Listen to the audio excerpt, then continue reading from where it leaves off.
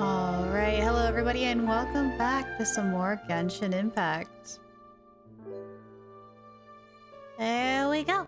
There we go. Hello! Hi! Good to see you all. Welcome back. Hello, hello, hello. Alrighty, we have a lot that we need to do today. Because today, this time, for sure, I want to do Lynette's Hangout. I almost said story quest. Lynette's Hangout quest. Oh, wrong button. This one. Confirm. Hello. Hi, Dark. I saw we had Telly, Lord Inquisitor's back. Hello, hello. There was Joshua that was here earlier, too. Hello. Good to see you all again. This one normally takes people like 2 hours, but knowing me and I get distracted, it's probably going to take all 4 hours. However, if we do have time, we'll probably do Chiori's story, too. So we'll see how much we can get through today. So let's go ahead and get going. I hope nobody Get her done. Hangout event Lynette. Checks and cats. So where do we need to go? The area near Hotel de Board. Okay. That shouldn't be too bad. I'm back! Welcome back, Leo. Good to see you. How you doing? What happened to Crab Party? We had to get rid of it temporarily. I'm out of audio slots. So for the cool thing that's going to be happening on Monday, I had to make room. So Crab Party is currently gone for now, but it might return after a while. Is the program I'm using for all the audio stuff, it only has a certain number of audio slots, unless if I pay for their their extension package, which it's not much, but I just don't want to set that up right now. So yeah, it's going. Crab Party will be back, but it'll be a while. So yeah. All right, Hotel de Board should be over here. Oh, hang on, because that's going to be awkward. Two Lynnettes. That's going to be awkward. Here we go. Does it have a little bow tie? Oh, the cat had a bow tie. Is that Lynette with a little kitty? Yeah.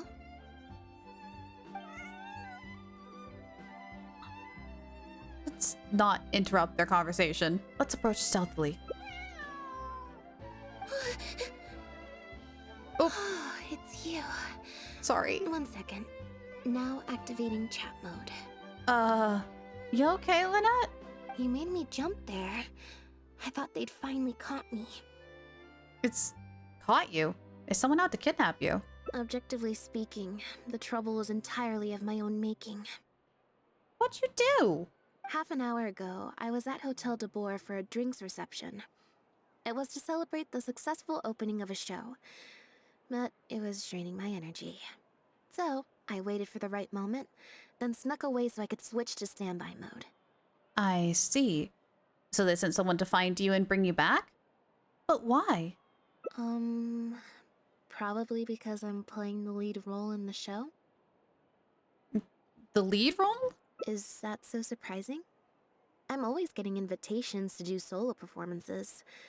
I just usually get Linny to write back and turn them down.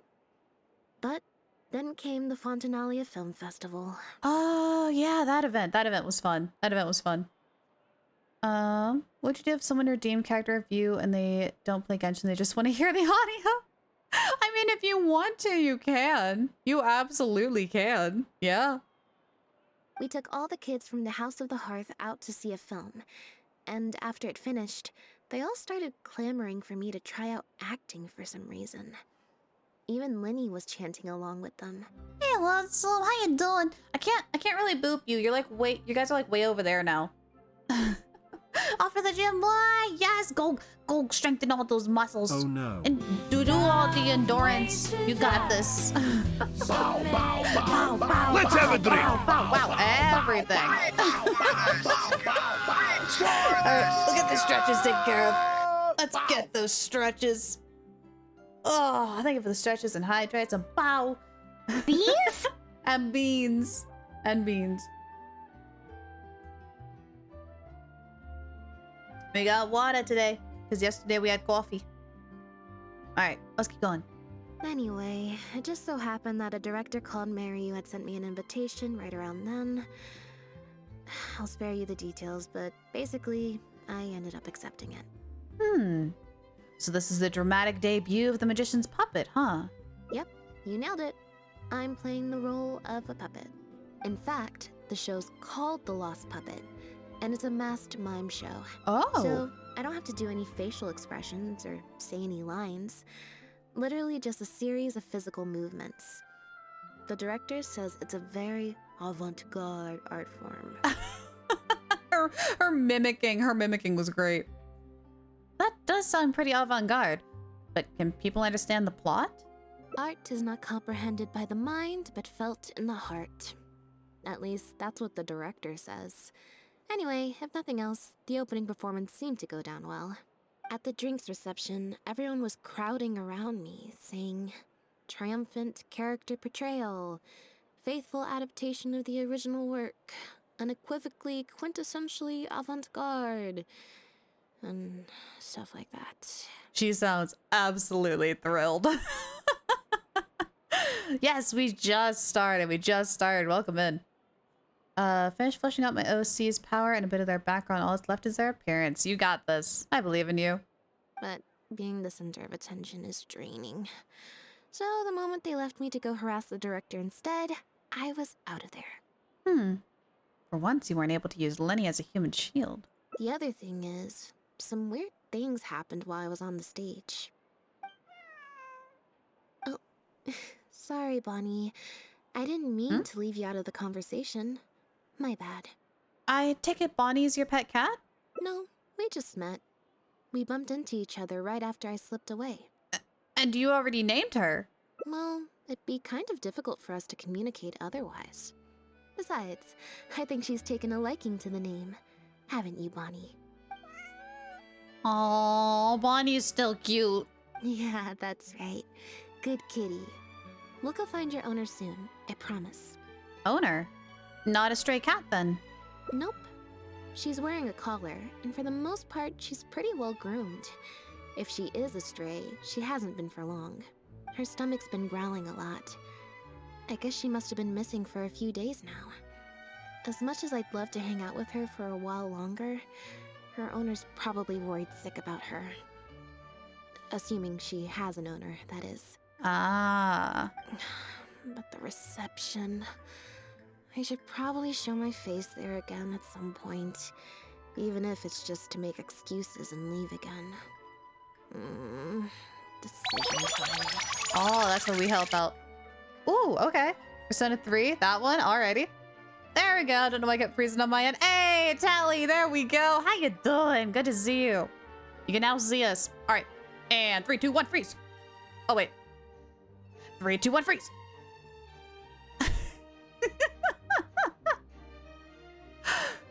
What was that? Persona 3 reload? Yeah, okay.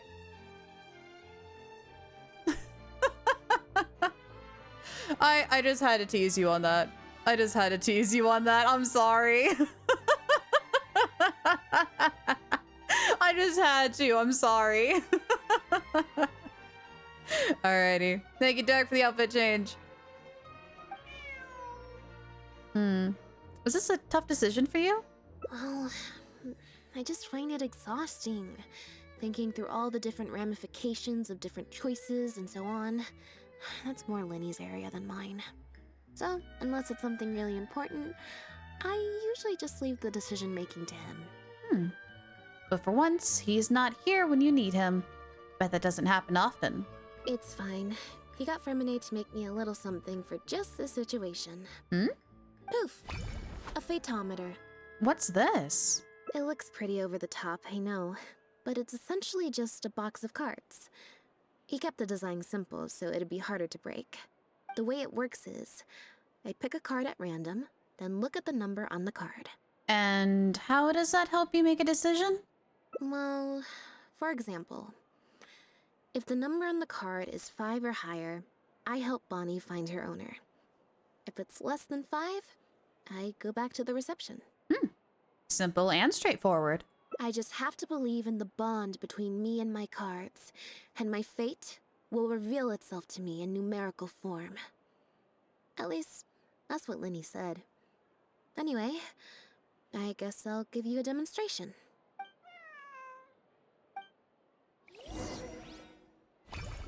As Lynette attempts to draw a card, the device emits a horrible grinding sound. I didn't like that. Was I using it wrong? Maybe if I just... Lynette smacks the card box and all the cards fall into the ground. Then she picks up one at random. Clearly, there's some design flaws to iron out. I'll have to let Fremine know. I feel like maybe this wasn't a design issue. Let's see... Which card did I get? 4. Less than 5. So that means no helping Bonnie. Well, the cards fell on the ground though, so I don't think it counts as fate. If you want to get the right answer, you have to let fate decide. Also something Lenny said. So, to put it another way, if picking a card up off the ground is how to not leave it to fate, then that means it must be the wrong answer. I think what Lenny really means is sometimes you don't have to accept the answer you didn't want. Or... Why don't you pick a card? Since I ran into you here, that means... our fates are, like, interfering with each other. Alright, I'll pick another Let's have card a for drink. you. Thank you. This one is final, I promise. Thank you for the hydrate. Here, take the fatometer. If it's 5 or above, that means fate successfully changed. Anything lower than 5 is a fail. Okay. Also, if you have your own thoughts about what I should do, feel free to share it. Now that I've got a good problem solver here to help, I don't need to run every little thing by fate. Ooh. Okay. Okay. You know what? I'm not sure. Let's leave this one to fate. Alright. Then let's see where fate will lead me. I'm actually really curious on how this will work. Why is Akihiko? Oh, wait, it's Lyra. Yeah, hi. We had an outfit change. But hey, welcome in. All right, random checks triggered by the Fatometer often serve as indicators for Destiny's course, or the succession or failure of an action. Press to draw a card and get a random number between 1 and 20. If the number displayed is greater than or equal to the checking difficulty, you will pass this check. Otherwise, you will fail it. Random checks triggered by the Fatometer often serve as indicator for the Destiny's course. Oh wait, that's the same thing. There we go. Adequate preparation and friendly aid can sometimes affect the results of these checks. Your current check bonuses will add it to your randomly... I'm sorry, but this is not reading correctly. Your current check bonuses will add it to your randomly drawn number, making it easier to pass checks. Shouldn't it be add instead of added? Am I going insane? I feel like I'm going insane. Thank you for the headpads. I need that.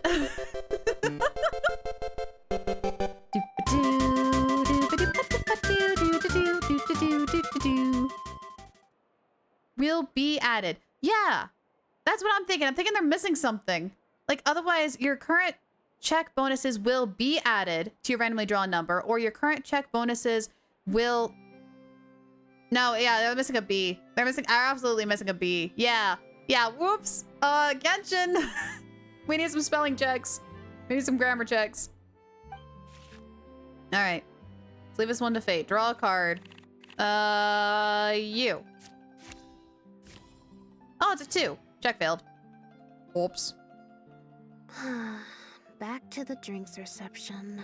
I have to ask about this deck of cards. There's 20 cards in total, numbered 1 to 20. So there's only a 1 in 5 chance of drawing less than a 5. I should also mention, this time the cutoff was 5, but I just set that to wherever I feel like. I mean, clearly you don't want to go. You could just... Nope, I said it was your decision. I'm not gonna waste any more energy dragging my feet. Besides, the drinks reception is technically part of the job as an official publicity event. So, if I bail on it... You'll feel guilty inside? I might get sued for breach of contract, and that would be a huge pain in the butt. One other thing. Do you want to come with me? If you're free, I mean. Sure. Then you'll have at least one friend there. Mm-hmm. Thanks. How bad could it be? Besides, it might be snackies. Hotel de board.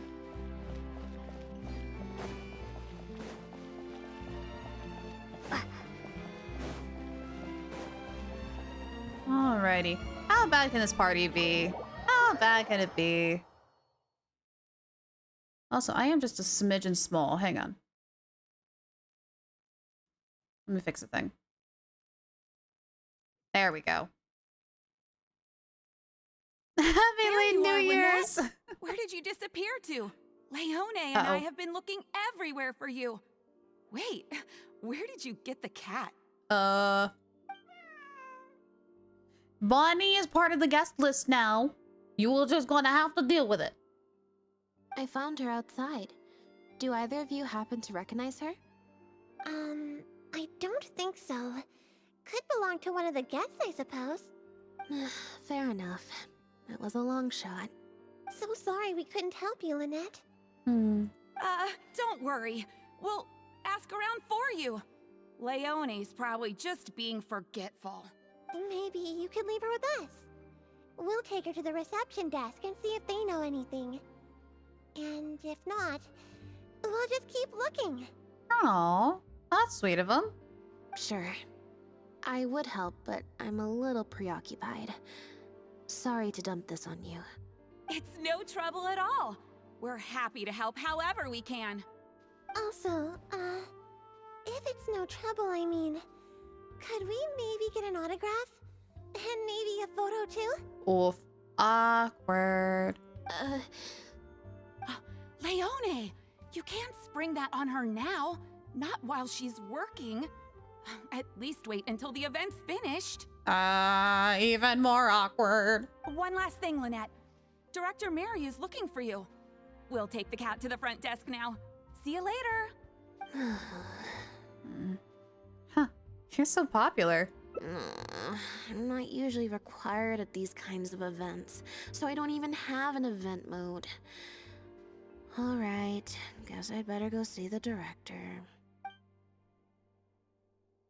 Spectacular choreography, a masterpiece of mise-en-scène, and the performance, oh my, groundbreaking, dripping with, je ne sais quoi. What? My congratulations on another magnificent show, sir. Oh no, they're mixing French. Oh no, they're mixing French. Yes, I for one was particularly captivated by the clearly allegorical narrative undertones. The Lost Puppet shines a spotlight on the impact of technological advances in our modern society, particularly as they relate to changing modes of emotional expression and the challenge of mutual intelligibility. My brain's gonna hurt. Such a pioneering work, so far ahead of its time. A tour de force of avant-garde theater. I can already see the headlines of tomorrow's newspapers. They will certainly be singing your praise, Director Maryu. But it was a group effort, of course. To convey emotions in a silent show with no facial expressions, the entire cast had to go above and beyond. Everyone truly outdid themselves. Speaking of the cast, Jillian, another strong performance from you in Director Maryu's latest show, as of course we've all come to expect from your numerous successful collaborations to date. That's quite an overstatement. I've only ever played supporting roles. On that point, you stated a few months ago in an interview that you were looking to secure a leading role in your next show. What led you to the decision to stay in a supporting role this time around? I'm not gonna lie, but I kind of agree with Lynette right now. We should totally just go take care of the cat and not be a part of this event. This event is hurting my brain. Oh no. We had a discussion about this, and while Lynette hadn't previously performed in an acting role, we were blown away by her talent, and she was a perfect fit for this character. Quite simply, this was the role she was born to play. Exactly. I was honored to share the stage with her. Lynette worked extremely hard in all of the rehearsals, and she's an incredibly talented actress. Speaking of, uh-oh. Oh, Lynette's back! Hey, Lynette, where have you been? Were you in standby mode? Some reports say you switched that state to recharge after a show. Ah, method acting, of course. Such a compelling portrayal of a mechanical puppet could only be achieved by an actor who lives and breathes their role even while off stage. I really don't like these critics. Those seemingly stilted movements were in fact an inspired portrayal of the character. The ostensibly bad acting, in reality, was the product of supreme acting skill. Yeah, they're trying to read between the lines when there's nothing there. Oh, I went outside and there was this cat there, so I played with the cat for a bit. A cat? We've long heard that you are a kind soul, as well as an incredible actress. No wonder your debut performance has garnered such popularity. This show looks on track to break box office records for avant-garde theater. Lynette, any words for the fans? Not really, no. I believe Lynette is trying to say that the act of performance itself is the actor's true means of connecting with their fans. Okay, that's actually a good line. Yeah, no, that's actually a really good line. Oh, I see. Lynette, any comments? Right, exactly. But don't you want the fans to know how you're feeling right now after the hugely successful opening of your first ever show? That's true. I'm sure the fans would love to learn a bit more about you too. How interesting. Let's observe Lynette to see how she's doing. Oh my gosh, it's D&D. We literally have to roll an insight check. Are you kidding me right now? Are you kidding me right now? Okay. Okay, game. I see what you're doing. This one. I gotta beat a 10. We are 1 shy. We fail. Dang it. I know we failed our skill check. Lynette's answers all sound very calm. She seems fine. Lynette, how do you find acting compares with performing in a magic show? What does the future hold for you, Lynette? Lynette struggles to keep up as she is insinuated with questions. I can't read that second part. Oh no, she's crying. Are you all right? Oh, Lyra doesn't like BG3 then due to how many roles you have to do. I can't cope with this stuff even in tea party mode. You know, surprisingly, we actually played Baldur's Gate 3 on stream. So I know all about it. I know all about it. Tea party mode? It's a power-saving mode for participating in conversation at tea parties. Normally, I can get through an entire conversation just with, Oh, that's true. And how interesting. Wow. She's found like the shortcuts to conversations, huh? But at a tea party, I'm not normally subjected to a constant stream of questions. The energy consumption of that interview just now was 3 times as much as the average tea party. Maybe after a few more interviews, you'll get used to it? I think I'd rather pray that I never have to do it again. Lynette, Director Mariu would like you to join the group photo to commemorate the successful opening of the show. A group photo? It's just the members of the troupe, along with Maloney and Corentin. Everyone's waiting for you. That shouldn't be too bad. Alright then. See you in a minute. Lynette and Sidro go to the group 3, photo. 2, 1, smile. My thanks to each and every one of you here for your help in making The Lost Puppet a success. The group photo is already being printed as I speak. Dang, that was fast. You can collect your copy from the first floor after the drinks reception concludes. May it serve as a reminder of this fabulous performance every time you see it. Aw, that's kind of cool. Mariu! Get over here. Let's have another drink. There's a few things I need you to glance over for me. Wait, that means the reception still isn't over? I thought the group photo was the final hurdle. Well, at least there's no more people hounding me with questions. I just need to find somewhere to switch to standby mode, and the time will fly by. I hope. Oh, poor Lynette. Wait. Oh, I got excited because I thought there was like a special vendor. Because, okay, you see the guy with the overalls and like there's the food icon above his head? It's the guy behind him who's always there. I thought this guy was like a special food vendor. I was like, oh my gosh, we got more food recipes.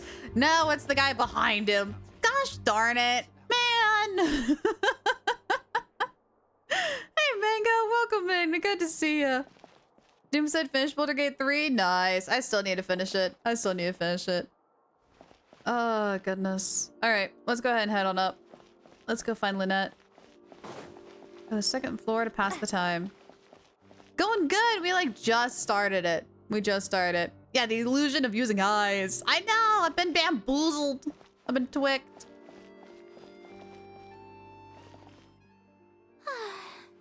Hotel de Bour's Ile Flottante is as wonderfully sweet as ever. Fiorina, you managed to get an invite to the drinks reception too? Traveler? You look well, Lynette? comrade. How would you like Bunny! to join the Fatui? Miss Bunny, hello! Managed to get How an you doing? invite. Oh, hang I'm on. an expert in the dramatic arts. Of course I was invited. Hey, welcome in, Raiders! Hello, hello, good to see you all! Hi, everyone! For those of you who are new, my name is Lyra. I'm a sea elf that loves going on adventures here on Twitch. And right now, we are going through Lynette's Hangout quest. We kind of just started. We are at this fancy party with Lynette, as she is now an actor. Let's And have we a ran drink. into Miss Fiorina here. Well, hello, hello, everybody. Welcome in. Thank you, Dark, again for that hydrate. Let me grab that here real quick. Ah! I bumped my mic. My bad. There we go. There we go. Alrighty. But those of you who came in from the raid, if you guys need to go get food or water or a nice warm blankie, absolutely feel free to do so. But I am curious, those who came in from the chat, what adventures were you guys on? What were you guys doing today? What were you guys up to? I'm telling you, sound just like Fiorina now. What? Did I miss say Fiorina? Big, I can stretch. My brain is not all the way here today. I'm gonna be real. My brain's not all the way here. I'm in need of a nap. This is our second stream for the day. Was playing Control. Ooh. I wanted to look up that game, Control. Let me write that down so I don't forget. It's title-wise, it sounds really cool. Oh, Fiorina was talking over the child notification. That's why. I was like, wait a minute, what?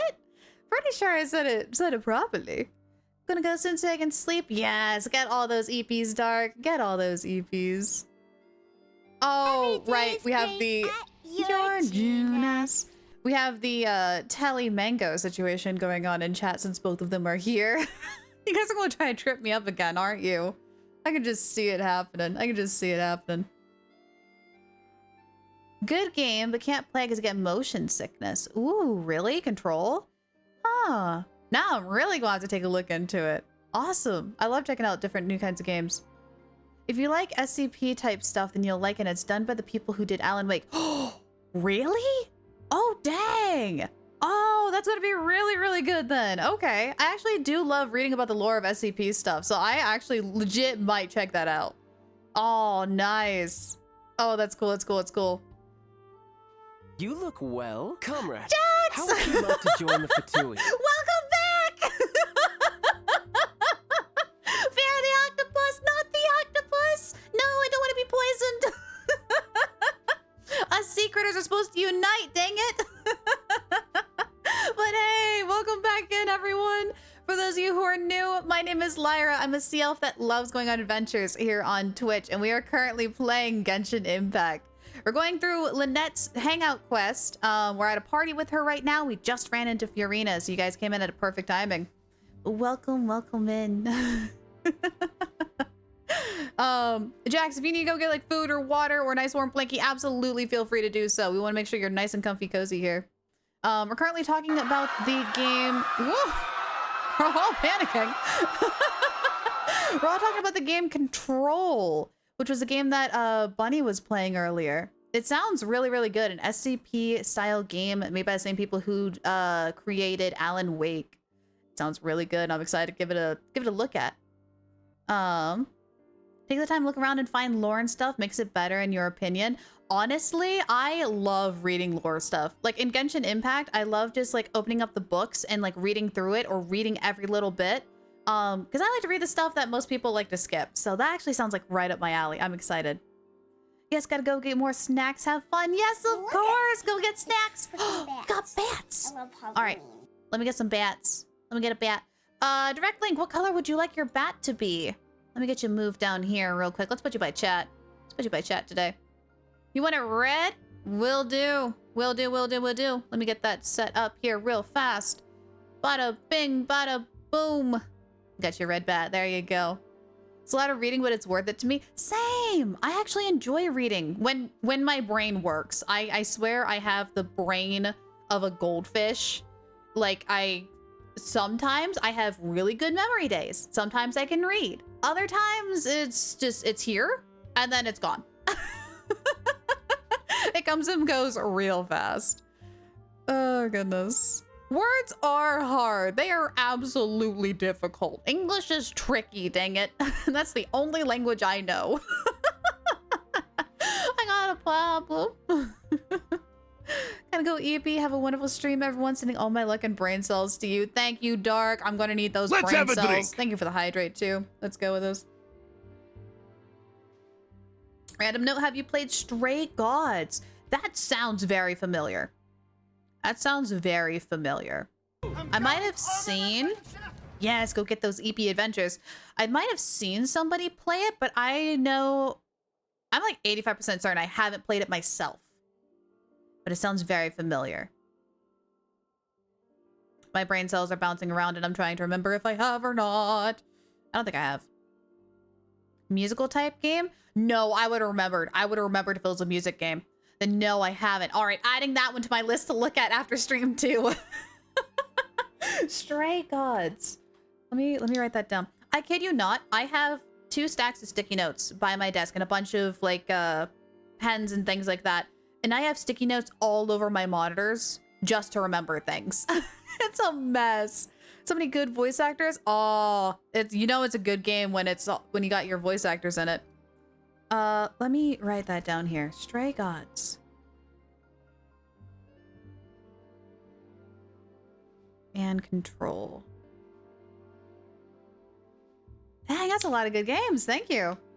It's a playable musical, but with gods and goddesses. Ooh, oh, that's up my alley. I love like mythological mythos, myths in general.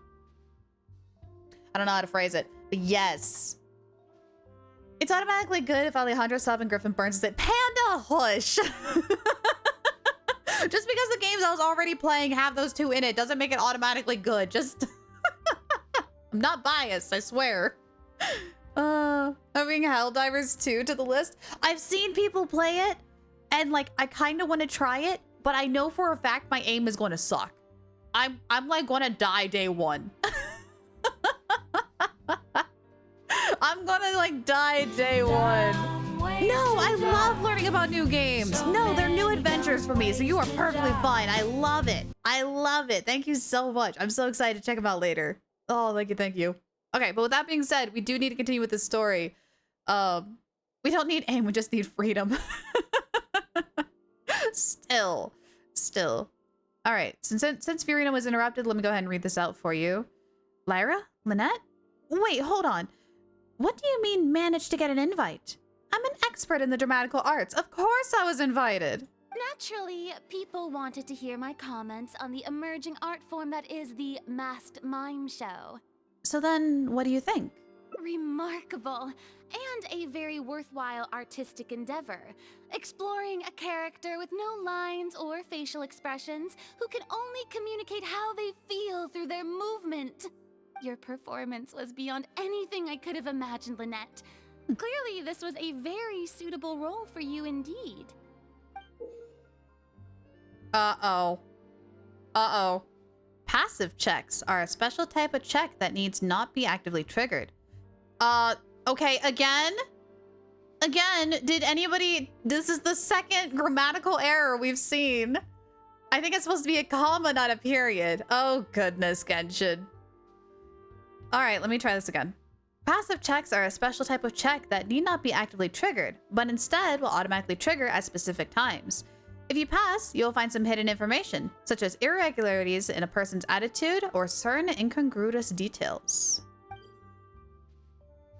You seem to hear a sound. If you listen closely, you can hear some small noises coming from the back corner. Is something wrong? No, it's nothing. Bravo, comrade. Hey, Thanks thank to you for your that help, follow. I am Thank one you. step closer to my goal of conquering the world. So Welcome to the Adventure Squad. We're so close. She said to herself, English is hard. It is very difficult. Oh, those noises are Akihiko trying to sneak in. Just working his way around the corner. Oh, basically, I think I'd give it a positive review overall. Just not as gushing as the crowd downstairs. So, you thought they were pretty over the top too? Okay, so we weren't going insane. I've been waiting for this! It's normal to bring along some vocal supporters for publicity when a new show opens, but still, this was something else. Then again, I'm no specialist in avant-garde theater. Maybe I'm just not well acquainted with their review criteria. Or maybe it's because I came to the show with some preconceived expectations. I did happen to see the original draft of Mariu's script a while back. Oh, yeah, that would be pretty biased. What original draft? Oh? He didn't show it to you? It must have been a few months ago. He came to me to get some advice from an experienced performer's perspective, and then asked if I could write a few reviews of his new play. I had a lot on my plate at the time, so I had to turn him down. I only skimmed a few sections, but they seemed quite different from the final version. I can't say I remember the plot, but... The plot thickens me things. A drastically different version? I don't know. The protagonist just seemed more complex, I guess, especially in the last two scenes. Still a mechanical puppet on the outside, of course, but she seemed to have more emotional depth on the inside. Just simply better writing, or is there more? Emotional depth? Oh, I'm just thinking aloud here. Don't take it to heart. Besides, a script and a play are two very different beasts.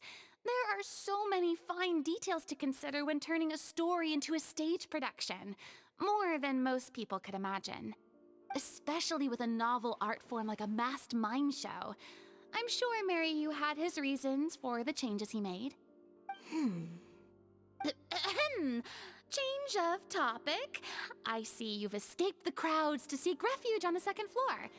Fame can be overwhelming at first, can't it?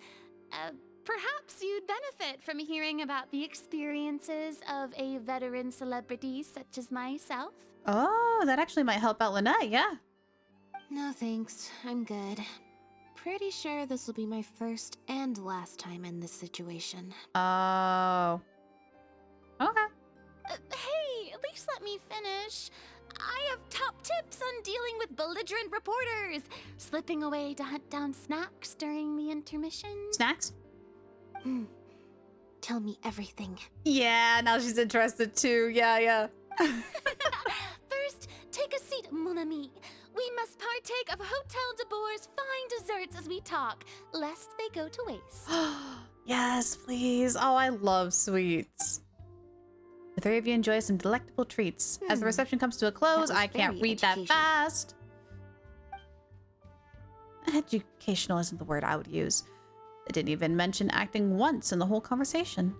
I expect most of the people downstairs have left by now. Time to grab my copy of the group photo and get home.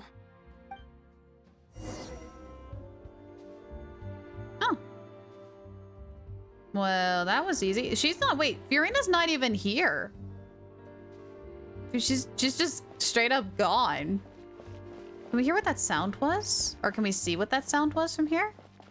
No, they probably would have left during that conversation, huh?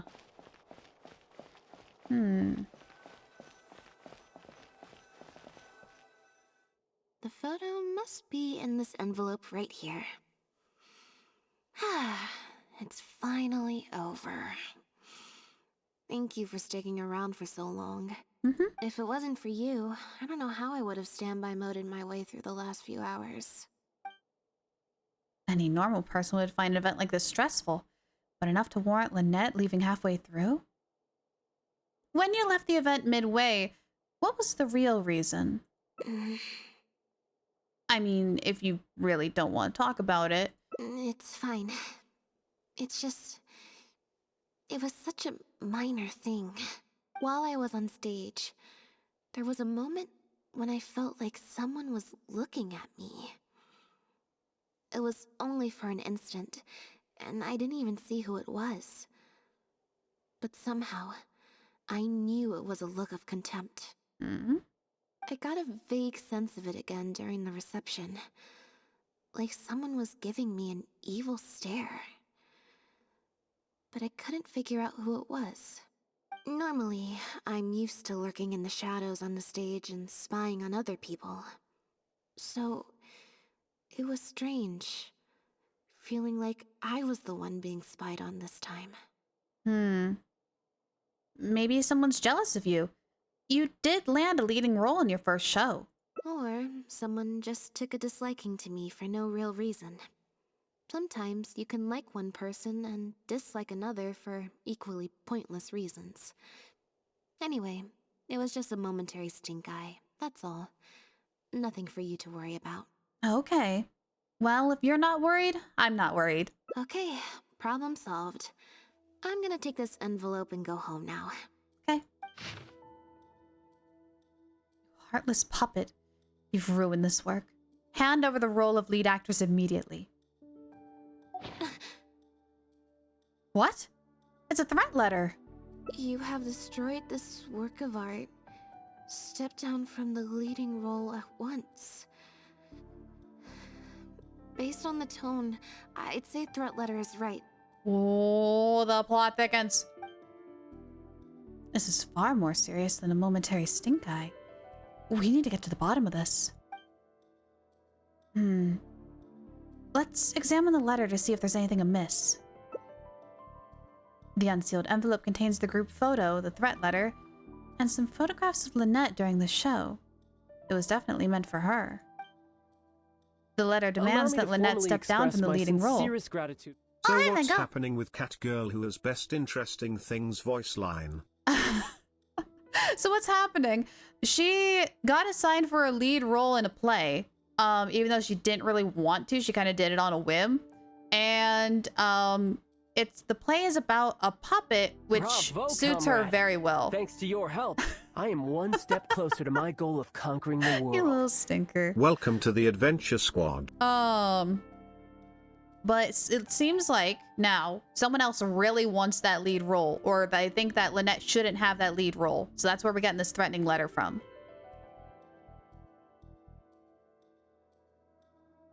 I get you with this before break? I think so. I think you did. The letter demands that Lynette step down from the leading role, but stop short of saying what will happen if she doesn't. Neither of us recognize the handwriting. It's messy, perhaps to cover their tracks.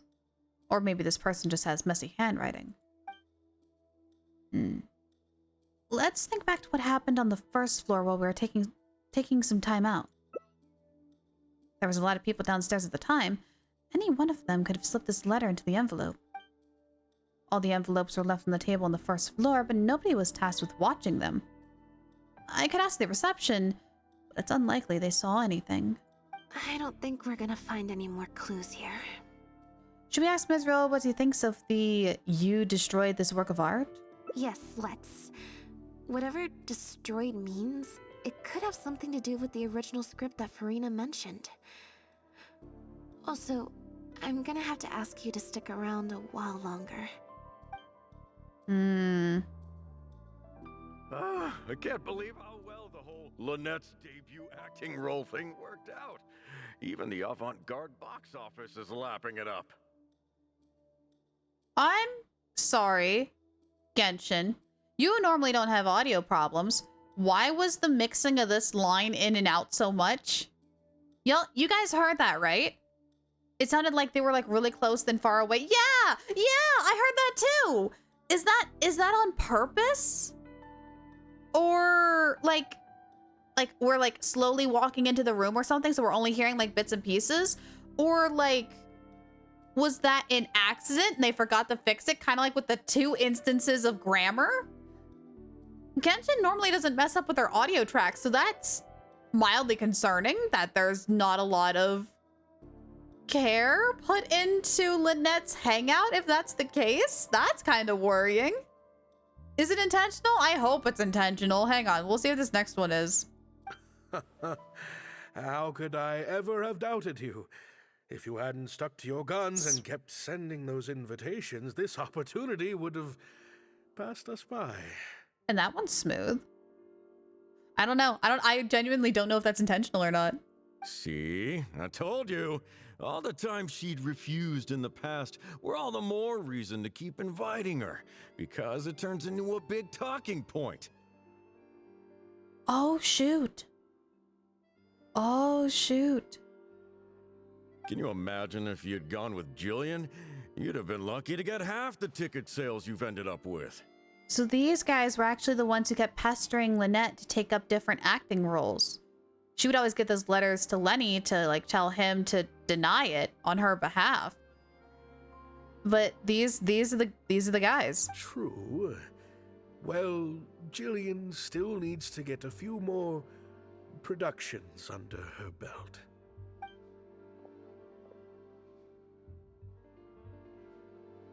Do you have a moment, Director Mario? Oh! Ah, if it isn't the star of the show! We were just talking about you. Hmm? Oh, and is that the legendary traveler with you? Uh-oh. I'm guessing you're here to discuss the show with the director? Oh, you're a talented and hardworking actress, Lynette. It's no wonder you're getting such rave reviews. Gentleman's expression seems a bit unnatural. Despite his effusive words, well, the look in his eyes suggests he's not quite so delighted in Lynette's newfound stardom. I'll leave you artists to discuss your work in peace. Mary, make sure you give your star performer and her friend your full attention. I certainly will. Lynette carries the fortunes of our entire troupe on her shoulders. Who was that? Mr. Maloney. An investor or something, I think. I've never asked him. So, what can I do for the two of you? I'm afraid I'll have to dash soon as I'm meeting some friends from the newspaper. Otherwise, I'd love to stay longer. Oh, we won't take up too much of your time. We heard that the original script for The Lost Puppet was quite different from the final show. I'm kind of curious to know what the protagonist was like in that version. Oh, well, this is a surprise. I didn't think you'd be interested in that sort of thing. It's not uncommon for scripts to undergo major changes as they're being brought to the stage.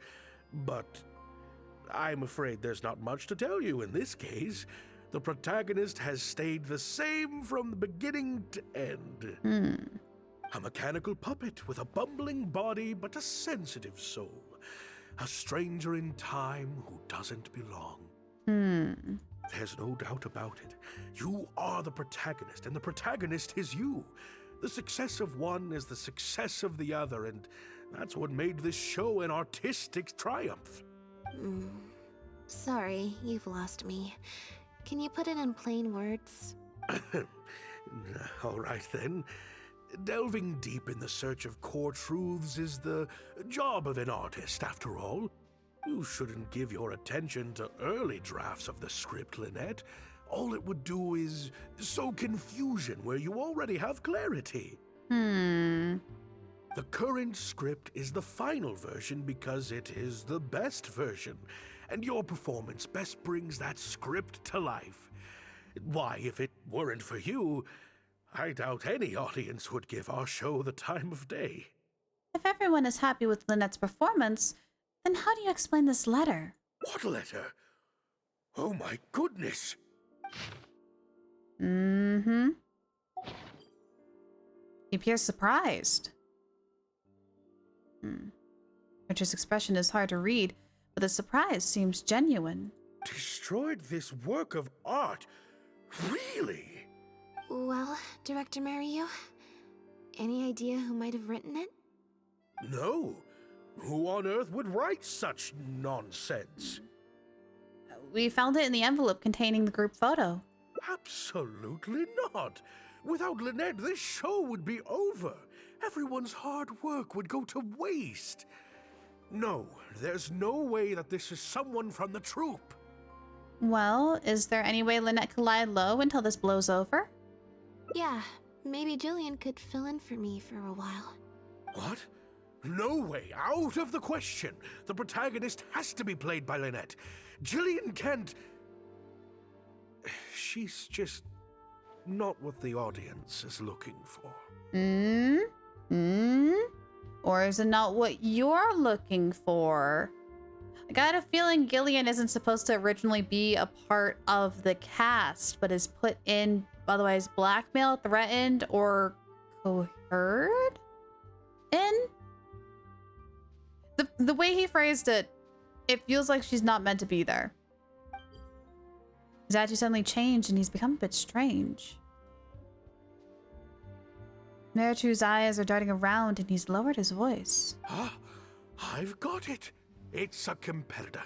Yes, this letter must be from a competitor of ours who's trying to get under Lynette's skin.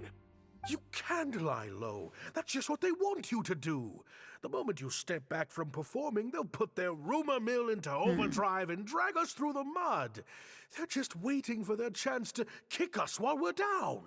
A competitor? Really? Definitely. Those lowlifes. Slander and libel are all their specialties. They drown out the truth with a flood of misinformation, and they stop at nothing once they get riled up. Call you liar, right? Yeah, that's my name. You sound very familiar with their methods. Do you have a particular suspect in mind? Oh, there's so many of them out there. Fame always seems to attract haters, no matter what you do to try and keep everyone happy. But don't worry, I will get to the bottom of this. Stay strong, Lynette, and keep up the good work on stage. I have to go and meet my friends from the newspapers now, but rest assured, I'll be discussing countermeasures with them. So, a competitor, huh? Do you think that's it? I kinda doubt it.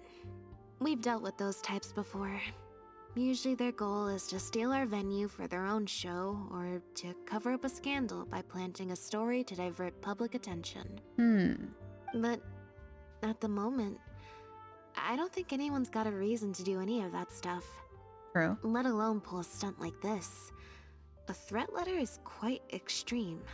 Besides, when I felt that evil stare, I'm pretty sure it was coming from somewhere backstage.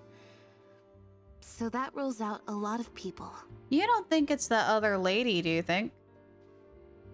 I'm actually more concerned about Mariyu. When I mentioned Jillian, his reaction was pretty unusual. Jillian. I'm starting to... I mean, it's way too obvious if it's her. Because obviously it'd be her. Because she wanted the lead role. Lynette got it, so she got a supporting role. But it's way too obvious for her to write a threatening letter. So it's got to be someone close to Jillian. Or someone who looks up to her. That's what I'm thinking. I got a feeling that Lynette noticed that too. Especially since Maloney mentioned that the initial plan was to cast Jillian as the lead. Sounds like there was an original protagonist as well as an original script. I should probably go talk to her. Do you know where she lives? Yep. She told me she lives in the Fleuve Sandra. Isn't that the sewers? Oh, no. It's now really starting to match up that it could be her. Uh-oh. Uh-oh. Because the people down there don't play nice. Uh-oh. That's not good. I hope I'm wrong. I'm hoping I'm wrong and I'm thinking of the wrong place. I think I am thinking of the right place. Uh-oh.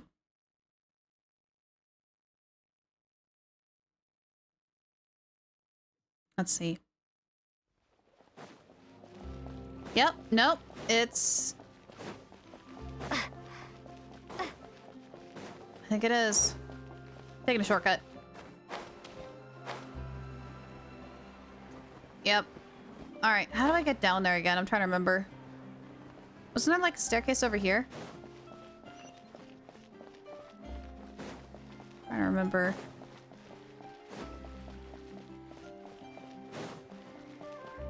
It's the place here, or it's up another set of stairs?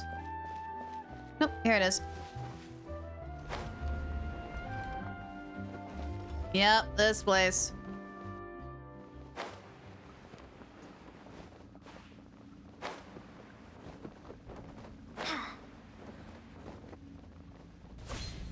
Alright, let's start looking. Alright. Yeah, 9 out of 10. Sadly, the people who live down here, they always have like shady plots or backstabbing people, or there's like people trying to smuggle in shipments of scythe, and like it's not It's not a great place. Which kind of sucks because there's so many people that live down here. And then again, there are some innocent people who live down here too. I mean, Spina de Rosula, which is pretty much like the good mafia, they kind of have a headquarters little area down here, so I don't know. Also, Turtle lives here. Turtle's great. I like the turtle. Turtle is best friend.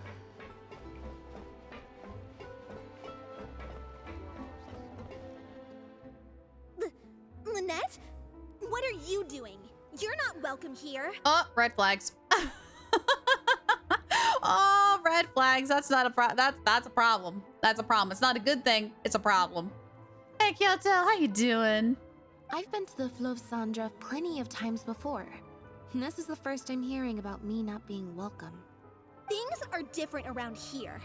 You might be used to a crowd of bootlicking morons fawning over you wherever you go, but not down here. We know what you are. Hmm?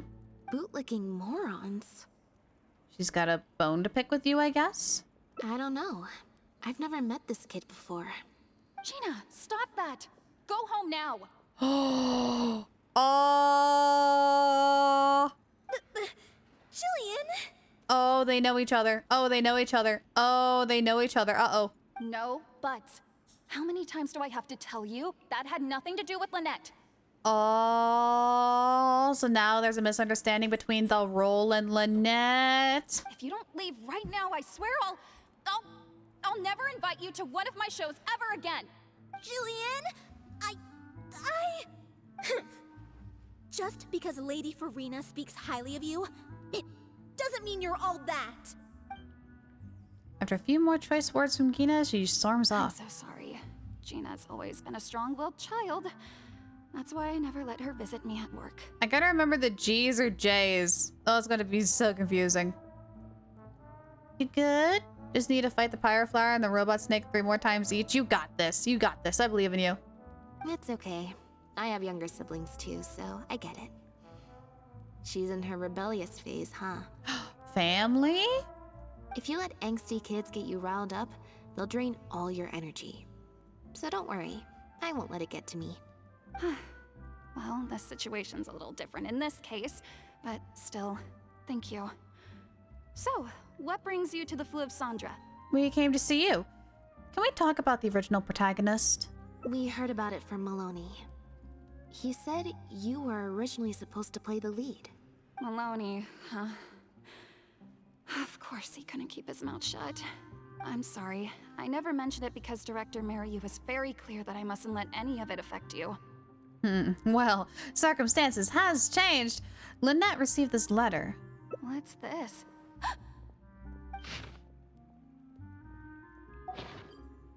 She appears surprised. On Jillian's face, there's panic and doubt. The sender thinks that Lynette has destroyed the show. Could it have anything to do with the original script and protagonist? I don't know. Who would do something like this? Don't be scared, Jillian. Just tell us what you know. Okay, I'll try. It's true. I was originally cast as the lead in The Lost Puppet. Okay, checks out. I've worked with director Mariyu many times before, but only in minor roles.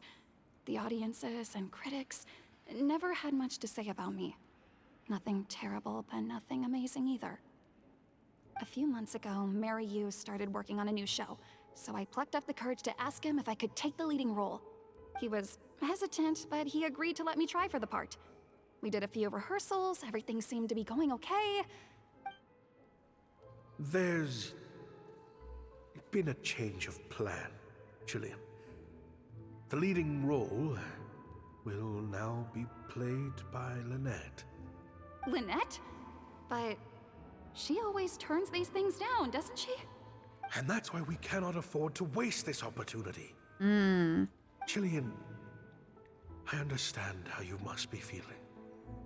But Maloney and myself have to do what's best for the production as a whole. Next time, the lead will be yours. I promise. I was incredibly disappointed at first, but I also know full well that I don't have Lynette's star power. Without Lynette, how could we ever convince people to pay money to go and see a masked mime show? And if the show was a flop with me in the leading role, how would I answer to the director and the rest of the cast? Then, I got to meet you on stage and found that you're really down to earth, in a way that not many celebrities are. You were kind to everyone, and your performance wasn't bad. Whatever disappointment I had left at that point, I certainly wasn't about to take it out on you. Okay, so it's absolutely for a fact not her. By wasn't bad, you mean it wasn't great either. So, I'm guessing Mariu changed the script to simplify the protagonist, make her a dumbed-down version of the mechanical puppet that I could actually play. Oh, so the role was a lot more complicated originally, but Lynette couldn't do that, so they dumbed it down. Oh. He did make some changes to the script, yes. How did we get our hands on the original draft? Who currently has it? Jaik, one of the other actors. He likes to collect Dr. Mariu's old drafts because he hopes to be a director himself one day. He also lives nearby. I can arrange for you to meet him at the tavern. Makes sense. I always see him talking to Mariu. Alright, see you at the tavern then. So is this our guy? Is this the one who sent the letter? Because him and only a few other people would actually know the full story.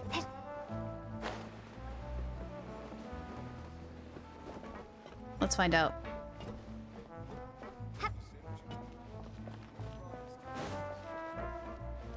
They do not make it easy to navigate down here. After waiting at the tavern for a while... Sorry to keep you waiting. Jillian brought me up to speed on the situation. I'm here to help however I can. Here, this is the script you're after. It's very rough. Looks like he was constantly editing it. It's practically unreadable.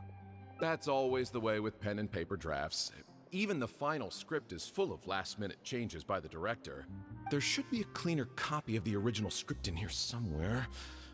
Sorry, it's all a bit mixed up. I just grabbed the whole stack of paper since I was in a rush. No problem. Now activating search mode.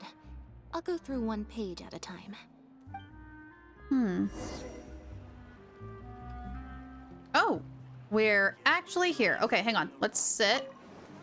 Let's investigate the notes first. There are newspaper clippings and amongst the notes. They're about shows of different styles. Those in the first few pages have turned yellow, which means they must be quite old. So let's take a look for mentions of Mariu. Adequate preparation and friendly aid can sometimes affect the results of these checks. We've already read this. They're missing a B. Are they just assuming that we skipped through that? Why are they like repeating different sections?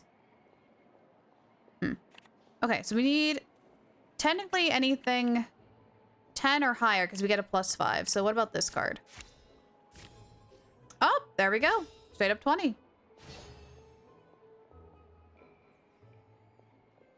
Mariu's name does not appear in some of the earlier clippings, but mostly in articles bemoaning a series of lukewarm receptions for an experimental art form and empty seats at avant-garde play despite critical acclaim. In more recent years, there are many reports praising Mariu as the forward-thinking director, one of the greatest in his era. The article written by a variety of authors from an elastic range of fields. Quarantine and Armory are the most prolific authors.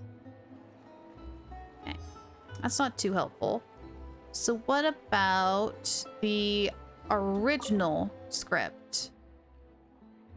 See what differences there are between the script's current version of The Lost Puppet and the original script. Let's read carefully.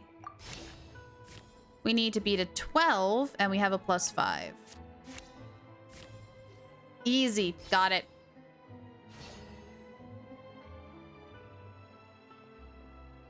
Act 4 seems to be a solo performance by the protagonist, and the set is just some decrepit ruins.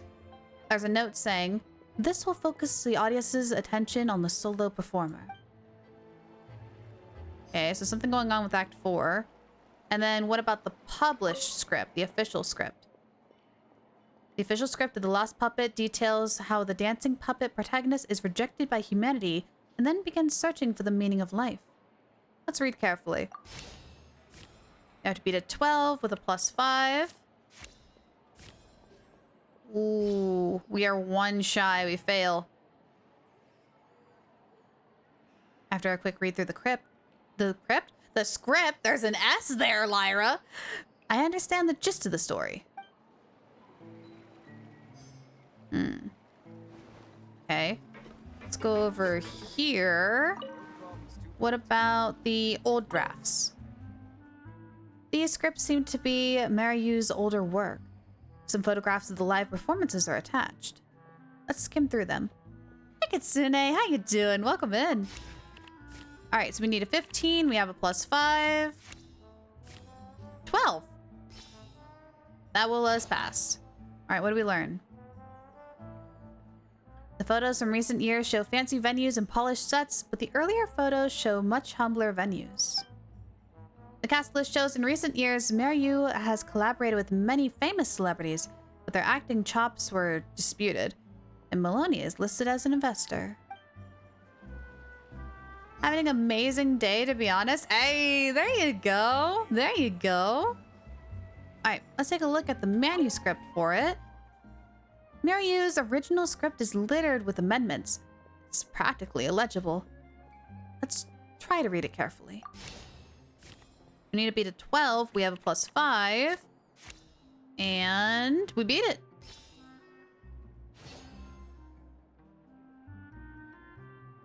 The reason it's so hard to read is that it's been edited with correction fluid multiple times. I'd estimate that each line was rewritten at least 3 times.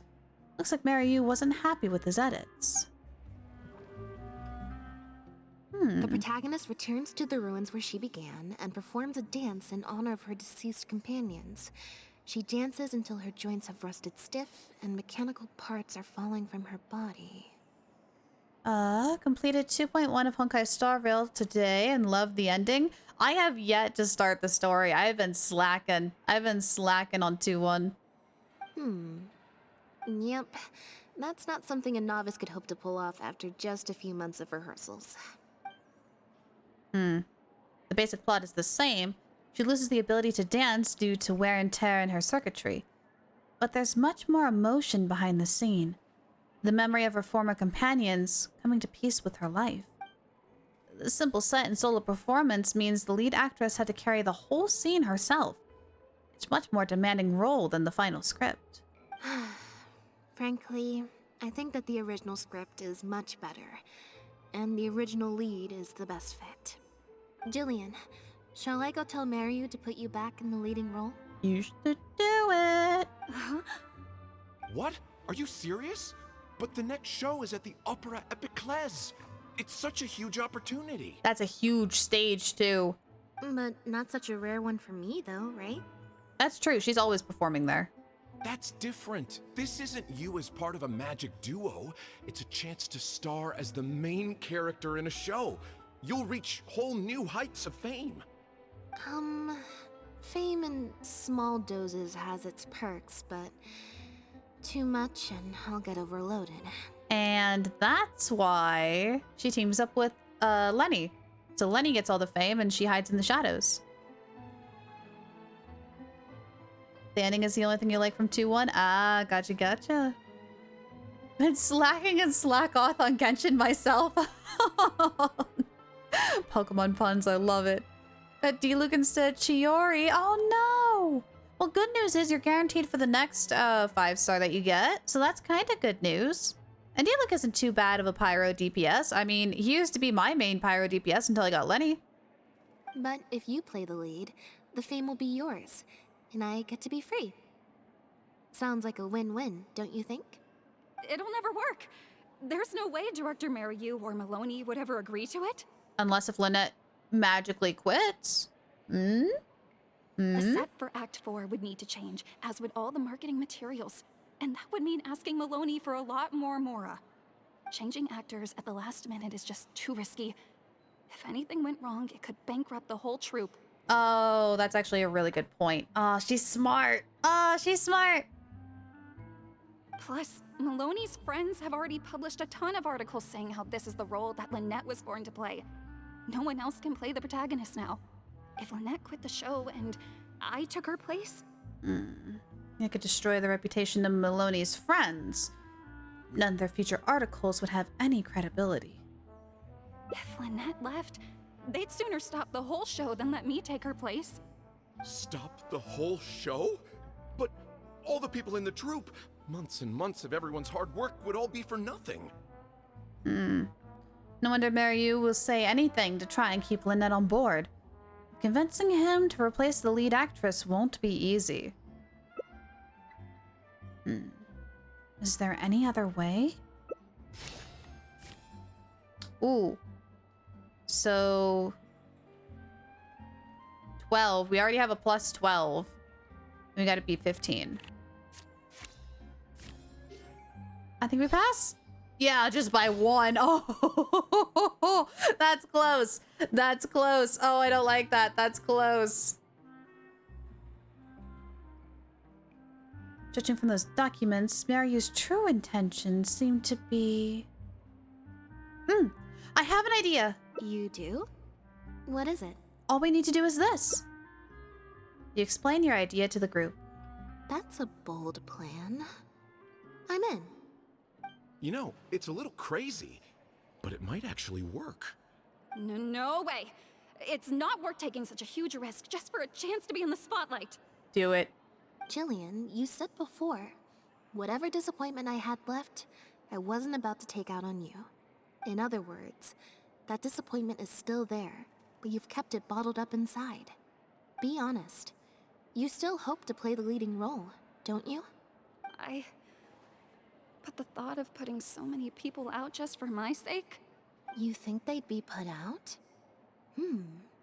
That's not how I see it.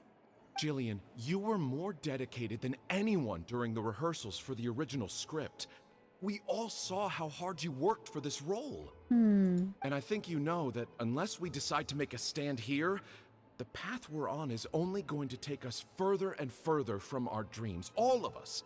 So take it from me, you would not be putting us out. Not one bit. Whether the plan succeeds, it's up to you. You guys... Okay. Let's do it. I will play my part. Oh, we got a plan. Yes! I knew you'd come around. All right, I'll let the rest of the troupe know and we'll start preparing immediately. Wonderful. This solves everything. Wait, but what about the threat letter? Do you have any idea who sent it? As long as we stick to the plan, I'll give up the lead role, so it won't matter anymore, right? But surely you want to know who it's from. If they're out there and no one's keeping an eye on them, what if they come looking for you? We low-key complied with their demands, so they shouldn't be. I doubt they will. It's supposed to be a threat, but they didn't even say what would happen if I don't meet their demands. Plus, the handwriting is kinda childish. Doesn't look like a professional intimidator to me. Who knows? Maybe it was just a fan of yours having a moment. A fan? True. Of me? Like that girl we ran into. Maybe there's someone out there who really appreciates your talent. Even in the supporting roles. Letter B from one of Jillian's fans.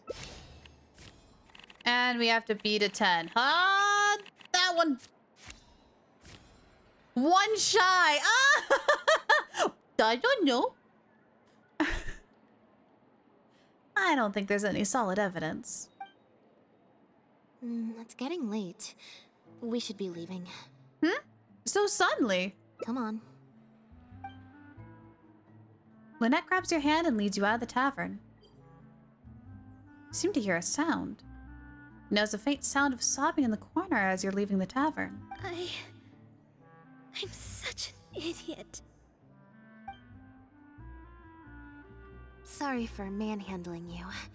You looked like you were seconds away from figuring out who sent the letter, so I had to act fast. I rolled a 9 instead of a 10, so actually I have no idea. Hey, Mango!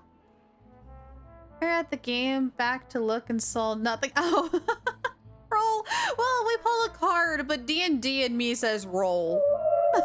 Well. It was Gina, Jillian's sister. I knew it! Sorry.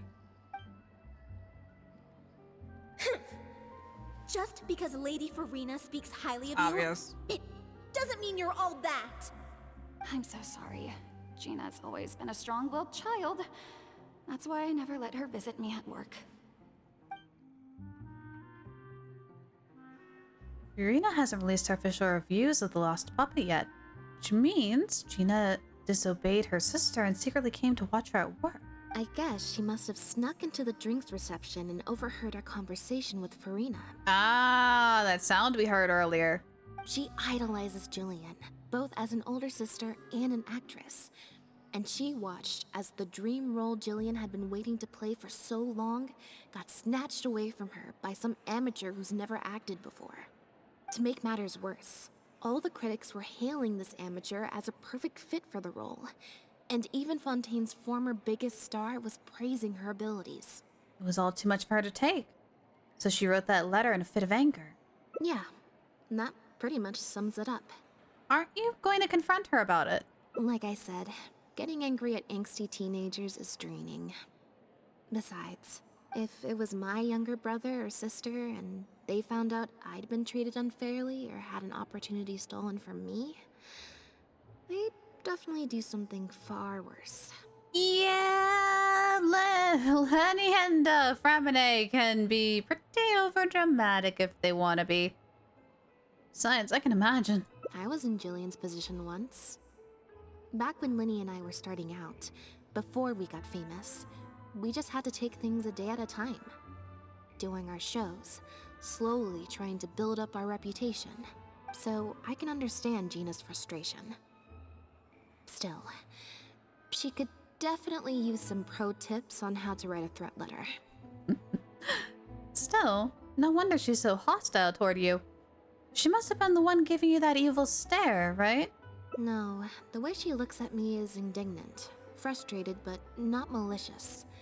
Plus, she didn't even try to hide how she felt. Whoever was giving me that evil stare was backstage. Blending into the crowd at a drinks reception is one thing, but trying to blend in backstage, where everyone's on high alert waiting to be called on stage, would be a lot more difficult. We'll find out who it is before too long. In 2 days' time, at the next show, I think it will become very clear. On that note, guess I'll see you at the Opera House. Bye for now. Alright. So now, we have to wait till 2 days later. Oh my gosh, the plot is thickening! I'm kind of curious on what this actual plan is. I know I technically gave the... Oops, excuse me, I gave the plan, but I have no idea. Besides, maybe midway through the play, we switch roles, like during that Act 4. Maybe we switch over to the other lady. Maybe. We'll find out.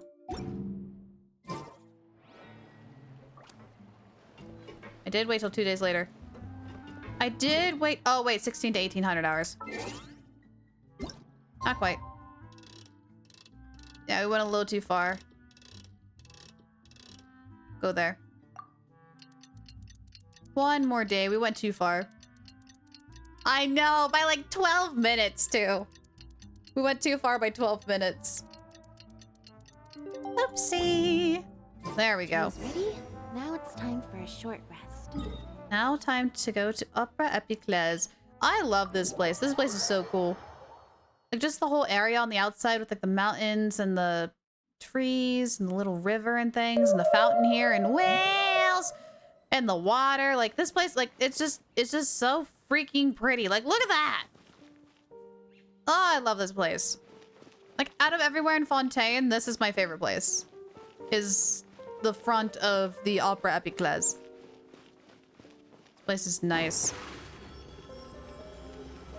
Surprise!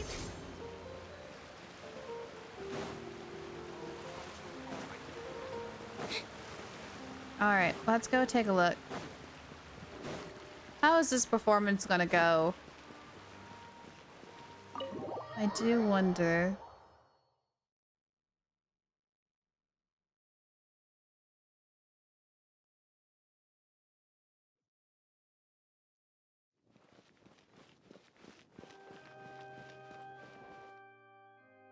Oh, you're here. Lynette and Jillian are busy getting ready, so please come with me. Do we get like front row seats to this?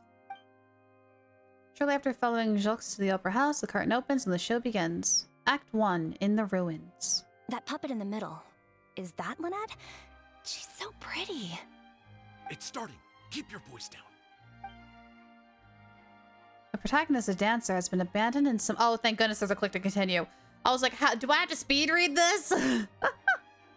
The protagonist, a dancer, has been abandoned in some ruins. She suspects it's because of a health condition with her legs, which has affected her ability to dance. But then she finds the other abandoned puppets who look just like her. Only then does she realize her illness is just a mechanical breakdown, and she is just a dancing puppet. Wow, I thought it would be hard to follow, but in the end, it was actually very clear. Even though her face was expressionless and she didn't speak the whole time, I felt like I could really understand how the protagonist was feeling. Act 2, The Journey. Some mechanical puppets believe in a myth. At the end of the world, there is a god of puppets who can turn puppets into human beings. And so, the protagonist and her companion begin their quest.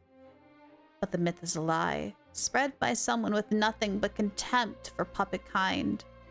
At the end of their journey, they are kidnapped, dismantled, melted down, and abused. The protagonist helped her companions escape, but in the process became trapped under the rubble of a crumbling building. She closes her eyes and enters into a deep sleep. Director Mariu really is a master of his craft. And so is the actress in the lead role.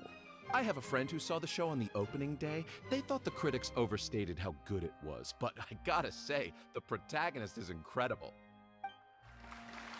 Act 2 closes to thunderous applause from the crowd. I can't believe it's only been a few days since the last show. Lynette's improved so much. Just wow. I'm speechless.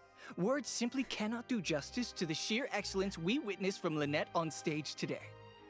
Small! Hi, Small, how you doing? Your penchant for the hyperbolic strikes again, Almery.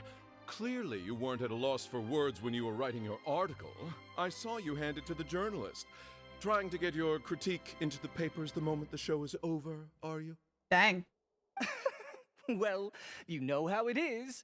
The early critics get all the readers. Wouldn't you agree, Mariu? What's the matter? Cat got your tongue? The first half was a huge success. Even I could tell the acting was top tier. My apologies, Mr. Maloney. Please excuse me for a second.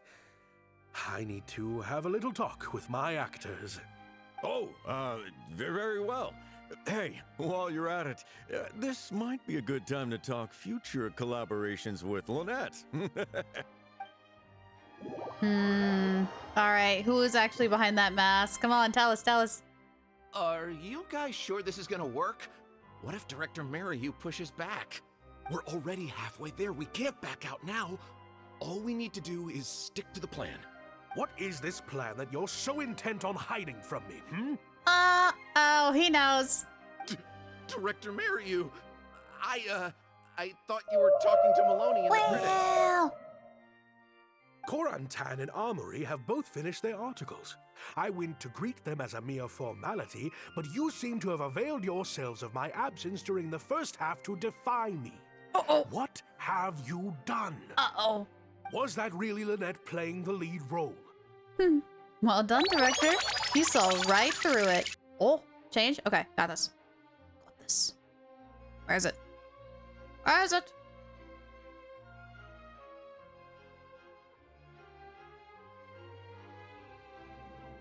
Wahahaha! It is on. You guys want me to say Too close.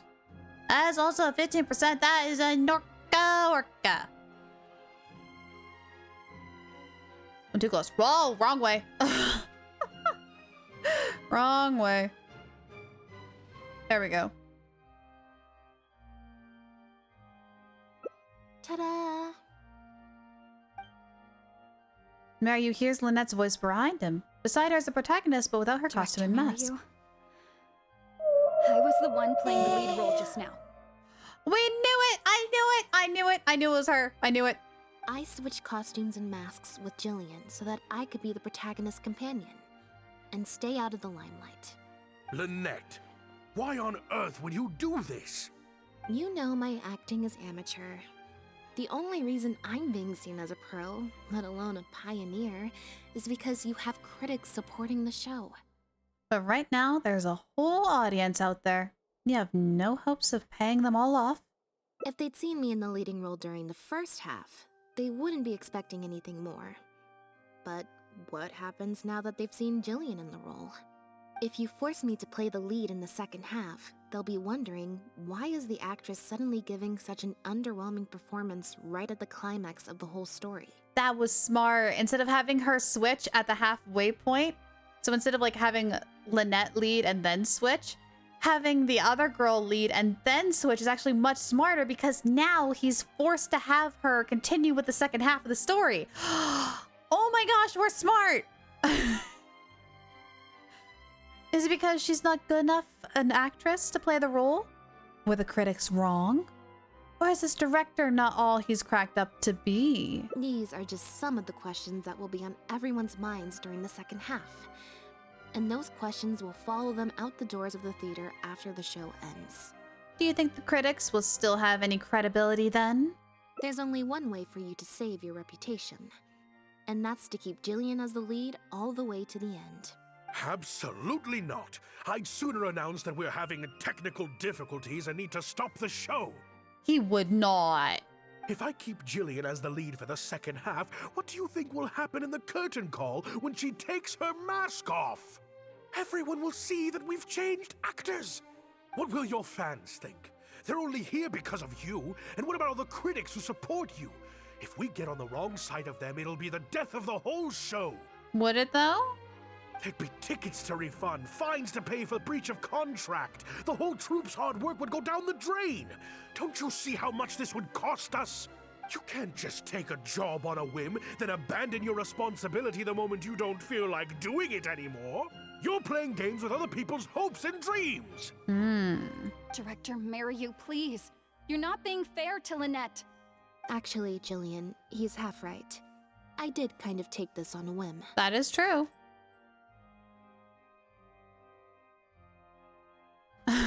But my responsibility here is making sure you get back the role that belongs to you. And I guess part of that responsibility lies with me, considering I badgered you into accepting the job. Well, look who finally decided to show up. Did you bring all your props? Sorry I'm a little late to the show. Work's been keeping me pretty busy lately. I did not expect to see him here yet. Lenny? What do you want? Do you think you can snap your fingers and make all my problems magically disappear? That might be a little tricky, but instead, I could make something else magically appear. What's that? What's this? A draft complaint letter, my contract, your legal fees, reimbursement for the tickets, and an advance on the penalty fee for breach of contract. Mr. Mariu, I'm stepping down from the leading role, regardless of whether you choose to cancel the rest of today's show. Oh. If you do suffer unforeseen financial losses from this, you're free to seek damages as per the contract. And if you want to file a lawsuit, there's a draft here that you can use if you need it. Oh. What? I can't believe this. You're literally handing me a lawsuit against you with a straight face. Yes, they are. Of course. All this Mora, it's a pittance to you, isn't it? Must be nice to have the luxury of prior success and fame. Look at us. We're huge stars. One minute we want to go on stage. The next we feel like backing out of the contract. But that's okay. We're famous. We can afford it. You have no respect for other people's work. You're treating other people's hopes and dreams like a big joke. I mean, he's not wrong. You don't give a hoot how much this show means to other people. You don't even care that the whole production might have to shut down because of you. That's not true. I do care. And I'm under no illusion as to how much this show means to you. Oh, brilliant deduction there. Of course it means a lot to me. This is my show. That's the only reason I asked you to be in it in the first place. Really? Then why do your eyes tell a different story? The way you look at me, it's full of contempt. He was the one that wrote the letter. Wait, no, he wasn't. But he was the person who was backstage, who was looking at her with contempt. Almost as if I've destroyed your work of art. Ah, so it was Mariu. He's the one who was looking at Lynette with contempt. What? I would never think that. You're lying! You're lying. You're straight up lying. A couple days ago, I asked some associates to do some digging for me. I was interested to know who else you invited to play the lead apart from Lynette. Associates? You mean the Fatui? Surprise, surprise. Turns out that all the other famous actresses you asked either had prior commitments or weren't a good fit for the role. They all turned you down. And I would have turned you down too, if not for an unlikely set of coincidences. You didn't send those invitations because you were looking for a better actress than Jillian, but because your investor wanted a big name in your show, right? Oh, there it is. Director Mariu. It's clear as day that Jillian is an outstanding actress, but fame was the key factor, and that was the one thing she didn't have. To get Maloney on your side, you chose to make Jillian the understudy, and then look for an opportunity for her to take the lead. But then, Lynette actually accepted your invitation, and her acting debut was sure to attract attention. I bet you were torn at first, weren't you? Do you stick to the tried and tested formula? Choose Lynette, use her celebrity to get the critics on your side so that you and your investors can line your pockets? Or do you choose Jillian, so that you and your longtime collaborator can stage the show of your dreams, the original, unedited version of The Lost Puppet? Whether you did it because of the pressure from your investors, or because you were lured in by the money, ultimately you betrayed yourself by choosing Lynette. Oh, I didn't. I didn't betray myself. You mentioned prior success and fame earlier, but you're a well-known director yourself, with countless works to your name. Wouldn't that make you successful too? Or maybe, deep down, none of your current achievements really count as success to you. Right now, you have an opportunity to send Jillian onto that stage and perform the second half as you always imagined it, faithful to your original script. Your work would be displayed for all of Fontaine to see in its true, perfect form. Did you say perfect? We keep pursuing a kind of success that you don't even value, at the cost of your own artistic integrity? Or will you act now before Maloney and the critics can protest and make your dream come true on the stage? And Jillian's dream. In fact, the dreams of the whole troupe. The whole troupe? Mm-hmm. Director Mariu. Actually, most of the money Linny brought came from us. We all chipped in. We've worked with you for many years now. Your troupe has been here for you all the way from the empty theaters where we first performed to the opera house today. We watched as you slowly started down a path you used to despise. The path of powerful connections, drinks receptions, backdoor deals with critics, and collaborations based on fame instead of talent. But this is just a temporary measure. I did it for the good of the troupe. And besides, this is how the whole industry works. Everyone else is doing it. Yes, we know. Back when you started, you had to bite the bullet and do these things to keep the troupe afloat. Are you sure about that? Yeah! Are you sure that everybody does this? Are you sure? Are you sure it's a good idea? Shibu, hello, good to see you. How you doing? But then what happened?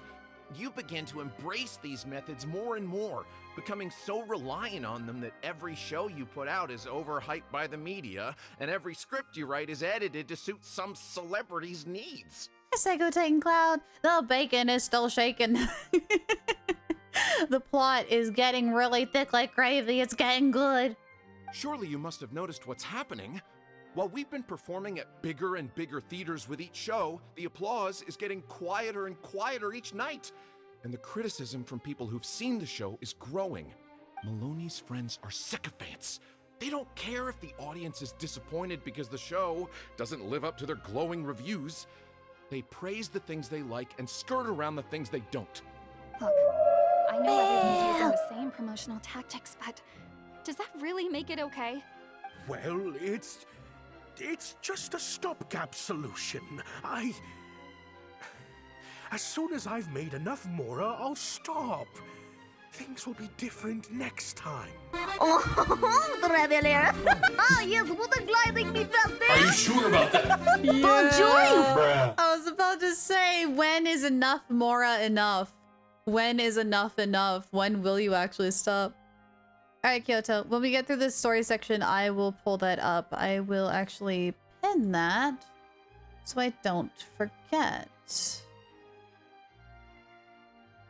Then after manually. There we go. Next time, huh? Yeah. Next time, you won't use your connections. Next time, you won't pay off the critics. Next time, you'll let Julian play the lead. Unfortunately, it doesn't work like that. If you make some money once, you'll want to do it again, then again. Slowly but surely, you turn your back on your dreams. Mm-hmm. I won't turn my back on my dreams any longer, Director Maryu. Never again. Me neither. There we go. Today's the day. It's time to live your dreams. Oh, okay. Big roll, big roll, big roll. Here we go. I think that works. Yeah, we yep, absolutely. I had dreams too. What? Act 3, amidst the rubble. I wonder what happens if we failed that. If we could have failed that. An unknown period of time elapsed before a group of mechanical puppets finally cleared the rubble, freed the protagonist, and reactivated her. They told her, "You have been buried here for thousands of years. The mechanical puppets now rule the world." It turns out that the puppets who started the uprising were none other than the protagonist's companions, whom she had rescued all those years ago. The protagonist was now revered as a hero by all of puppet kind. The mechanical puppets asked the protagonist what she wished for, but she only wishes for one thing. Huh. The plot here seems a little different from what the reviews said.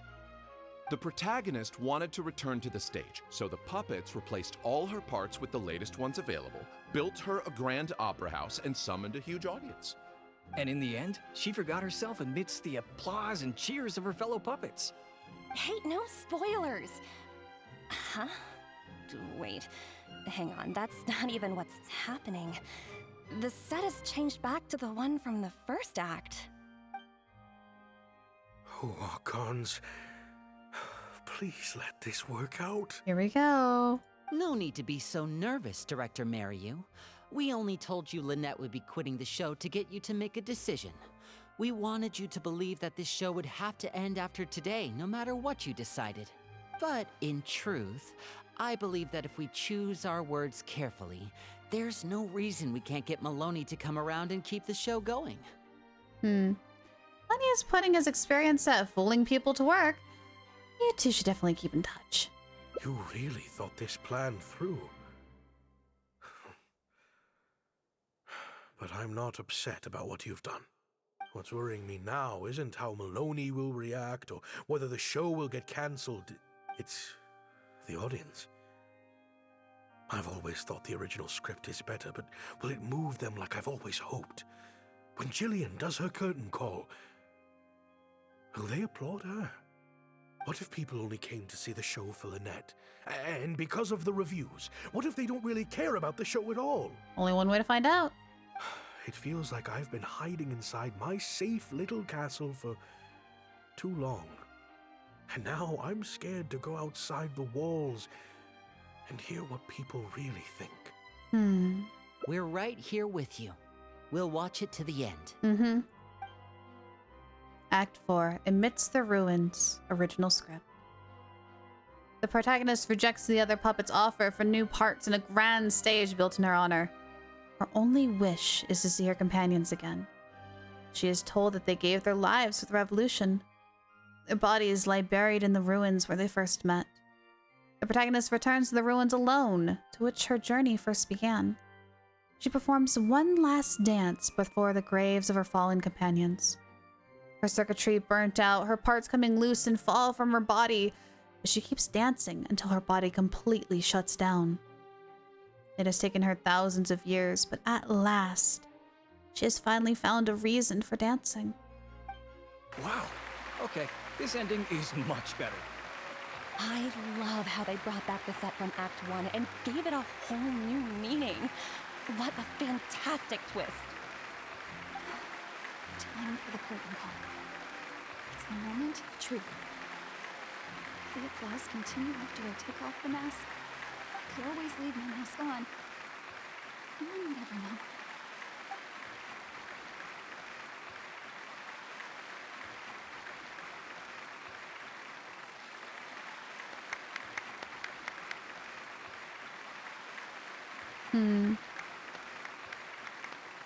People like it.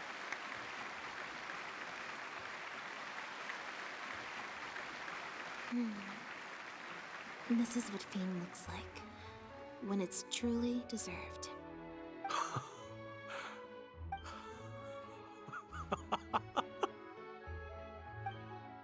Jillian, you were amazing! Syra was tearing up when you did your final solo dance. Well, so are you. Really? I was so nervous. My legs felt like they turned to jelly. What looked like an actor unsteady on her feet was in fact a poignant expression of the protagonist's frailty in her last moments. Or whatever. Oh no, I can't take any more of that. Hey, Mario! What the heck was that? Why wasn't Lynette playing the lead? Our articles are already going to press. You better have a good explanation for this. It was my... Hey now, it was all of our... Hold on. The decision was mine, and mine alone. They had nothing to do with it. If you have any concerns, gentlemen, then please direct them to me. Oh, dang. He's actually taking responsibility for it. Marry you? So it was you.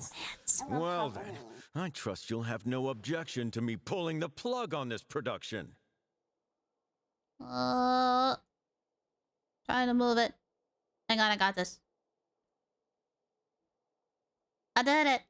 Oh, it kind of blends in though. Hang on, we'll move you over here then.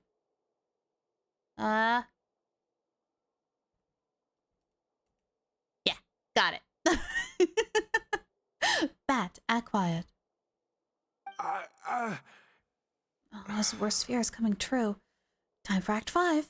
Director Mariu, Mr. Maloney, what on earth is going on? Why was Lynette not in the lead role? It took a lot of convincing comrade. for me for her Thanks to your role, help, and I had am to one turn down step some closer big to my work goal of opportunities conquering to the come and world. watch her performance Welcome today. to the Adventure You have some Squad. explaining to do. Tartaglia wants to act. But hey, thank you for that follow. Thank you so much. Took a lot of convincing from me to her to accept the role, and I had to turn down some big work opportunities to come and watch her performance today. I have some explaining to do. Lenny, it was all his idea. Marry you. Explain yourself. I know, right? I'm so glad to see Lenny again in this. Wait, Lenny, as a matter of fact, this was a piece of performance art. In this play, the masks and costumes serve to obscure the differences between characters, and by extension, the difference between human and machine. Talking Angela, hello, welcome in. Good seeing ya. How you doing today? We took that idea to the next level with an actor swap, blurring the lines between one performer and the next. So it's in service of the ambitious artistic goals of the production. Oh, that's actually really smart. Because now the critics are totally going to take that and absolutely use it.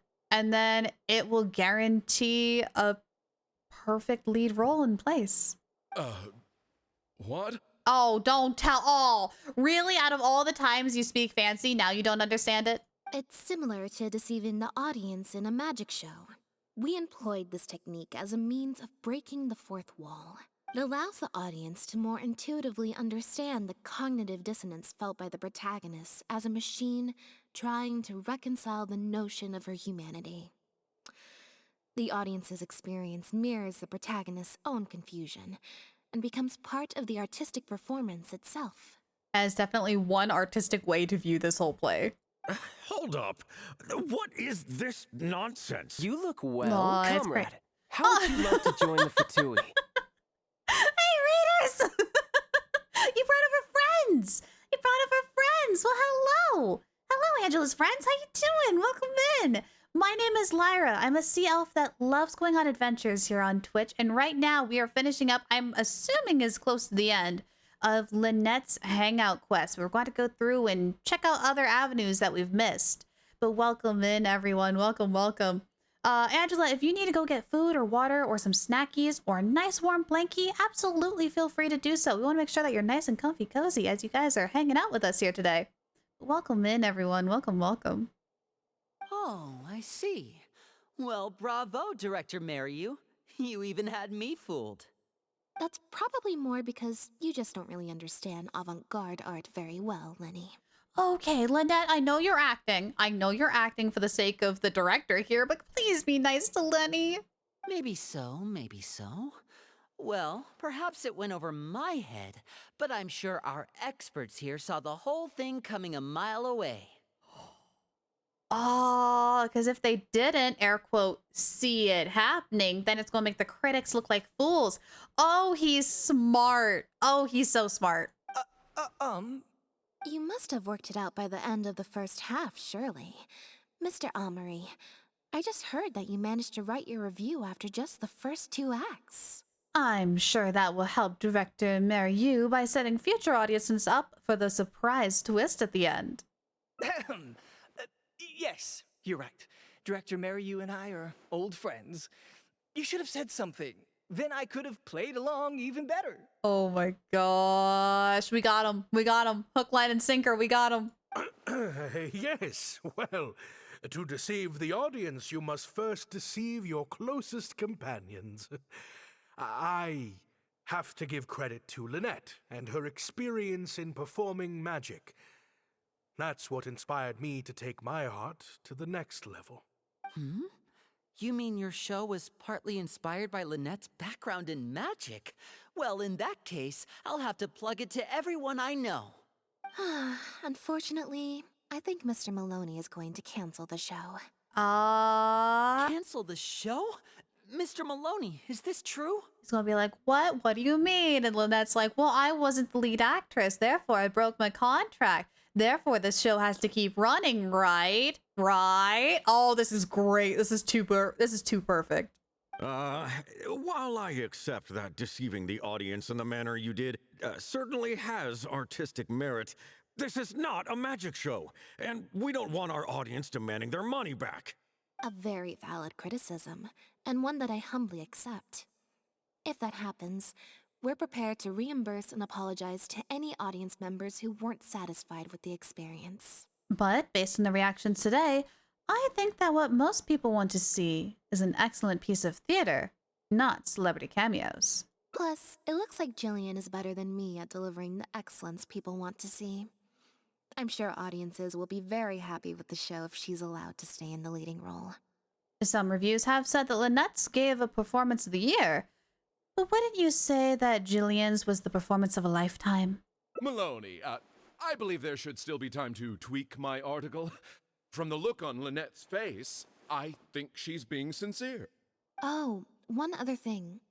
We managed to get a meeting with Lady Farina earlier. All thanks to the Traveler's reputation, of course. Anyway, she agreed to write a review focusing on Jillian's performance and the quality of the show as a whole. She promised to give her honest opinion. And I'm sure today's audience will be discussing her performance too. There's sure to be a variety of opinions. But what about you, Mr. Corton? How would you rate this show? Oh, I mean, art at its finest, clearly. But I'll have to give it some thought before I decide exactly what to write. Oh, of course. Always good to put some thought into these things. Especially now, with a growing range of voices out there. I imagine competition for readers becomes more fierce when everyone's discussing the topic. Corentin, Amory, let's go. Got him. Got him. Sourface Maloney leaves with the critics in tow. You and Lenny excuse yourselves and leave, and I cannot read the rest because it goes too fast. Gosh darn it, Genshin Impact, please. Gosh darn it, man. Ah! Okay, hang on. Since we do have a break, let me go ahead and get this UID pulled up here real quick. So we did have a review. Let me see here.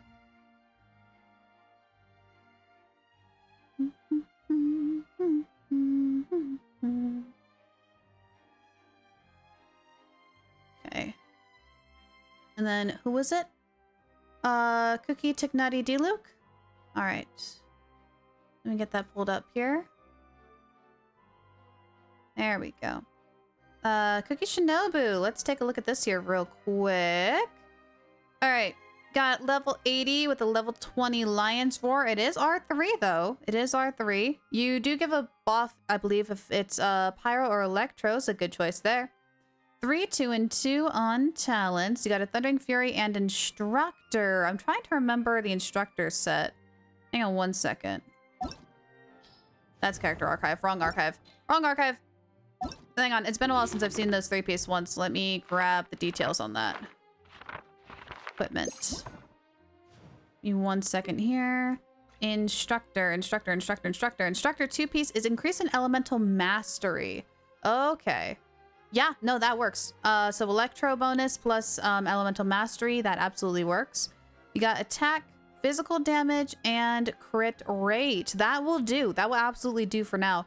However, if you are leaning more toward like an EM set, once you have the ability for more artifacts, try... Oh, you can't see my mouse, sorry. Try going for an Electro Goblet. That's going to help you out a ton. But otherwise, this absolutely does work. Crit rate is 40 over 61. Nicely done for 4-star artifacts. Nicely, nicely done. As you're going along, do keep in mind to level up your weapon. Otherwise, you are making some really good progress with your Cookie Shinobu. Next up was the Tignati. Tignati, you're rocking a Raven's Bow with Elemental Mastery. Level 80 Tignati, level 50 on the bow. 4, 2, and 2 on talents. Crit rate is 18 over 64. You have HP and attack. HP for the Sands and Goblet and attack for that circlet. That will do as like temporary placeholders. Because you are still starting out with artifacts. Depending... AR-45. Your Deepwood Memories, that's a good set to go with. Do try to find... I think you would want to go with like... Elemental Mastery for your Sands. Dendro for your Goblet. And then you can technically keep attack, but probably try to find like a crit rate circlet. I think that's going to be your best bet there. But otherwise, this is a very good work in progress. Good filler sections there in order to get them ready for better sets. But otherwise, nicely done. Last but not least is D-Luke. Let's take a look here. Level 80 D-Luke with a level 40 Skyraider Greatsword. There we go. Ones across the board for talents. Do not forget your talents. They are also very important. You're running a Gladiator's Finale, which will work very well with D-Luke. Running an Energy Recharge, Pyro, and Defense. Nicely done with the Energy Recharge and the Pyro. If you can try to find crit rate on that circlet, then you will be good to go there. Otherwise, very good work in progress here. Gladiator's Finale or Crimson Witch are going to be his bestest slots for these artifact sets. But otherwise, nicely, nicely done. Do keep in mind to level up your weapon while you work on your character and to look at those talents too, but otherwise nicely done. Nicely done. We'll go ahead and get things swapped around back again here real quick, and then we'll continue on with Lynette's story. Bop. Bop. There we go. Alrighty. And then let me... I have to do so many things. Unpin. There we go. Ba, ba, ba, ba, ba. I'm loving it. Mark is complete. Sweet, did it. Alrighty, let's get back to the story. We're almost done, and then we get to go down some alternate path things. So we'll see how this story finally ends up.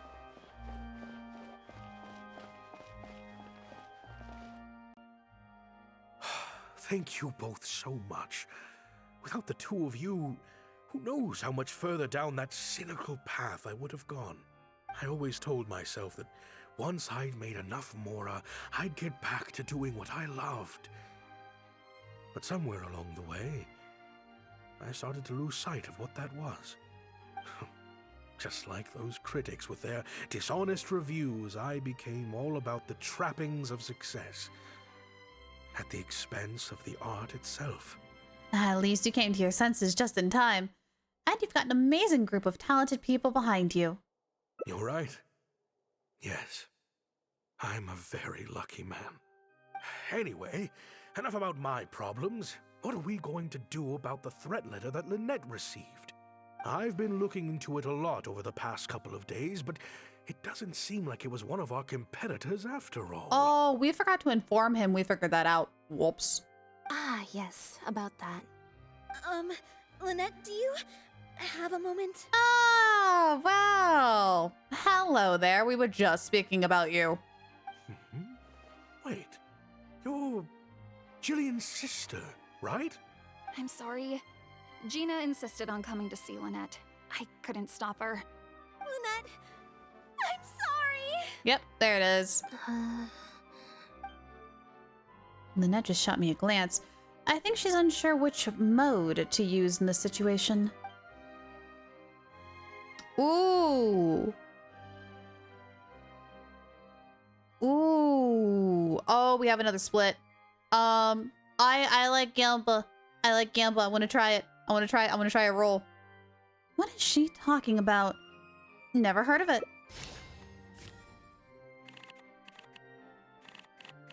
Let's pick this one. Oh, we barely beat it. We barely beat it. Oh, that was close. Yeah, me neither. Wait, but... Oh, do you mean when we ran into you at the Full of Sandra? And you said some mean things to me? As I recall, you were only trying to look out for your sister. It was just a few words spoken in anger. Don't worry. Whatever it was you said, I've already forgotten. Oh. I see. Well, it sounds like Gina knows what she did was wrong. Owning up to your mistakes and committing to do better in the future is what counts. I understand that feeling of wanting to stand up for your family when they're being mistreated. Really, I do. But next time, maybe consider a different tactic? Something you can pull off more effectively, and without arousing suspicion. All right, that's enough, Lynette. Let's stop giving her ideas. Got it. Thank you, Lynette. Why do I feel like I'm missing something here? Hey, here you are. I was wondering where you'd all run off to. Great! Everyone's in one place. That makes this so much easier. What's up? What do you think? It's group photo time. We have to commemorate the debut of the Lost Puppet Director's Edition. Oh, here we go. Everyone, we all have pretty awkward smiles on our faces in the photo from Hotel de Boer, so this time, no forced smiles allowed. Oh, am I really not allowed to force a smile? Is smiling tough for you? I'll try, I suppose. I think I can manage. Lynette, Traveler, come on. You two should be right in the middle. Huh? Me? 3, 2, 1, smile!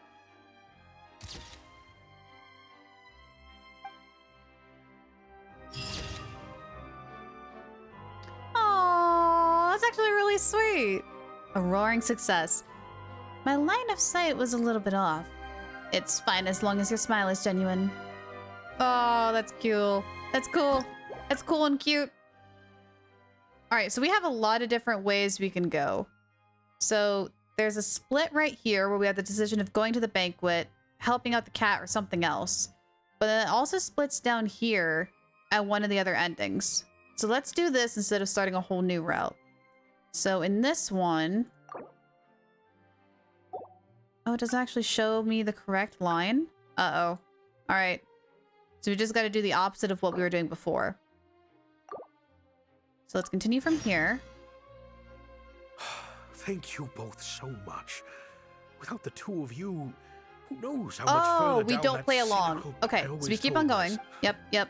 Just like those critics with their You're Lungs. right. Yep. That's the same. Anyway, and I've been looking into... Ah, yes. So we let Lynette... Here we go. Lynette, do you have a moment? Wait. I'm sorry.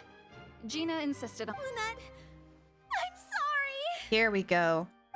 So instead of rolling for it, Lynette just shot me a glance. I think she's unsure which mode to use in this situation.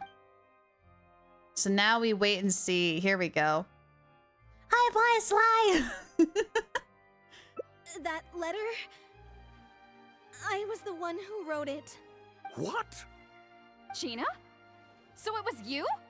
Director, it's time for... Oh, okay. Weird energy here. Yeah, I would turn around, buddy, and walk out. I think we came at a bad time. Lynette, Gina must have been worried sick about me. I'm sure even she wouldn't do something so stupid if she was in her right mind. I'm so sorry. I promise I'll make it up to you somehow. Jillian, no! This is completely my fault, and I'm the one who should have to bear the consequences. I got the wrong end of the stick and completely misjudged Lynette. Shall we hear what Lynette has to say? Well, since I haven't actually suffered any losses, seeking redress could be difficult. Maybe we could just let this one slide? Nami's acquired and started gaming. Go, Sly, go! Really? Are you sure? After all, Gina wouldn't be the first person to ever misjudge me, right? True. True. In any case, I think we can all agree it was a misunderstanding and nothing more. No need to overcomplicate things. But still, I was wrong to write that letter. I should own up to my actions, make it up to you in some way. She seems pretty insistent. Kids this age really are stubborn. If that's what you really want, then how about helping out backstage? Huh? Backstage? The crew could always use an extra hand. Plus, it'll give your older sister a chance to keep an eye on you and stop you getting into any more trouble. Thank you, Lynette. Really, thank you so much. The whirlwind of events finally resolved. A few days later, I couldn't read that. We're somewhere. We're somewhere. You're finally awake. Trying to cross the border, I see. Whoops, wrong game. The show's about to start. Is it? I'm so much more at home here in the audience. I get to sit on a comfy seat, and I don't have to activate my energy-consuming modes all the time. It sounds like Gina's got more than she bargained for out of that backstage job. You gave her your supporting role in the play, too. Mary, you said she's a very promising young actress, and she has natural chemistry with her older sister. In their capable hands, the show doesn't need me to attract an audience anymore. Phew. Freedom at last. Huh. So now the sisters are a part of the show. That's actually kind of cool. You don't feel even a little bit disappointed? Fame was right around the corner. Fame is more trouble than it's worth. I'd rather leave that side of things to my brother and the others. I'm happiest when I get to sit in a quiet place, watch them do their thing, and cheer them on. Like you're doing now. Yep, exactly like I'm doing now.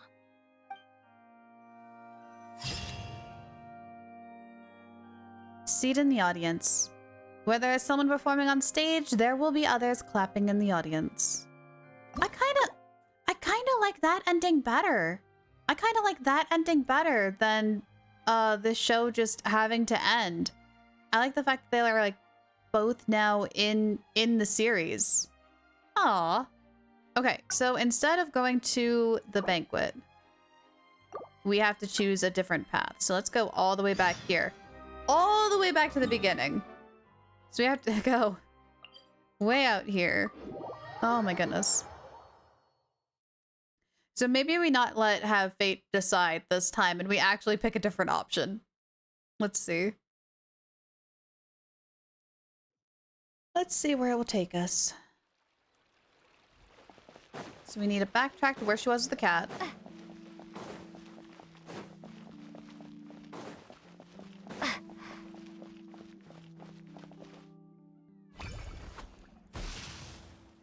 Huh. I didn't like that. Was I using... Okay. All the cards fell to the ground again. She picks one up. Clearly, there's some design flaws to iron. Let's see. 4. Well, And then she's going to ask us to if decide. you want to get the right answer. So, to put it another way, if... Or... Thank you. This one is final. I promise. Here, take the fatometer. If it's 5 or... Also... If... Okay. So what about... Instead of these two, because this is one that the fatometer chose. So we could advise help Bonnie, or how about you do neither? Huh? If it was that urgent, someone would have came looking for you by now. And that applies to both your troop and to Bonnie's owner. What you're saying is, since nobody's come looking, I can just keep hanging out with Bonnie for a bit longer? Yeah. Is that really okay? Well, Bonnie sure seems to like that idea. We have to beat a 10. This one. Oh, no. Okay, well, Bonnie does not like that idea. Maybe not. As much as I don't want to, I really should be getting back. Besides, if someone does come looking for me or Bonnie and finds me just chilling out with a cat, I feel like I'd have a lot of explaining to do.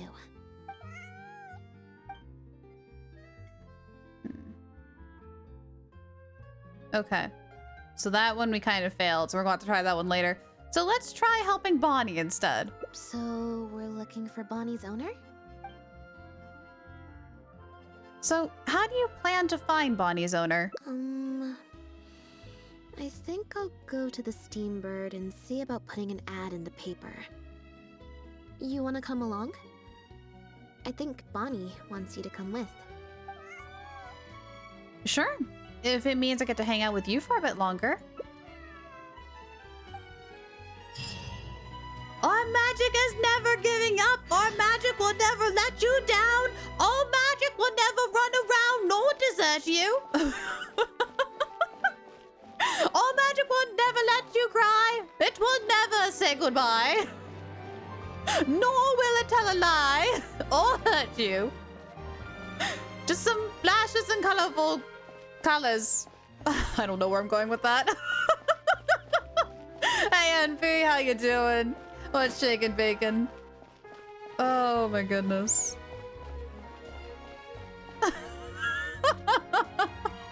You ever think about giving up? I'll bonk you on the head. Okay, actually, that is a good point, though. I want to go back and try to succeed on that other one real quick. So, hang on. Abandon. Abandon. Go to story quests. Go back to here. I wanna get like this one. So we go here. I wanna try that roll again. I'm determined to get it. I wanna just stay there and hang out with the cat. I'll support you through it. Yes. All right, we're gonna succeed this roll. We got this. I can't believe there's an ending locked behind a luck roll. Like that. All right, keep going. Let's do this. Clearly, there's some design flaws. We have to like choose the heart of the cards. Well, if you want to get the right answer. So, to put it another way, if pick... Thank you. Here, Speed take run, the speed phasometer. run, speed run, Also- speed run, speed run, speed run. Here we go. How about neither? Huh? Let's do this. What you're saying is that really okay? Bonnie totally wants you to. Gotta beat a 10. Go. Please. Yeah, we did it. 15. You make a good point. We can just stick around here for a while. So if anyone does come looking for you, they'll find you. Okay, well, assuming Bonnie hasn't strayed too far from where she went missing, there's a chance we might bump into her owner in either the Steambird offices or the restaurant. So, stick around here in standby mode? Yeah, that suits me. If you're going into standby mode, should we find some cat food? Oh, good idea. Bonnie's definitely hungry. And if we're getting cat food, should we get some snacks for us too? May as well. We could be here a while. And since we got cat food and snacks, let's find a place to chill. When I was trying to find somewhere I could space out earlier, collect my thoughts, I figured the cafe might be a good shot. Alright then. Plan of action, spend the whole day spacing out. In standby mode. There it is. Oh my gosh, the thing was called speedrun. I got achievements called speedrun. Wait, what? Standby mode. Doing nothing is the happiest thing. Oh my gosh, that's amazing. Okay, so let's go back to this one. Continue there. Hang on, I gotta see this achievement. No way did I get an achievement called speedrun. It is! Persuade Lynette to spend a leisurely, peaceful day with you. Oh my gosh, I love that. I love that, because that is literally the shortest hangout, like, route you could take. That's amazing. I love that. I love that so much.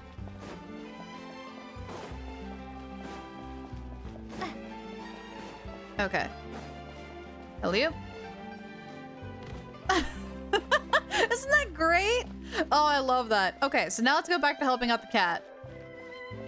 Lynette doesn't have near enough love. You think a cat girl would merit more attention? Yes, she needs all the head pats. Oh my gosh, Kyoto, you need to do this hangout. It's great. It's great. It's like detectiveness mixed with like random card drawing, like D&D style. Like, it's great. All right. Every stupendous day starts with a Steambird. Oh, hi Lynette. Hi Traveler. What can I help you with? We want to ask about the latest Tales of Humanity columns. Any commissions in there about a missing cat? I don't think so. Have you picked up a stray? Yep. If there's no commission to follow up on, could we post a notice about the missing cat instead? Why, of course. What a kind thing to do. Just fill out the form. Alrighty. Well, we've registered you as missing. You can stay at my place until your owner finds you. Also, I just wanted to say thanks for keeping us company for so long. Well, I should probably head back to the drinks reception. Hopefully most of the people have left by now. If you've got some time, you should stop by my place tomorrow to see Bonnie. There's a nice cup of tea in it for you. Tea? Oh, I'm looking forward to it. I'll be there. All right. See you then. Oh, sign me up. Wait until next morning. Okay, we got this time. We're not going to overshot it. We're not going to overshoot it. We got this. So next morning, was it 8 and 9? Uh-oh. Uh-oh. I think it was between 8 and 9. Here we go. Need to do all of them. I have yet to do any of the hangouts. The nice thing is about the hangouts, you can do them in any order you want. You can just like pick your favorite characters if you even want to. That's what I like about it. Oh, the Trailblazer outfit. We haven't used that one in a while. Okay, hang on.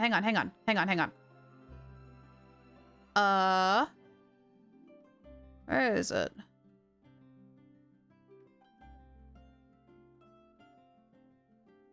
Here we go, Star Rail. Wow, it's been a while for this one. It's been a while. There we go. Yeah, there we go. There we go. Bloodstone, hi! I'm doing good. How you doing? How you doing? What's shaking, bacon? Alrighty. We're trying an alternate route for Lynette's story here. But thank you, Kyoto, for the costume change. Alright. Where do we need to go? Up? No, she said her house. I know how to get there. I know how to get there. I know what I'm doing. I know what I'm doing. Draw it in your art book? Nice! Also, my glider did not want to deploy. That doesn't look good. Uh-oh.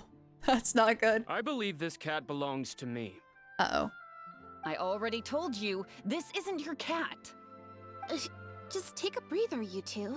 Uh-oh. Uh-oh.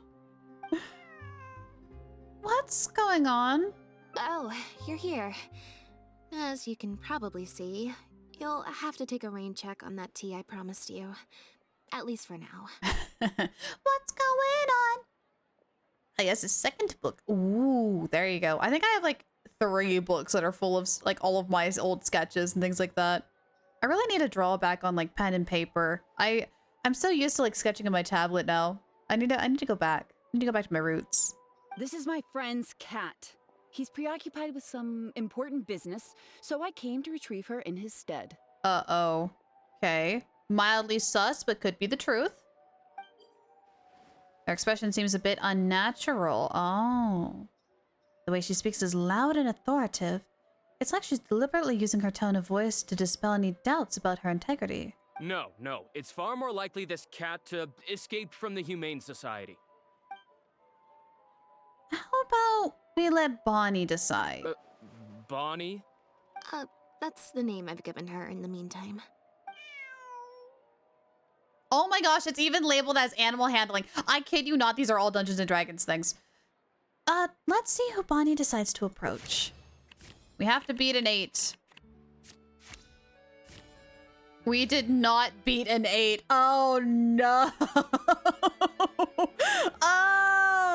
Oh, this is bad. Uh-oh.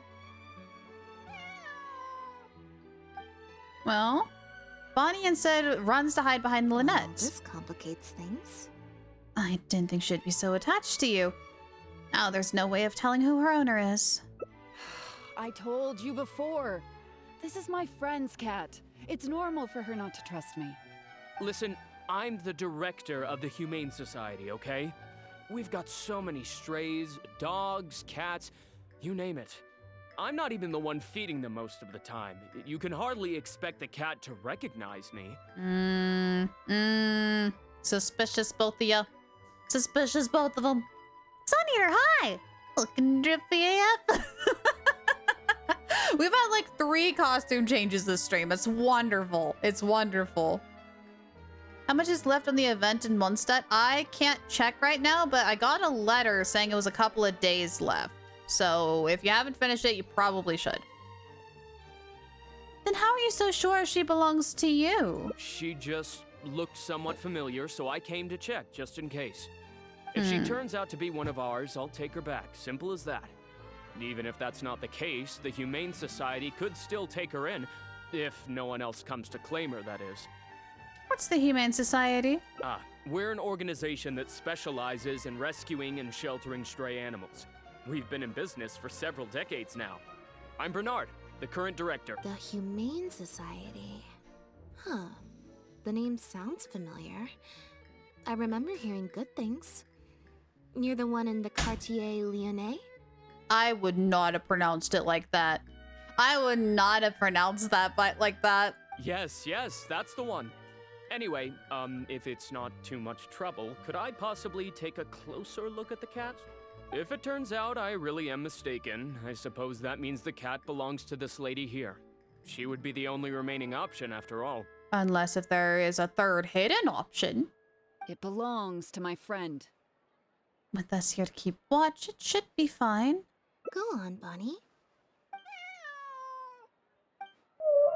Well. Sending my AR, wish me luck. Oh, good luck, Yoto. You'll need it. But I believe in you. I believe in your team. Oh, nope. Looks like I was mistaken. They do look similar, but there's an ever so slight difference in this one's fur color. Deepest apologies, friends. Well, I suppose this means I still have a missing cat to search for. Apologies again for the confusion. He was being genuine. So, is this your friend's cat? Oh, yes, exactly.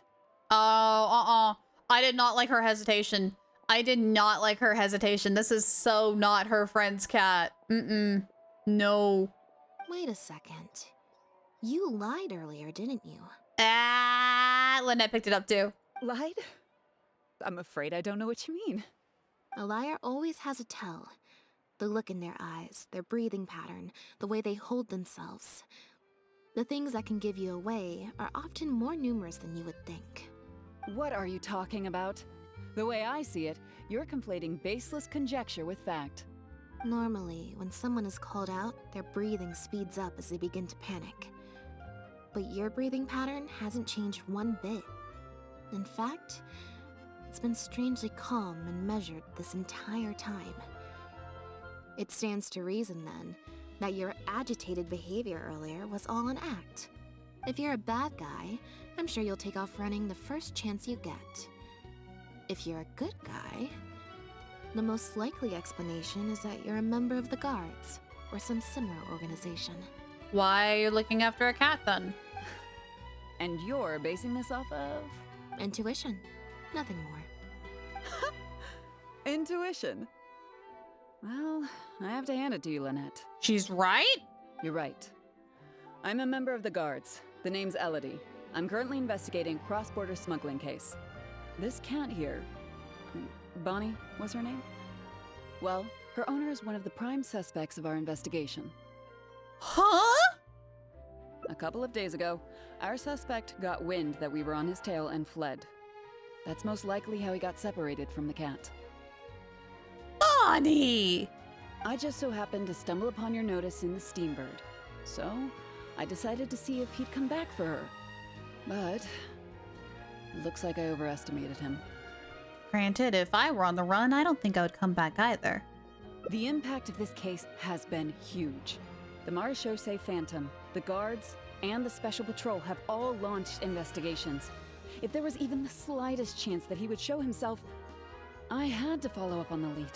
So, what's being smuggled? Is it synth? A new kind of illegal drug. Imitation synth. Oh, even worse.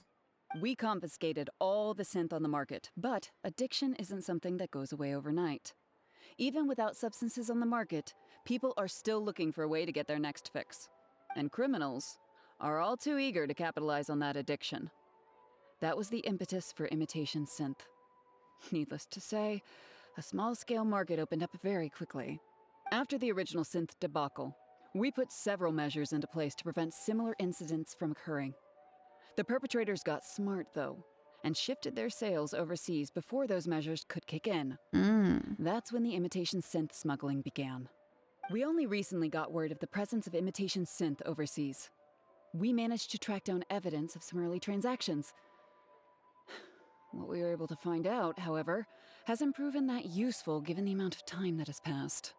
The Marechaussee Phantom launched an investigation to track down every person in Fontaine capable of producing a drug like that. That's how we learned about Bonnie's owner. Who is he exactly? He's a researcher at the Fontaine Research Institute. His name is Pierre. Pierre Lafayette, to be exact. That name rings a bell. Lafayette. Yeah, that name rings a bell. The Marechaussee Phantom found him in Poisson. In addition to the cat, he also had a pendant with him.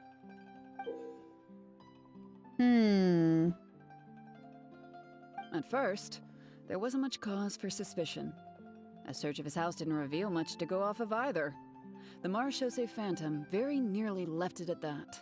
It was only later that we realized the coat of arms on his pendant belonged to none other than the Lafayette family, one of the most infamous aristocratic families in Fontaine.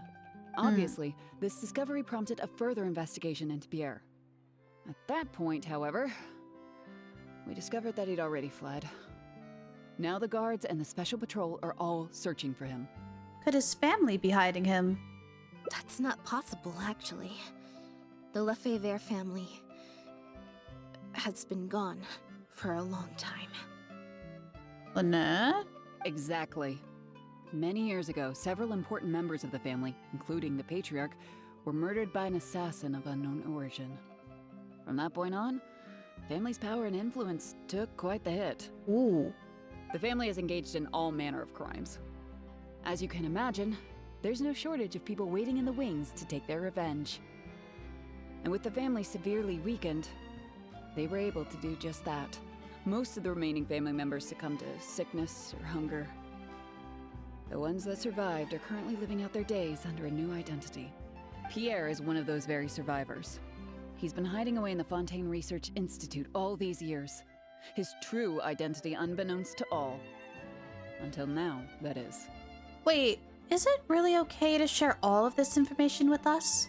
Well, my fellow guards have told me all about how smart and courageous you both are. And I know you possess a strong sense of justice. I mean, I was a temporary lawyer for a couple of cases, so I mean, strong sense of justice, yeah. There could be a chance that Pierre, or one of his accomplices, might attempt to get close to Bonnie. Now that you've been briefed on the situation, I was hoping you'd help us keep a lookout. If I take Bonnie back to the guards with me, there's no way Pierre will try and come for her. Not even the most daring of criminals would attempt something like that. So should we keep Bonnie with us for the time being? I have to admit, I'm not holding out too much hope that Pierre will come back for her. But if there's even the slightest chance, then it's worth a shot. Well, I've got some other leads to follow up on. If Pierre does appear, please contact me right away. Okay, will do. Will do. What's wrong? You don't look so good. It's nothing. I'm fine. What does she know? What does she know? Oh, thank you for the stretchies. Oh, yeah, I needed that. Yeah, I needed that. Oh, I needed a stretchy. Kind of loosen up a little bit. There we go. Ah, thank you, Cassio. It's just the head of the Lefebvre family. He was the eminent person who kidnapped me all those years ago. Oh, I had a feeling. I kind of know about her story. I had a feeling. Ah, I freaking knew it. I think I know who murdered him then. Oh, shoot. Oh, here we go. I presented 3 reloaded Reaper grinding for a certain super boss without the proper persona. Proper persona. That's tricky. That's tricky. Hey, but you got this. You've beaten the Reaper before. You can do it. You can do it in Reloaded. Extend my AR already again? Oh no. Sakimitama is one of the best personas in the game if you do a proper fusion. I did not. But I got Mothman, and that's all I need. It was at a dinner party. Someone tricked me into boarding the Lefebvre family carriage. Whoever it was, they took me back to their home. But before anything worse could happen, Father intervened. Yes, she did! Father's the best. Father's the absolute best. So that's what happened. Then the assassin Elodie mentioned... Yep. Father was the one who orchestrated the fall of the Lefebvre family. That's what led Linny and I to join the House of the Hearth. Mm-hmm.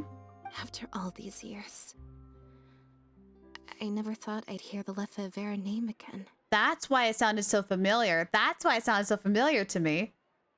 Are you okay? Don't worry about me. I wasn't feeling sorry for myself. I was just thinking about Linny. He's been acting strange recently. He avoids me for days on end, consumes himself with some secret investigation, and then out of the blue pushes me to do that acting job. What's going on with Lenny? Thinking about it now, it's almost like the one I drew from that deck of cards was part of his plan all along. He must have asked Fremine to help him out. In any case, I know he's hiding something from me. He's really pulled out all the stops this time. you think he knows about Pierre? It's very possible. I'm sure he tried to send me away because he was afraid it would bring up some painful memories for me. It wasn't necessary, though. Even after all these years, he's still as overprotective as ever. You'll have to help me teach him a lesson if we run into him along the way. Along the way? Are we going somewhere? Yep. I want to head to the Fontaine Research Institute to learn more information about Pierre. Just let me activate search mode and then we'll head out. Who knows? Maybe we'll run into Lenny along the way. Are you trying to help out Lenny with his investigation? Or are you trying to prove yourself? A little bit of both, perhaps. For the most part, though, I just have the sense that something's not right. Something isn't adding up about Pierre's story. I'm just not sure what. I also want to know what the secret he's hiding. So I guess sometimes you just gotta take the bull by the horns, right? Okay, I'll write a letter explaining everything to the crew. Once that's done, we can head out. All right, another mystery. We got another mystery. Oh, this is gonna be good.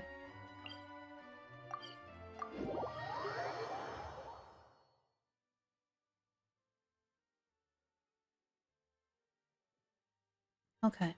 Right out here. I see a hat. I see two hats. Oh, dang! Chevreuse? Lynette, you're, not at rehearsal? You can drop the act, brother. In fact, I don't think either of us will have a need for acting anytime soon. You should know better than to try and keep something from me. You've never been able to do that, even when we were kids. And that's why I tried to distract you with the masked mime show. But I guess you're just too good. Aww, he was just trying to, like, look out for her. Hey, Hoodie, how you doing? Hida may look cute, but when I've seen her C6 damage, she's a monster, death incarnate. Yes, she is. Do not upset the baby cabbage. She will come after you. Care to introduce us to your new assistant? This is Officer Shavras, captain of the Special Security and Surveillance Patrol. You may have met her already. We meet again. Nice to see you. I should clarify something. Mr. Lenny's here at my invitation, not the other way around. To borrow your expression, Miss Lynette, I suppose that would make him my assistant more than anything. We've brought on Mr. Lenny as a consultant in the past. He was instrumental in helping us crack a case involving a perpetrator who used magic tricks to commit crimes. I was hoping he'd be able to provide some valuable insight this time around as well. Are you here because of the Levier case? So you've heard everything then? Mm-hmm. We're on to you, Lenny. That's exactly why we're here. There's always been questions surrounding the fall of the Lefebvre family. Some people even believe the House of the Hearth was involved. Well, they're not wrong. Whoever was behind it all was extremely cautious. They didn't leave a shred of evidence. This very fact, however, leads me to believe it was indeed the work of that Harbinger. They absolutely know. They absolutely know. Since we do know the story of Persona 3 and we did play all the way of Portable, I am still going to keep up the no spoiler policy for those, especially in chat here, who haven't played the story. So yeah, no spoilers, please, even though we do know who the final boss is. Yes, it is Erica. Oh my gosh, it's kind of weird hearing her voice here after meeting her in person. Like, it's kind of a whiplash. I took a look at the entrance and exit records of all the carriages that night. Let's just say it wasn't hard to deduce that there's ill will between you two. Don't worry, I don't have any evidence to that effect, and I certainly don't plan on going to bat for such a despicable family. Plus, you were victims back then more than anything. I sought Mr. Lenny's help with the smuggling case. Nothing more. You're really teaming up with the House of the Hearth? The way I look at it, it's a collaboration between us as people, not the organizations we represent. Besides, by Let's have a together, drink. we can expose the truth as quickly as possible. You can hardly say that's at odds with the justice my organization strives for. Okay. I'm assuming you wouldn't be opposed to some extra help? Not at all. I was planning to invite you from the very beginning, Miss Lynette. It's just that my assistant here raised some objections. Lenny. Lenny, I'm not the same person I was back then. That little girl who did nothing but cower in the corner in fear, she doesn't need saving anymore. I know you wanted to protect your little sister, but little sisters don't stay little forever. I'm sorry, Lynette. You're right. I let my concerns get the better of me. Oh, and the next time you want to distract me, you should try a different approach. Oh, dang. Like Bonnie. Use cats. Who's this? You pick up a stray while I was gone? It's a bit complicated. I'll explain later. Anyway, her name's Bonnie. Well, if there are no objections, then I suppose the only thing left to say is... Lynette, Traveler, welcome to the team. We're on the investigation team. Should Bruce and Lenny share with you what they learned over the past few It appears days? the Lefebvre family was very particular in their use of insignias and emblems. The family would use different emblems to mark differences in status, blood relation, and the like. Oh. In fact, the insignia that was discovered on the pendant was used to represent an illegitimate child.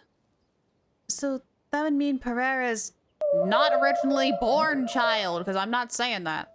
It's highly likely. Well, that very status he's a might whale have been child. what allowed him to emerge from the fall of his family relatively unscathed. It would also explain why he was able to assume a new identity as a researcher with relative ease. We discovered something interesting, though. After talking to some of his co-workers, it appears he pretty much works at the Institute in name only. He's practically been cast out. Wait, what happened? Apparently, Pierre was once addicted to synth. He tried to use the resources at the Institute to create a substance with a similar effect. Ah, that would explain why he wanted to work at the Institute, because they have all the resources to be able to do something like that. He claimed it was just for research purposes, but the Institute revoked his access to the relevant materials regardless. He was placed on disciplinary leave, pending a thorough investigation of his actions. But it seems the Institute ran into some trouble along the way. Could have been a lack of personnel or a timing issue. In any case, they had to table their formal investigation into Pierre.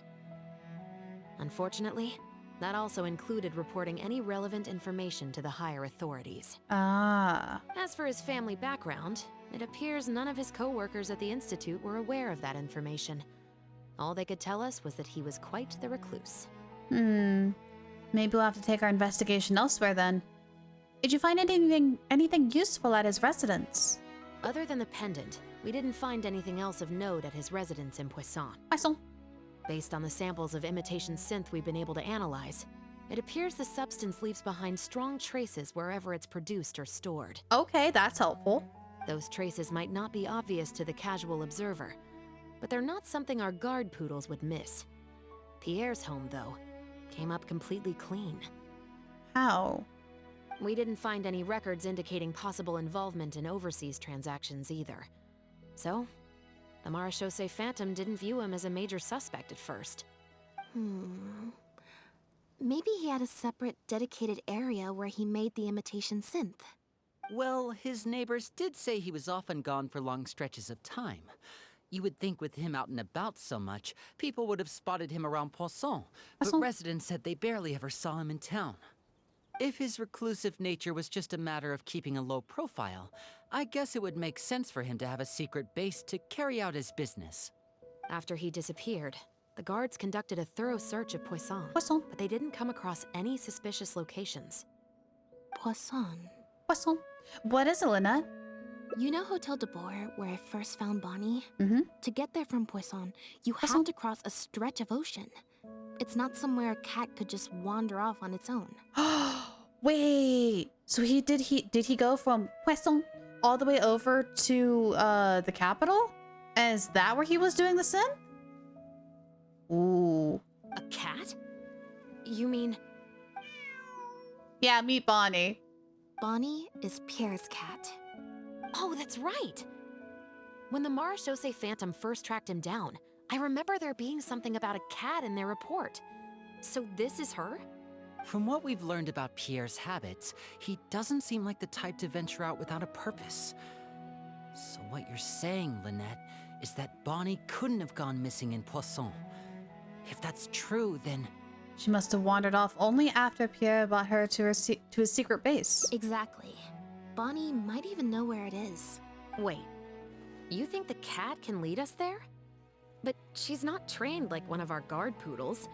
How is she supposed to understand what we want her to do? That's a very good idea.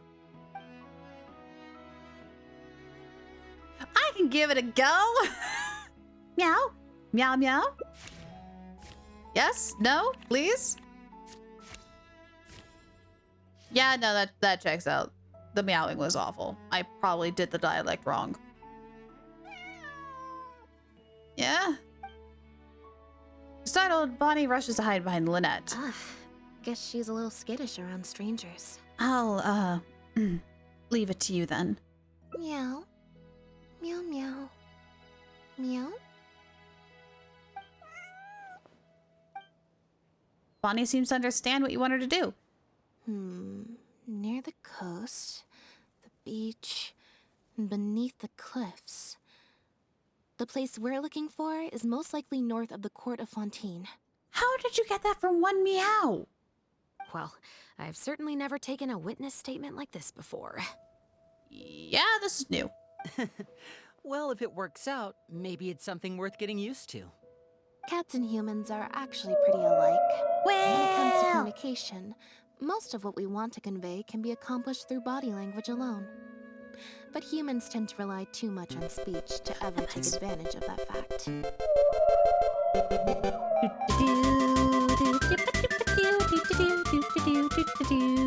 Well!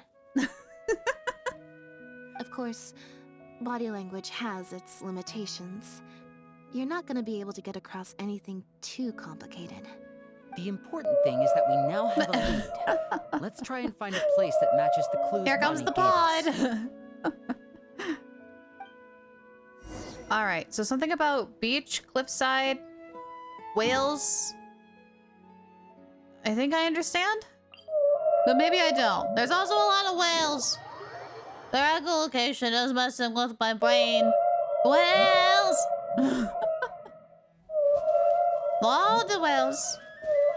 Where are the whales? Where do the whales go? Bonnie, do you know where the whales are? Seems like Bonnie is trying to take us somewhere. Is it to the whales? Oh, there goes the cat. All right, hold on. Wait for me. Or, oh, nope, there we go. Crap. Gardemex ahead. Look out! Was not expecting this. Pear. Ah! Let's get this show on the I've road. never run this team before because I don't know what I got no plan. I gotta remember how to use everyone, and it's really tricky. Getting here. Step right up.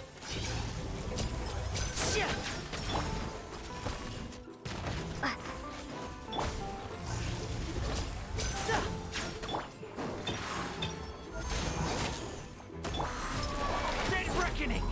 Pear. Frost is coming. Pear. Frost is coming. I have to relearn how to use Fremine. I have forgotten how to use Fremine.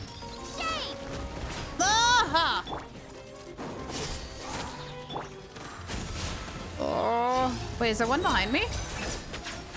No, there isn't. The heck? Oh, it's this guy in the corner.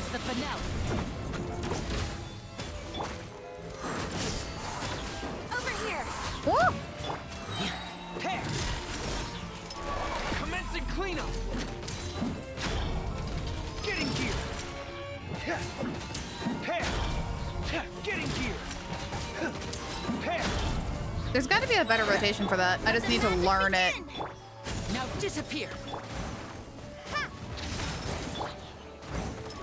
Red reckoning. Up. Bop, bop, Frost bop, is coming. bop, bop, Getting here. bop, bop, bop, Pair. bop, Getting bop, here. bop, bop, bop. Frost is coming. Crumble apart. Increase crit rate. Go again. Clean up. Getting here. 1, 2. Frost Bop. is coming. There we go. Something like that, maybe. Alright, where's Cat? There is Cat. There is also now a tent here. This is new. Hi. Is this it? Wow, Lynette, you found this place so easily. If I thought there was any chance you'd say yes, I'd recruit you into the Special Patrol here and now. No questions asked. Dang. Sounds familiar. I pretty much receive letters daily from people trying to poach her from me. Let's just focus on our search. There's a lot to investigate. Alright. What do we got? What'd you find? Aha! Just as we thought. This is where the imitation synth was being made. These bottles and jars. They're all imitation synth? Looks like he's got more than just imitation synth stashed around here.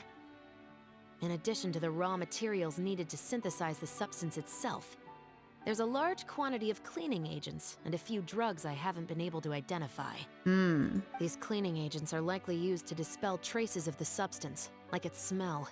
The Special Patrol did some digging into imitation synth. Our records indicate that it's very difficult for ordinary people to detect traces left behind by the stuff. I'm sure that was the case for Pierre as well.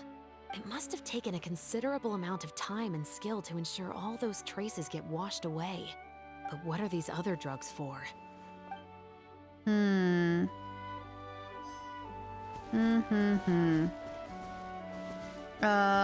What are these? The They're material colorful. these bags are made of, it's quite rare. Yeah.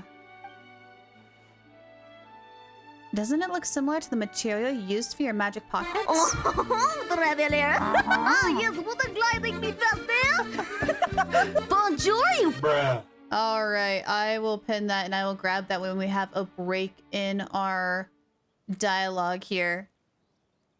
It's the very same, actually. Romaritime flower fiber. Oh! But there's something special about the composition of these bags.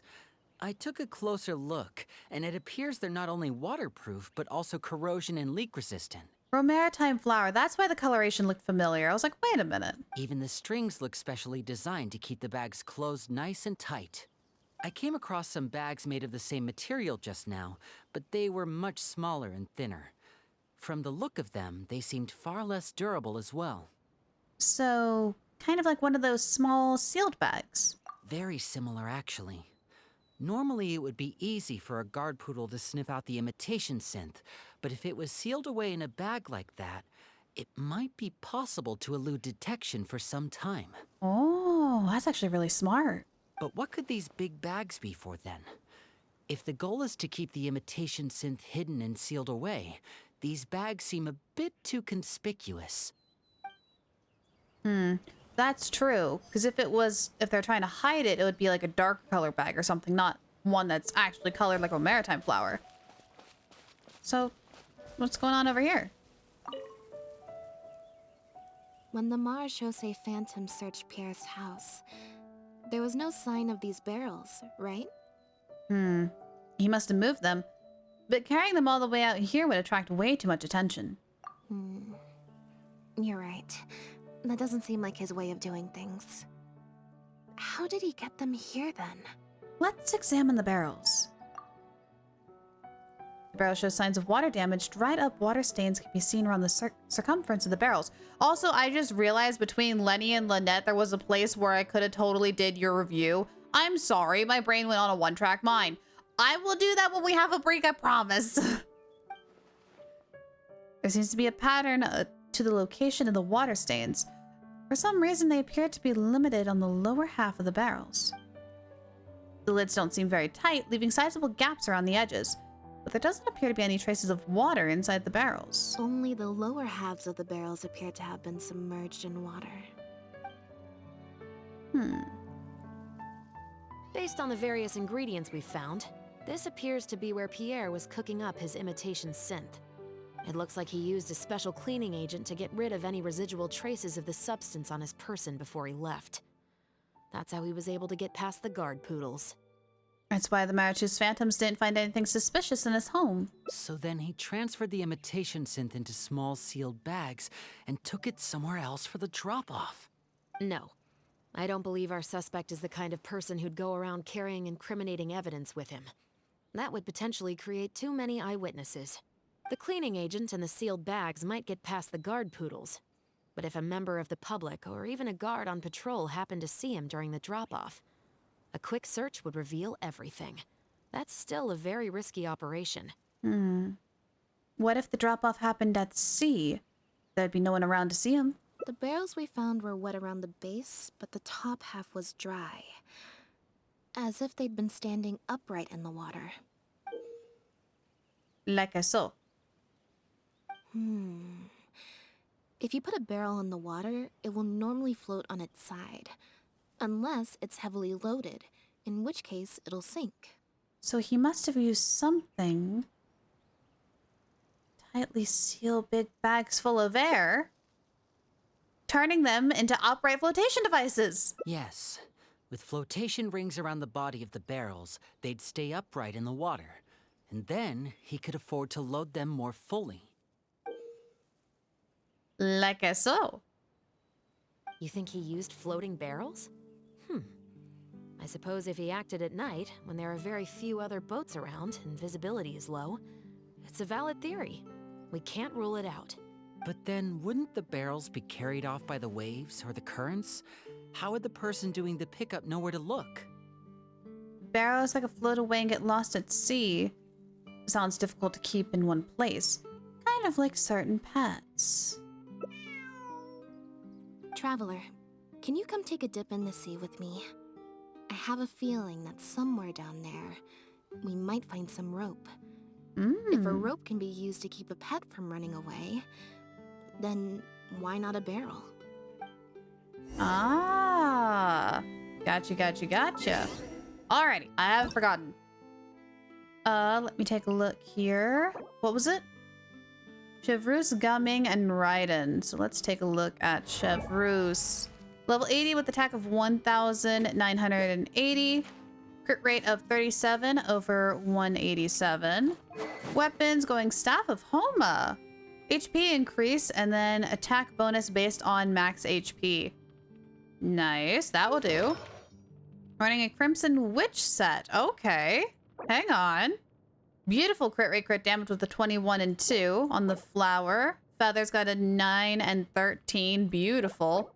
Sans' attack with crit rate, crit damage. Nice. I'm liking it. Goblet, physical. Okay. With crit rate and crit damage. And circlet with attack with crit rate, crit damage. Interesting. C6. Talents are at 4, 9, and 8. That's interesting. Hang on. I'm trying to figure out how you run your Chevreuse, because you're throwing me off. This is throwing me off, the physical.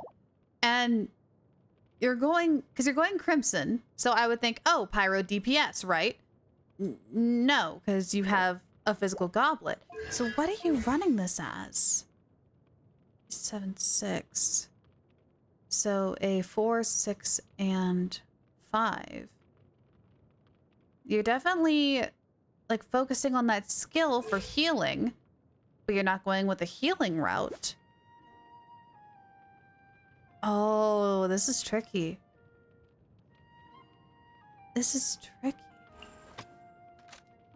Are you trying to go on-field DPS?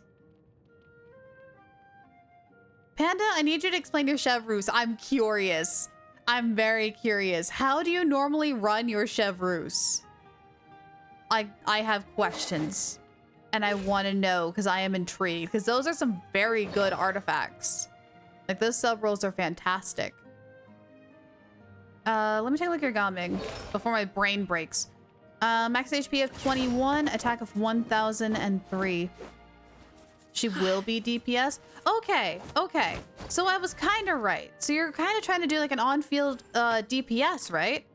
But my question is, are you trying to do a mix physical attack and pyro? Because that's the only thing I can think of for that. Let's see here. 47 over 171 for Gaming. Your Junas. Running a Serpent Spine with more crit rate on there. They will deal more damage and take more damage as they fight. Artifacts going with the Mara chest is best in slot, which will add another 30 crit rate. So his grand total is more like a 4, 5, 6, 77%. Perfect. That's perfect. Once the artifacts actually kick in. A little bit of crit damage on that feather. Flowers got beautiful crit rate, crit damage with a 20 and 3. Sans going, oh, Elemental Mastery. Okay, now I'm curious. Who do you run with him then to get that Elemental Mastery? Also, that is beautiful crit rate, crit damage. Goblet is HP with crit rate, crit damage. And crit damage with a little bit of crit rate. I like having them do a mix of stuff. Gotcha. Because I tried running him on Elemental Mastery and it wasn't my cup of tea. Because I can never really find anyone that would really work that well with him. When it came to mixing. But I'm curious. I always love seeing people's team layouts. But this Gaming is C6. Talents are 5, technically 5, 9, and 9, but it's technically a 5, 6, and 6. So nicely done there. This works. This works for EM build. Absolutely. What was that last one? Raiden Shogun? Raiden Shogun with an attack of 2,000, almost even. A 61 over 99. Energy recharge, I think I saw that at 288. Yeah. Weapons, got her signature weapon at rank 2. Refinement rank 2. Beautiful. Artifacts, the tenacity of the millilith. Interesting. When you use your skill, the attack of everybody increases. I think that's why you chose the 4-piece set, which works. And makes me question if I should do it too, just for funsies. Crit damage on that flower. Feather. Crit damage, crit rate. Energy recharge, perfect on that Sans with crit rate, crit damage. Goblet has attack with crit rate, crit damage. And Sans is crit rate, Circlet. I can't speak. I can't do the thing. It's not happening. Circlet with a crit rate. Oh my goodness. And then Constellation 1. Talents are 5, 5, and 6. I've been wanting to fix my Raiden because I know she can do better. And with this attack increase, because she's going to be using her skill a lot. If you're going to be using your Raiden off field, tenacity actually might not be bad as opposed to going to her classic emblem. You're giving me some food for thought. You're giving me some food for thought. I have spent over like $500,000 yen preparing for this per boss and I still don't feel ready. Help. Details in Discord. No story spoils. I only named the super boss. Okay, yeah, no final boss. Yeah, just for like extra clarity's sake, make sure you do like the spoil filter over the boss's name just in case.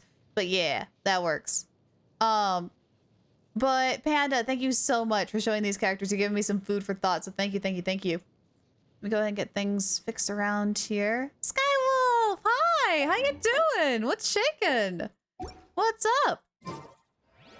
All right. I did spoil tag, but not the final boss, a different one. Okay, cool. Thank you.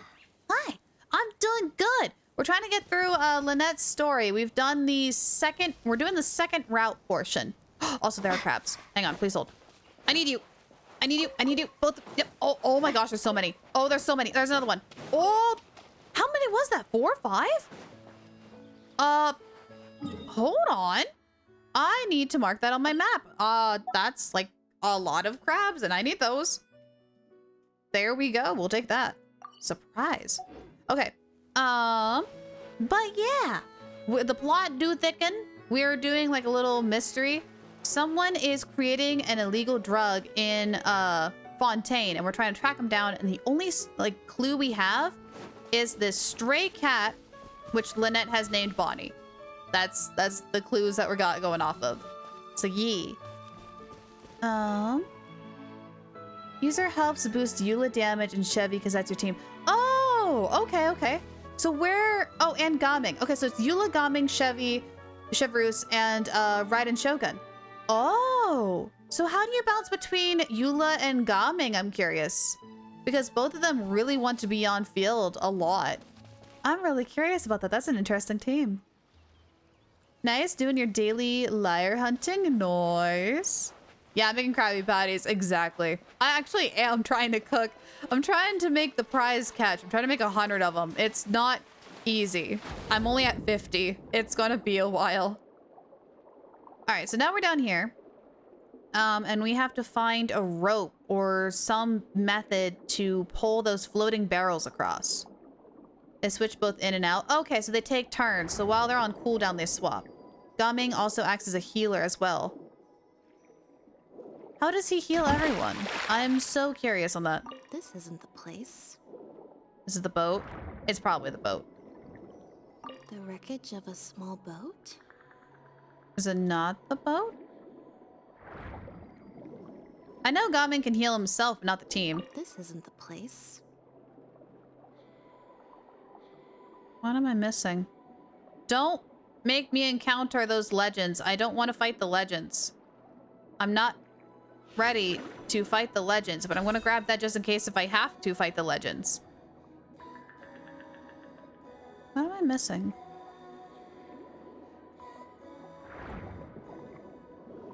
I don't see any other markers.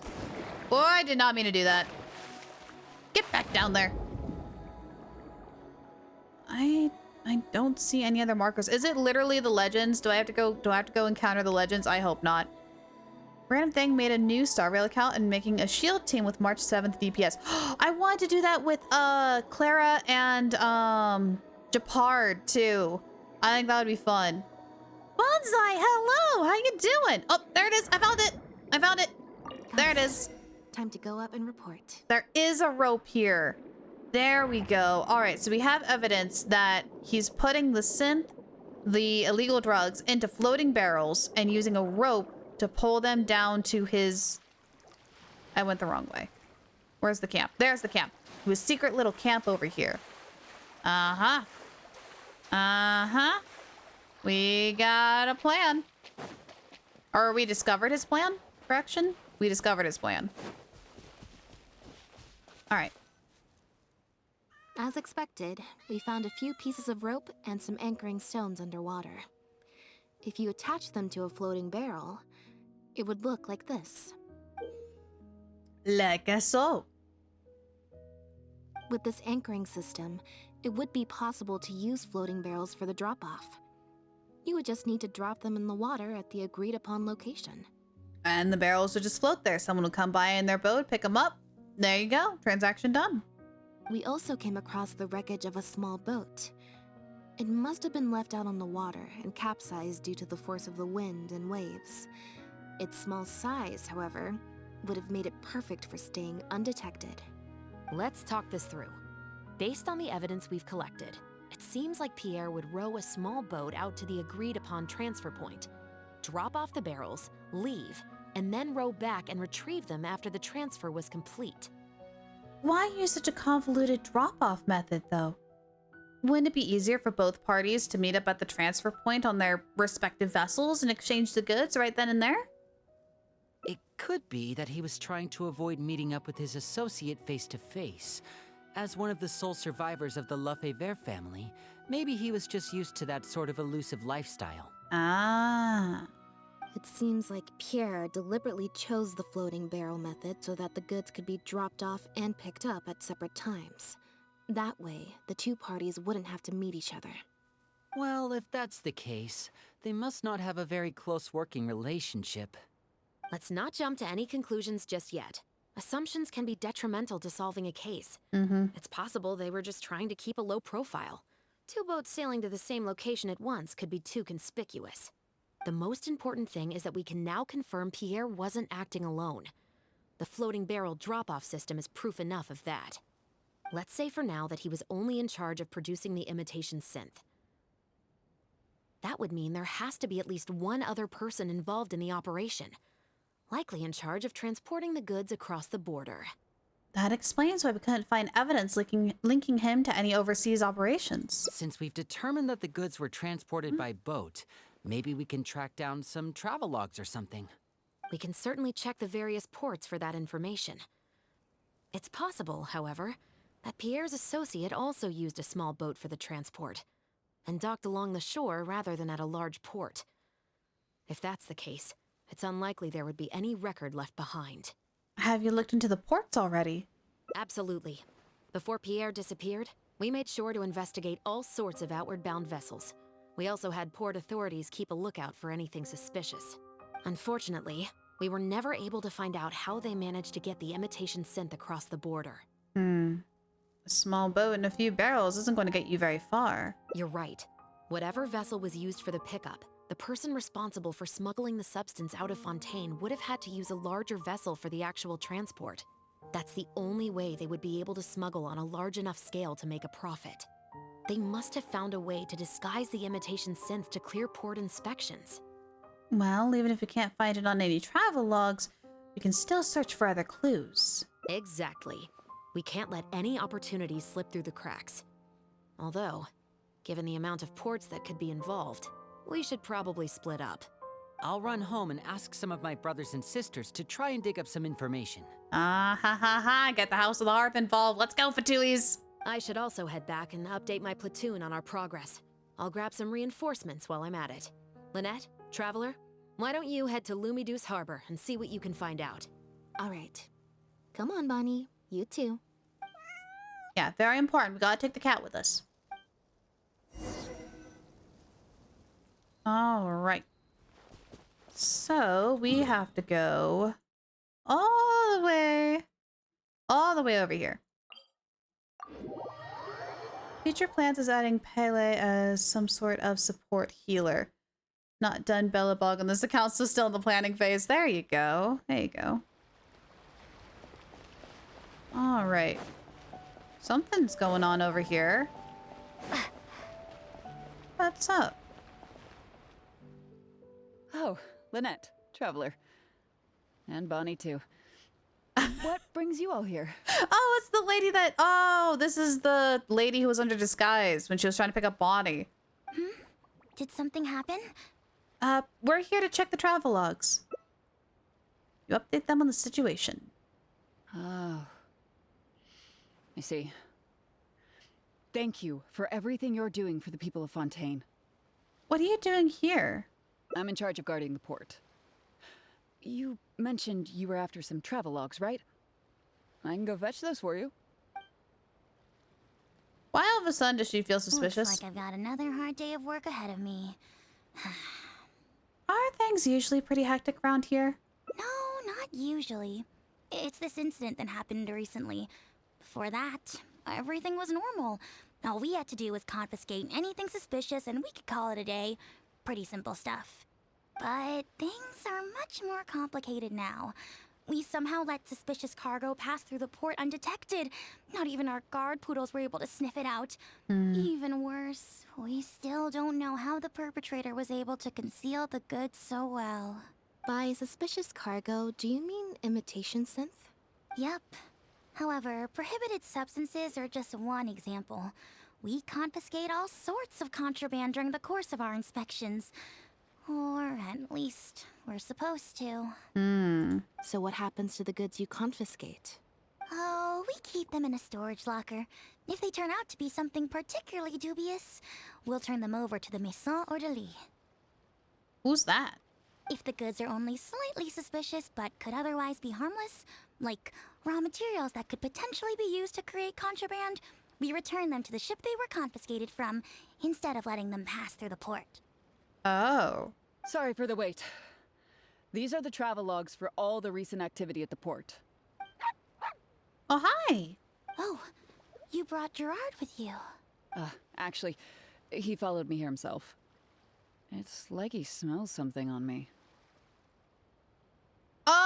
Okay, she's being extremely suspicious. The guard dog now following her because there's something on her? Hold on. Yeah, what's up, buddy? What do you smell, buddy? Huh. I wonder why Gerard is reacting to you two so strongly. It could be because we just left a place where imitation synth was made. Whatever Gerard smelt on you probably came from us. Huh? We were so careful not to touch it, but we still ended up with traces on us. If it leaves a residue so easily, I just don't understand how the culprit was able to disguise the goods at all. What the dog doing? Doggo was in the bedroom with Flello. They're watching a movie. Why don't you have a look at the travel logs first? All ships coming in and out of the port are recorded here, except for the ones the port authorities ride to and from work. You flip through the numerous travel logs. You know, several instances where the Humane Society is listed. The name really seems to stand out. The Humane Society. We've encountered that organization before, right? Wait! You don't think the guy who was from the Humane Society is the guy we're looking for and was like low-key trying to find his cat, but then realized who we were and was like, oh, I gotta pretend it's the wrong cat. You don't think? Their name is all over the exit logs. The purpose for leaving is always listed as overseas adoption. Ah, the director of the organization explained that actually. He said a lot of the cat and dog breeds unique to Fontaine are also very popular overseas. So his organization offers an overseas adoption program. Bernard, the director of the Humane Society, was the man who came looking for Bonnie earlier. Cat that fled from Pierre also looked like the cat that the Humane Society is looking for. Could it really be a coincidence? It seems as if Bernard was also hiding something. He seemed so insistent, but only ran a courtesy check before just leaving like that. When he came looking for Bonnie earlier, what if he wasn't actually there to check on Bonnie was his missing a cat? Maybe he was there for another purpose. Have you figured it out too, Traveler? The way the criminal disguised the goods? No way! Is it in the collar? Is it in the collar? Is that how they're hiding it? Also, hi Ashley, how you doing? When Bernard asked to take a closer look at Bonnie, he was actually checking whether there was any imitation synth in her stomach. Stomach? I was thinking the collar! The stomach? You mean, wait, he's feeding synth to animals. Oh, that would explain the really tight... Oh my god. No, please tell me that's not what they're doing. They are not putting synth into really tightly sealed packages, making the animals eat them, and then shipping them overseas. No, please don't tell me that's what's happening here. Don't tell me he was using the animals at his shelter to smuggle imitation synth. Thanks to your help, I am one step closer to my goal of conquering the world. Welcome to the Adventure Squad. Oh my god, the plot thickens. Also, thank you so much for that follow. Oh my god! Please tell me I'm wrong! Oh, please tell me I'm wrong! Wait, what? Oh god! The sealed bags we found at the secret base. They were specially made to be corrosion resistant. So they wouldn't be digested? And there were gaps around the lids of the barrels, and airbags were used to keep them upright in the water. So that the animals would be able to breathe. They weren't, oh my gosh, they weren't just transporting synth, they were transporting animals. Oh my god. Those drug Shivers found at the secret base. She most likely didn't recognize them because they're not used on human beings. It's an anesthetic used on pets. The perpetrator must have given it to the animals. So that they would keep still in the floating barrels. Pierre must have made the animals swallow the sealed bags full of imitation synth at his secret base. Then he stuffed them into floating barrels and left the rest to Bernard. The sealed bags combined with an animal's body odor would certainly be enough to mask the scent of imitation synth. During our inspections, we would have never thought to inspect the bellies of those animals for anything suspicious. I mean, why would you? If we tried to feel around for something, I'm sure it would be difficult to detect. Especially if it's a bag, because, you know, intestines are kind of like bags. Exactly. I bet Bernard even transported animals with synth in their stomach alongside ones without. That way, it would be even harder to say with certainty that something was amiss. Oh god. Do you think Bonnie could have imitation synth in her stomach? She's probably in the clear. Otherwise, Bernard would have never left without her. I'm guessing he didn't know whether Pierre I will have order. before he fled. Just imagine. He sees the notice we put in the Steambird, and it turns out that one of the very cats he gave to Pierre for the smuggling operation is out in the open, roaming the streets of Fontaine. If Pierre had already hidden the next batch of imitation synth, then Bonnie would practically be living proof of their crimes. He would have had no choice but to go after her. So, that's why he came to find you and insisted on taking a closer look at the cat. Pierre must have fled in a hurry, and that fact is probably what spared Bonnie. Wait a second, I'm a little lost here. I get the part about hiding the substance in the pets, but those, what did you call them again? Floating barrels? Why even put the animals in there in the first place? Long story. If you've got something as convenient as a floating barrel, why not just stuff it with the imitation skin directly? Why not wait to hide the stuff until after the exchange has been made? This is so messed up, Genshin. In order to make sure the animals could swallow the sealed bags, they made them extremely thin. Had they not done that, the animals would have likely bitten or chewed through them. And if any of the imitation synth leaked out, they would also need a lot of cleaning agents to get rid of the resulting smell. That step would have required a lot of energy, as well as a certain amount of technical expertise. So it was better left to the more experienced Pierre. We've already proven how easy it is to pick up trace amounts of imitation synth, so I'm sure Bernard was taking all the precautions he could to avoid the same fate. Okay, then let's head to the Humane Society right away and bring that guy to justice. I'll bring a Gardamek to speed up the process. Oh my gosh. Oh my gosh, you gotta be kidding me. You gotta be kidding me. This is where this whole... We were just trying to return a cat back to their owner, and now we're on this... we're on this absolutely insane case. What is happening? Where is the Humane Society? Wait. Here? The headquarters of the Humane Society should be somewhere around here. Bernard could show up any moment now. Ah, you're the people from earlier. Wait, you're from the guards? Well, that was easy. After him. Oh, We hey, can't now let him hold get on. away. Hold on. Oh, this is easy. Let's go. Let's go. Come here, coward. Come here, coward. Come here, coward. Come here, coward. Give it up, Bernard. Mercy. Have mercy. I'll talk. I'll tell you everything I know. Yeah, you better. You better. The Humane Society has done so much good over the years, and yet you have committed such an atrocious deed in its name. Look, I didn't have a choice, okay? Oh? My father cared about those blasted animals so much, he didn't bother to take care of his human wife and son at all. While those animals were showered with love, I lived worse than a dog.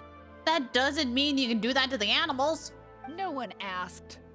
Tell me, how did you first get to know Pierre?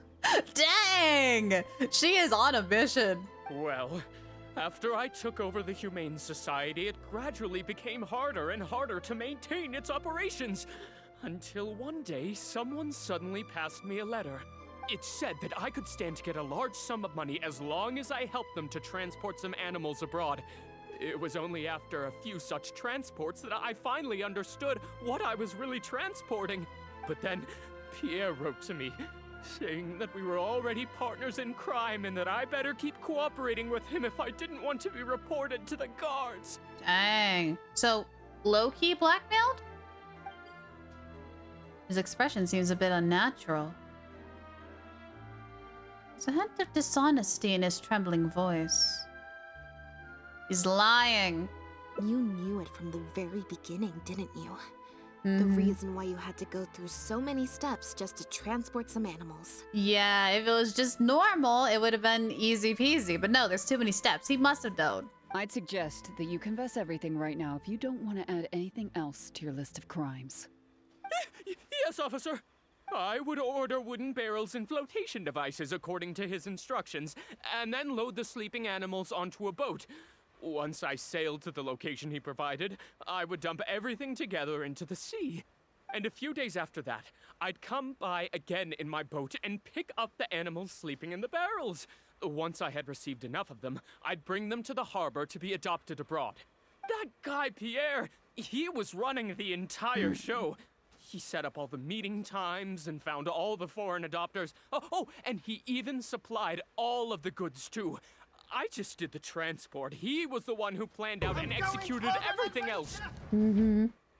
Gonna be abyss mage hunting. Good luck. You got this. Bring a lot of animal units or Geo. Either or. You got it. So, where is he now? Look, I don't know, okay? I've never ever met him in person. We've only ever communicated through letters. And when did he send his final letter to you? Just last night. He said that the Marechaussee Phantom is now after him, so he's planning to go into hiding for some time. He didn't mention where he's thinking about going, though, but he did tell me to look out for the guards. It's been a few days since Pierre's last appearance. I'd wager that he sent that letter after he found his hiding spot. So, where's that letter now? I burned them. What? It was on his orders. I had to burn every letter after reading them. I wasn't even allowed to share them with the rest of the society employees. Sure sounds like you're trying to use the lack of witnesses or evidence to pin the blame on Pierre. Mm-hmm. No, I swear, this time I'm only telling you the truth. Uh-huh. Well, we can check the truth of your statements at the Opera House. I hope you know what'll be coming for you if I were to find any discrepancy between the evidence and the testimony you just gave. Oh, he's in trouble now. I know. I swear I was just telling the truth. My thanks to you both. Had it not been for you, I really don't know what would have happened to this case. Bonnie helped, too. Mm-hmm. That's true. It was all thanks to her that Bernard was finally exposed. Good kitty. Bonnie suddenly runs and hides behind you and Lynette.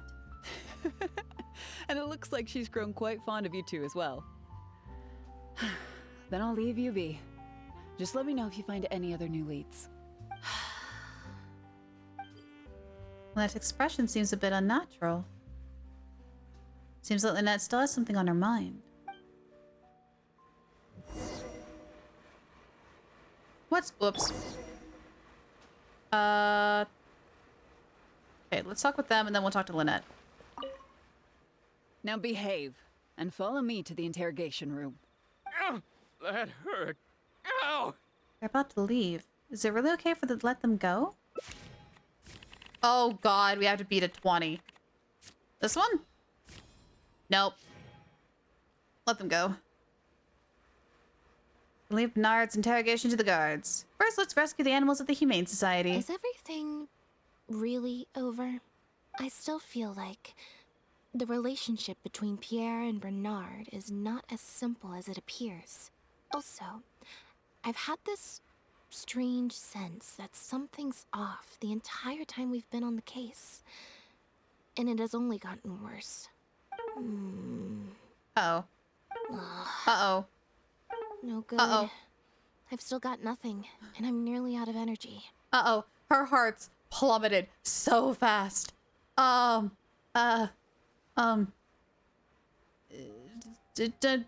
force yourself. All right. I'll stop thinking about it for now. At the very least, we've made it so that no more animals will suffer like those poor animals did. And that's what I hope. Hey, Light, how you doing? Welcome in. Let's go to the Humane Society and see if there are any animals left that might still need our help before my energy for today completely runs out. Aww. Save the kitty. Truth remains submerged in the dark undercurrents, yet hope already lies beyond the cage. Huh. I mean, it's an ending, but it's not a really satisfying one. So let's go ahead and try this again. I know, it did not go well. I know, she has questions. She wants to solve the case. So let's try talking to her first. Let's try changing it. Back in time. Something on your mind still? It was that obvious, huh? Well, even though it didn't feel like Bernard was lying, After talking to him, I'm getting an even stronger sense that something's not quite right. We investigated so quickly that perhaps we've missed a thing or two along the way. Let me activate deduction mode and consider things again from the top to see if we can find anything new. Okay. Is there still anything unresolved or strange that we should try to consider?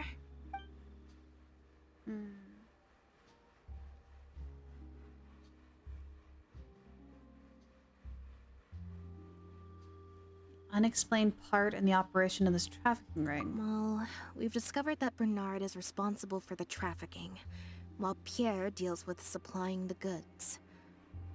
Is there something else in this scheme that we're missing? Oh, we actually have to solve this.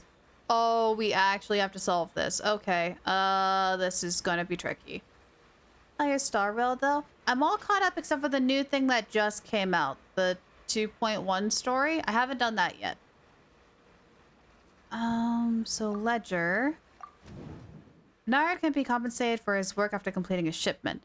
No suspicious record will be left as long as he receives the funds as an individual rather than through the Humane Society. What about ingredients? According to Chevreuse' investigation, Pierre has been formally reprimanded for his synth-related research and can no longer get any materials from the Fontaine Research Institute. Handoff? We've already proven that Bernard and Pierre coordinated their handoff by passing floating barrels to each other on an open stretch of water. What about connections? Any past members of the Lefebvre family would probably have a number of connections outside of Fontaine. So what about communication? They always communicate in writing, and all those letters have been burned, so we no longer have confirmation or any trace of anything. So something between the ledger and connections, maybe?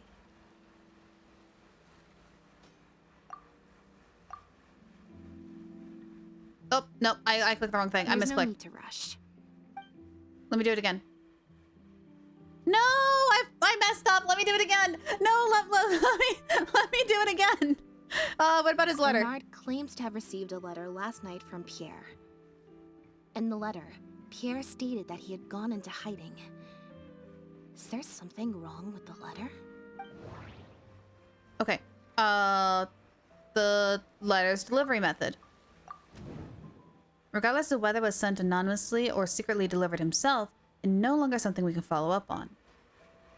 Escape location. The letter didn't mention Pierre's hiding spot, though it makes sense that Pierre wouldn't want anyone to find him. What about Bonnie, the lost cat? Bonnie has already been on the loose for a few days when we found her yesterday morning. That means she'd already broken free when the letter was written. So the letter's true purpose?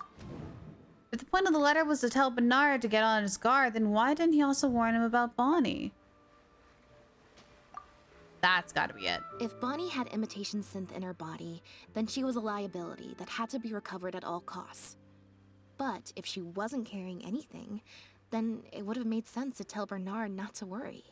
So wait, does Bonnie actually have synth in her stomach, or does she not? And thinking about it, Bernard only attracted our attention in the first place because he came to look for Bonnie. Could it be that the person who wrote the letter also knew nothing about Bonnie's whereabouts? Or they had a separate goal entirely? Okay, so what about what we found in Poisson? The Marechaussee Phantom found Bonnie and the Lefebvre pendant at Pierre's residence. That was the beginning point of our investigation.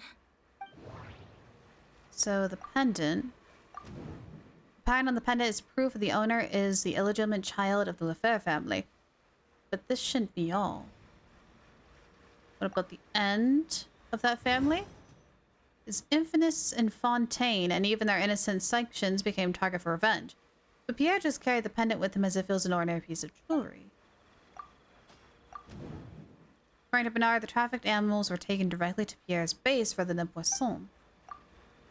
So then Bonnie has been with Pierre ever since the very first meeting between Pierre and the Marechaussee Phantoms, which is why Elodie came looking for her. That shouldn't be all. So... it's because of that? And the pet handoff?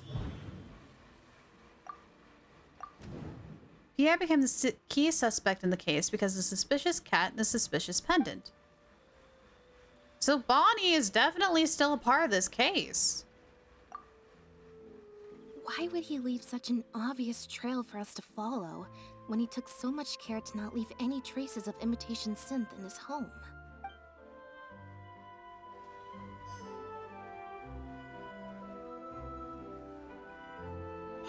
Okay, I got a crazy idea in my head, chat. Is this Pierre? Is the cat Pierre? Did he do something dumb and change himself into a cat? This cat is connected to everything, but also not connected at the same time. It makes me scratch my head. All right, let's try this again. And follow me to. Okay, this is the same. Okay, cool. So now we have this. Now it's all up to the cards. Oh my gosh. A rock warmer is a stone cold killer. It kills the stones cold. Hi, Zolchan. How you doing? Valeria is streaming? What is your music Twitch name? I don't know, but it would be cool if we could raid her after we get this done. Let's go. Oh my gosh, we did it. We did it. We can stop him. Stop. Wait. No, we can't let her get away. Hold it right there. Is there something else you need from me, traveler? Bernard and Pierre. They weren't really acting alone, were they? Huh? I see. It all makes sense now. Is she actually a part of this? Hey, what are you talking about? Look, even our confessed criminal here has no idea what you're saying. She's acting so nervous. She's acting nervous. Wait, is she? Is she Pierre? Because he has been kept in the dark all along. And I assume it's the same with Pierre. Bernard thought he was communicating with Pierre, and Pierre thought he was taking orders from Bernard. But for all this time, neither of them knew that there was a third person all along? Wait. Okay, hang on. That never quite added up for me. Why did Pierre feel compelled to return to his home with Bonnie and the pendant and make them so easy to find for the Marechaussee Phantom? Any animal Pierre received from the floating barrel should have been taken directly to his base. And considering his precarious situation, the pendant would have been the last thing Pierre would leave lying around. Both of these things are in stark contrast to his usual meticulous and vigilant behavior. There's only one reasonable explanation. He was following orders, just like Bernard. Wait, so was she pulling the strings? He probably received the following instructions right before the Phantom came knocking on his door. Bring the cat and the pendant, and our undercover agent will be sure to help you. Unbeknownst to him, however, the third person who wrote that letter to him had long decided to sacrifice him and Bernard to save themselves. They instructed the two men to communicate through letters and barrels specifically so that they never get to meet each other. Honestly, this third person probably planned to sell them both out from the very beginning. What? You can't be serious. There was a third person involved? If you focus only on Bernard's testimony, it's easy to believe that only Bernard and Pierre were working together. The case appeared extremely simple. Bernard did the trafficking, Pierre the imitation synth production, drugging, and stuffing. With everything accounted for, the third person would then be cleared of all suspicion. Wait, but that doesn't make any sense. If that's the actual truth, then as soon as Pierre is caught, he'll explain his side of the story and the third person will... Yep, which is why the third person made sure that Pierre would never be found again. Once they had instructed Pierre to expose himself, the third person wrote to Pierre again, suggesting that everything had been taken care of, and he should take Bonnie and safely return to his base. They then ambushed Pierre and made him disappear. Of course, Pierre's disappearance at such a sensitive time immediately made him a prime suspect. Knowing that Bonnie had last been seen with him, all the third person would have to do from that point on would be to lead the Phantom to investigate the Humane Society and get Bernard to confess the truth. Bernard would then testify that Pierre was the one who came up with the whole plot, and Pierre would have been seen as gone into hiding in anticipation of getting caught. Wait, So you're saying that the letter I received yesterday, the one that made me think Pierre was still alive, it was also sent by the third person? Is that what happened? I'll get back to headquarters right away and reinvestigate this case from the top. Not so fast. Chevra said that assumptions can be detrimental to solving a case. Someone among us, however, has been feeding us all kinds of preconceived notions ever since our first meeting. They suggested that Pierre's disappearance was an attempt to escape the judgment of the law, and that Pierre was a scion of the Lefebvre family. But if the disappearance is truly just a cover-up for a murder, then couldn't the true scion have been an illegitimate daughter, rather than an illegitimate son? Oh, shoot. Huh?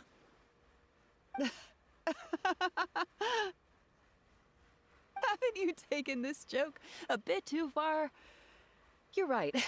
I did let a lot of assumptions get to my head when I first started to talk to you about the case. I'll make sure to correct my behavior. You deliberately fed us lies, but even you could not control every last detail of your plan. There was a flaw in your scheme, and something didn't quite go as planned. Getting the Marechaussee Phantom to notice Pierre was only the first part of your plan.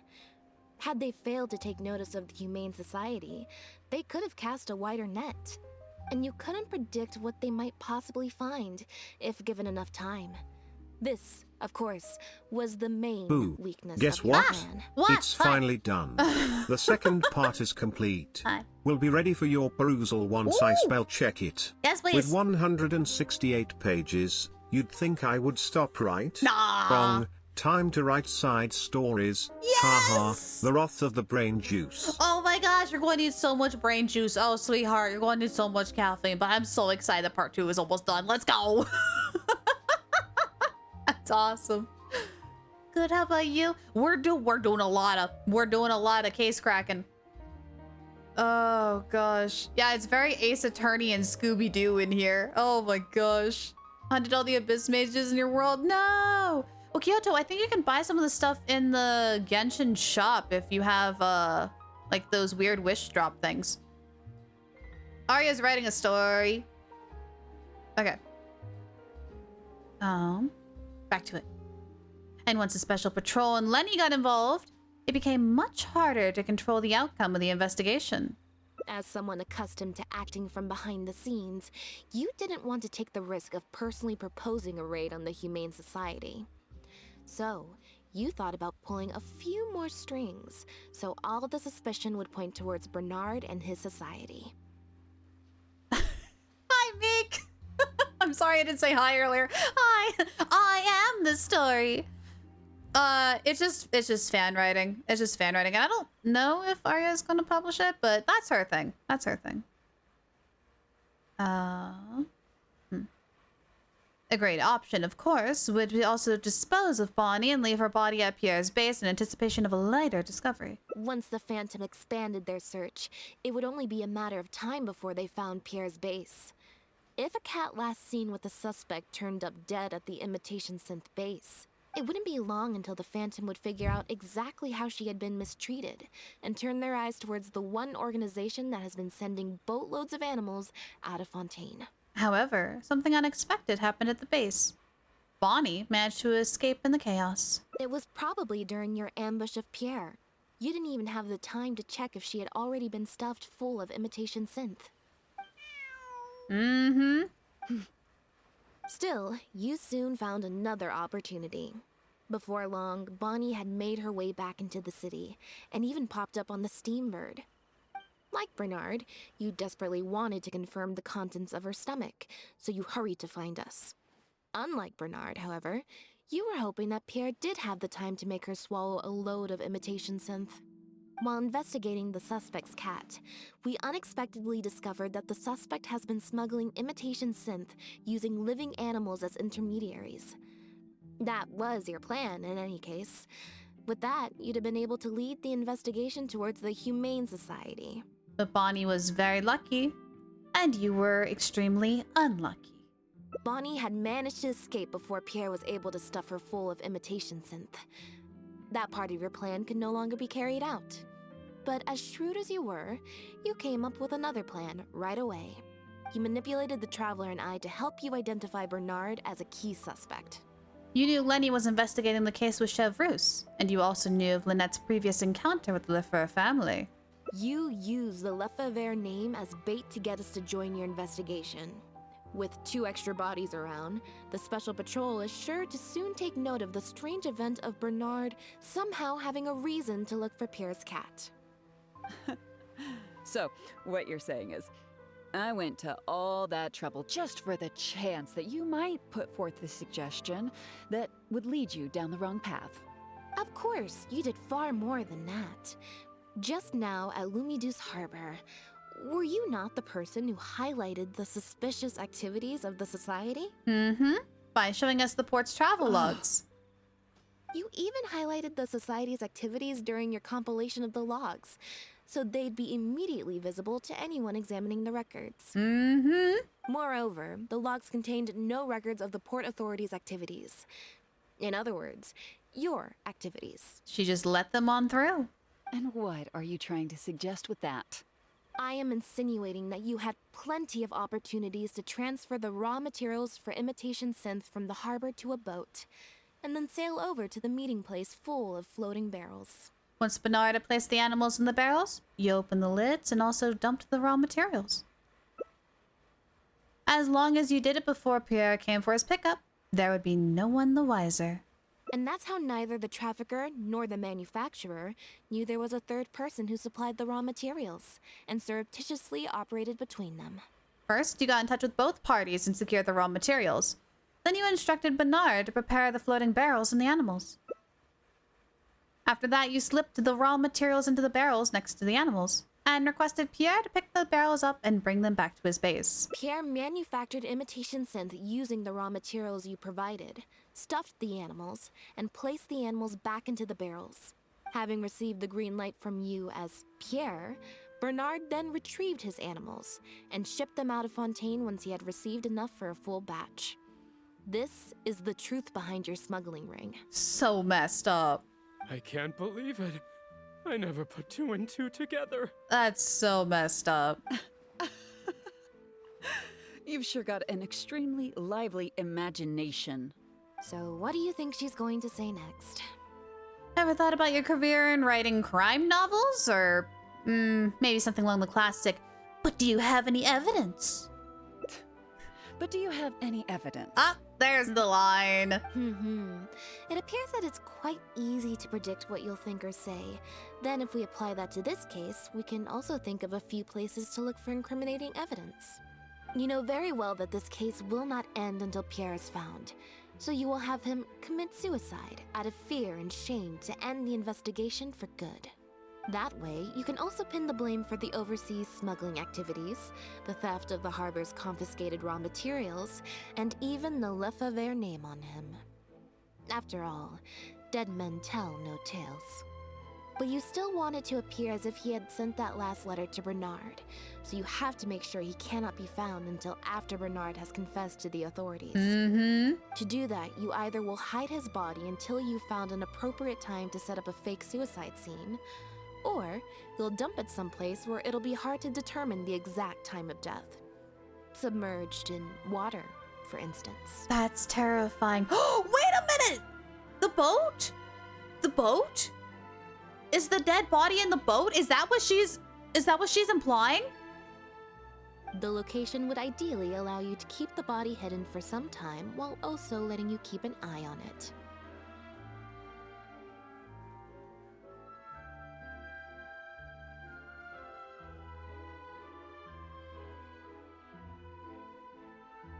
No way. Example of such a place may be somewhere in your boat? There are only so many options to hide a person's time of death, after all. As long as the Phantom investigates each of the possibilities in turn, they'll surely find Pierre's remains. Especially since, as the prime suspect who will now be taken into custody, you will no longer have the time to move him, or set up a fake suicide scene to cover up the murder. Oh, it's us against her. It's us against the clock. Oh, we need to find that body. How absurd. And on what grounds will you order my arrest? Don't think for a second that your spouts of nonsense will amount to any kind of real argument. After all, I'm... Elodie Lefebvre! Oh! Oh, you're in so much trouble. Oh, you're in so much trouble. As the captain of the Special Security and Surveillance Patrol, I hereby declare you as a suspect in the case. If you have any objections, you may raise them later during interrogation. Chavrouz, Lenny! Oh my gosh, you guys are here too. Thank goodness. That's right. We received a message from Lumiduce Harbor that you were going to investigate the Humane Society. We didn't expect to run into you at such a critical moment. Oh my goodness. While at the harbor, we noticed something else extremely interesting. Apparently, you often used all kinds of excuses to swap your shifts. Hey, Ashley. Welcome back. Team Hats! I know Team Hats has arrived. And if one were to match the times of your shifts to the activities of the Humane Society and those of certain foreign ships, they'd find them to be an exact match. Aww, they found the evidence we ever needed. That's just a coincidence. Is it? Is it though? Yes, I'm sure you have already thought of a dozen different ways to explain away the suspicious activities. But as far as evidence goes, that should be enough to warrant taking you into custody. Don't worry. If it turns out that the guards are still unable to find any evidence after all this, Lynette and I will do everything in our power to clear your name. Oh, that's sweet of you. Although judging by her reaction, I assume no follow-up from us will be needed. Yep. The Lefebvres were infamous for using disguise and infiltration to achieve their goals. Who would have thought that they would have planted someone within the guards? Judging from the timeline, they likely arranged for you to enter the guards before the fall of the clan. Wow. But they probably didn't expect you to turn it to your advantage and use your job to save yourself during the purge. Not only that, but you actively participated in the interrogation, arrest, and judgment of the Lefebvres during their fall, thus clearing yourself of suspicion. Holy cow, she turned against her own family. You brutally and cruelly abandoned your allies as soon as they outlived their usefulness, just like a lizard cutting off its own tail in order to live. You've been doing this for years. So you played me like a fool after all? You guys want me to say ara? Now is not the time. That's an orca. Now is not the time. Someone just got hit. Bernard is suddenly knocked out by a sudden strike. Oh my gosh. What was that word you used? Ally? You think that someone as foolish as him is worthy to call himself my ally? They were worthless scum, all of them. Not just Bernard and Pierre, but those Lefebvres too. They always just saw me as a tool. Someone's recording this, right? Someone's recording this testimony. She's literally spilling everything. I lost all my chances of a normal life just because I was born into their lot. Uh-huh. Not only that, but because they wanted me to become an undercover agent. They stripped me of my name, too. I had to live in constant fear of them while they were alive. And even once they were gone, I had to continue to bury my heritage and my name.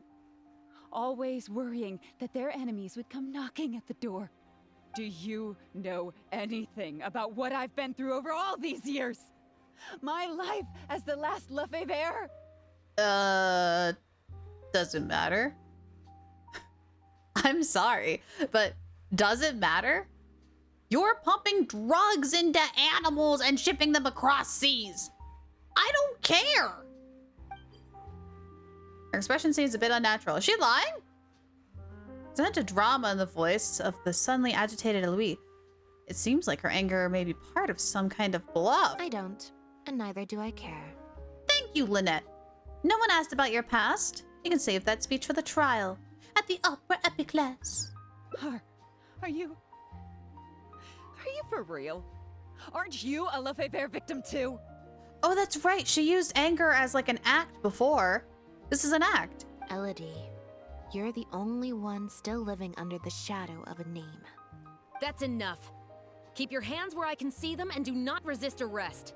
If you have more to say, save it for the interrogation room. What a joke. What a joke. Hey! What is that?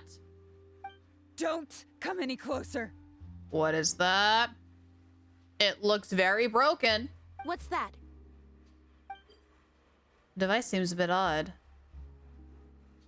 Small device that Eloise took out appears to be very crude, as if made from paper mache. Know what this is?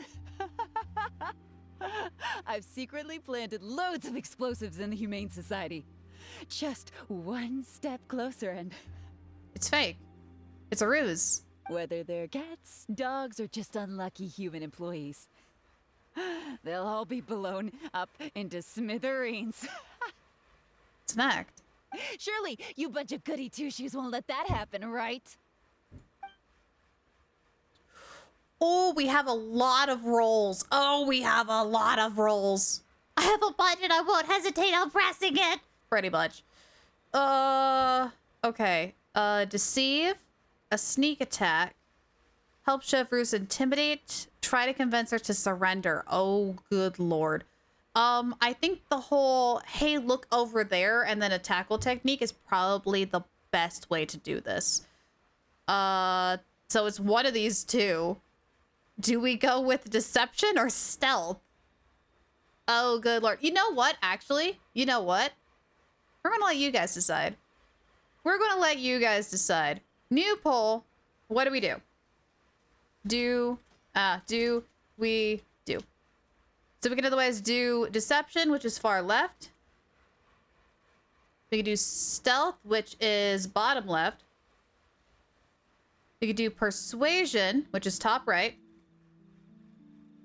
Or we can do intimidation, which is bottom right. You guys are going to have 3 minutes on the clock starting now. If you don't see the poll, go ahead and refresh the page or refresh the app you are using. The whales are incoming. Don't pull off a Makoto. What are we going to do? What are we going to do? It's in your hands, chat.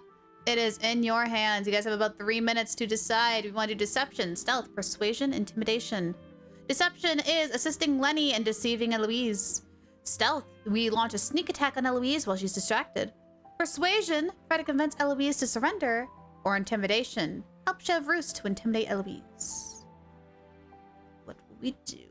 What will we do? You guys have about 2.5 minutes left. Every vote count. Votes are free. Votes are absolutely free, so place your vote. Whale! Whale of a time. We are going to have a whale of a time. Oh, what are we going to do? Because then it's going to be up to the heart of the cards. It's going to be up to the heart of the cards to see if we can actually surpass it. Ooh, what will we do? What will we do? As a reminder, voting is absolutely free. I've been waiting for this. I've been waiting for this chance to vote. Well, if you don't see the poll at the top of chat, refresh your page or close your Twitch app and reopen it again. Would SWAT to Electro main character, then flash to take the evil device of the button. Oh, swap. Swap. Would swap to Electro with main character and flash to take the evil device. Yes. That would be good. I want to vote for whale. Well, the votes are already happening. I couldn't add whale as an option. I'm sorry. Whale! Oh my goodness. Can you imagine if we didn't have that good perception roll and we actually thought this was real? Because we know she's faking. We know she's acting. We know she's full on acting. Whale! Whale the whale wins. Find out next time on Dragon Ball Z. Whale! The whole pod is here. All right, you guys have about 1 more minute left. If you haven't voted, please vote. Please vote. What will we do? Deception, stealth, persuasion, or imitation? Like imitation crab. Well, yeah, either way, it does sound like jail time. Either way, she's going to be put behind bars easily. Well, out of points. Well, well, well. Looks like someone's out of seat dog points. I want violence, though. That is true. This is Fontaine. They do only know acting. That is very true. It is the land of acting. I am not whale. Yeah, Panda, don't you have like 200,000 whale points saved up? All right, here we go. What is the final result? 4 votes into stealth. All right, we're stealthing it. Let's do this. Launch a sneak attack. We have to beat a 15 with Lynette's cooperation. We get a +6. Here we go. Oh, we failed. Well, no. Did you think I was blind? Gardamex, get him! Uh-oh. Not good. Wah, wah. She's trying to escape. Oh, We need to shit! end this fight as soon as possible. I'm trying. I'm trying. Oh, this is the very tiny arena. This arena is not meant for Lenny. Nope. Getting here. Wait, can I sit? Oh, shoot! Oh, that's amazing! I'm sorry. I know I can't see. I need to see. I need to see. No, I can't. I can't. Burst to space. I don't know what I'm doing. I can't see. There we go. Okay, we're back. I don't know how to use Freeman's kit. I can't see. I can't see. This is so tiny. This is such a tiny area. I'm not losing Freeman. I'm not losing Freeman. Over here. And Lynette is not built. Lenny is the only one that's built, but this area is too tiny for him to actually work. Oh, that's bad. Nope, this one. And voila. Woo! Okay, hold on. I got a plan. Nope, that was a bad plan. Oh no! Okay, hang on. Yes, this is Lynette's Hangout quest. We're near the end of it. This area is too. Oh gosh, 1, 2, 3, 1, 2, 3. He's got 1 HP left. Come on. There we go. Everybody, good thing I'm caught enough time to escape. Everything is wrong. Also, hi Busta, how you doing? Unironically, maybe the only thing that might make me come back to Genshin for like 2 hours. Honestly, this quest is really fun. You got like D&D and Ace Attorney and like it's a lot going on in this one. Oh gosh. Okay, here we go. Oh, who got her? We getting leaves? You may have finally made it. Knocked out from a blow from behind. From the cat? Phew. So I was right after all. It's easier to deal with the person causing the problem than the problem itself. I think she just got emotional and physical damage. What about the device she had? This is it. Looks like it's just a toy. So, she really was just bluffing. Guess that's probably why she suddenly flipped and knocked out Bernard. He probably knew that there were no explosives at the society. She also pretended like she was having a villainous breakdown, as if she had no choice but to kill to escape her life. Well, given that she never even showed her face to Bernard and Pierre, I had my doubts that she'd have gone to the society in person to plant explosives. That's true. Thank you for your help, everyone. I'll take them back for thorough questioning and find someone better to take over the Humane Society. I might need a few statements from everybody. Would you be able to come with me? Oh, do we have a story to tell you? If statements are all you need, can Lenny provide them on my behalf? I still need to go back and explain some things to the crew. I also had an appointment with the Traveler before we got interrupted. That's right, we were supposed to have tea. Uh-oh. Okay, I want to leave things to fate. What did she say again? I have to beat a 10. Let's go with this card. Oh, no. Oh, we failed. Uh-oh. A lot has happened since then. Oops. I'm referring to when I invited you over for some tea and also to spend some time with Bonnie. Oops, we lost a heart. Once I'm done talking with the troupe, I'll take Bonnie home and make a nice cup of tea. You'll be able to find us outside of my door. Hi, Bonnie. Okay. So we're slowly going to wrap this up. Let's recharge with Lynette. Let me heal real quick first. Poor Fremine got hit. He got hit so badly. That was kind of rough with only like one well-built character, but in a very tiny area. Because Geo Traveler's not built. Lynette's a work in progress. Fremine only has a good weapon, that's it. So that wasn't the greatest. He was just chilling on a bench. I know, he was just there. He just wanted to sit on the bench. He just wanted to chill. He's like, I'm done. You guys can handle this. Oh, gosh. But yeah, no, actually, Lynette, Fremine, and Lenny actually do all really work very well together. Normally, when they're built. Mine are not built. Okay, let's take a shortcut.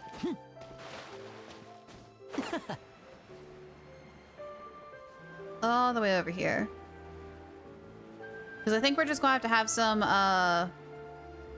extra bypasses, then we'll be done with this part. Some extra ends. Black tea and a cute kitty. Truly the best combo for standby mode. Want some? Traveler! Yes, what a gliding he felt there! Bonjour! Okay, I'm gonna pin it so I don't forget. And I will take a look next time we have access to moving around. So unpin after manually unpin. There we go. Cup of tea, please. Mm-hmm. I hope you'll like it. And about Eddie's case, are you not interested in any follow-up development from it? Not at all. Information is indeed very important, but if you were to try to collect every piece of information you come across, your efficiency would actually decrease. Plus, if you just think about it, what sounds more fun? Writing a statement or enjoying a tea party? A tea party. Great answer. That'd be my pick too. Had we not run into that case, we could have spent the entire day like this. But now, I'm running low on both time and energy. The key isn't how long you spend in standby mode. With quality time, you should be able to recharge more quickly. You're right. I can sense it. I'm recharging very quickly at the moment. I still have a question, though. When did you start to suspect Eddie? Something about her rubbed me the wrong way since the very beginning. But to be more precise, it was probably around the time when I saw Bonnie try to get away from her. Back then, Eddie tried to get close to Bonnie. Elodie tried to get close, but Bonnie deliberately dodged her. Maybe Bonnie had tried to evade her before at Pierre's base. Or perhaps Bonnie just instinctively knew that she wasn't a good person. Not everyone who likes cats is a good person. But if cats like you, you're probably alright. Fair enough. Humans tend to overthink things, but cats rely on their instincts, and they're pretty sharp. I mean, just look at Bonnie. She took a liking to you the moment you met. Aww. Aww. That is such a cute photo. Adventurers, investigators, and cats. Your story has come to an end for now. Alright, is that the last? Did that one not really split off? That was the last one. There was no other splits. Wow, that one went really far. That's incredible. Okay, I genuinely really like this hangout. I like the randomness of it. Like, that's fun. There's multiple, like, even though they have different branching paths, even then there are still multiple different ways to get a different playthrough. I like that. I like that a lot. Okay, let me grab this UID here real quick. Let me get that set up.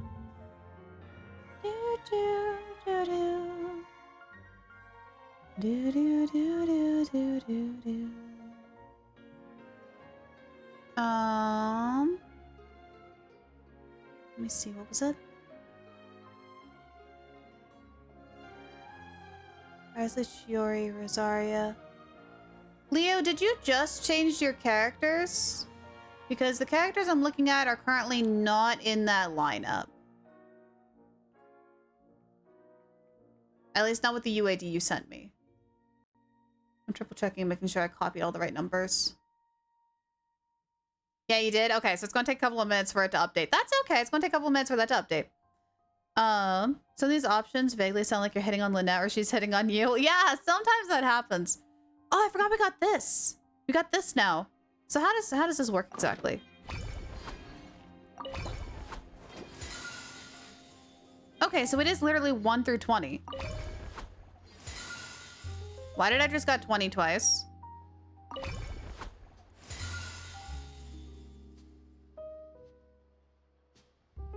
Is that supposed to happen? Did I really just get pulled 23 times? Is that supposed to happen? Hang on. Bravo, comrade. That's not. Thanks to your help, I am one step closer to my goal of conquering the world. Welcome to the adventure Thank you for that squad. follow. I don't think I was supposed to get 3 20s in a row.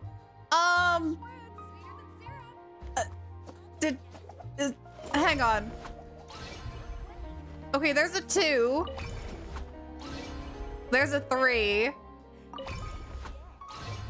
Okay, yeah, no, that was supposed to be random. That was supposed to be legit random. I just got really lucky right off the bat.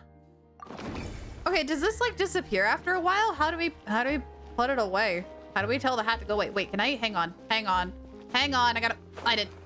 Hang on. I'm doing something dumb because we have to waste time anyways. Yeah, I got 3 20s in a row. I don't even think I was supposed to do that. But I did it anyways. Also, I'm gonna try to see if I can get on this hat. Oh, too high. Hang on. We have to waste time anyways. I want to try to get on this hat. I'm determined. Do I just go right through it?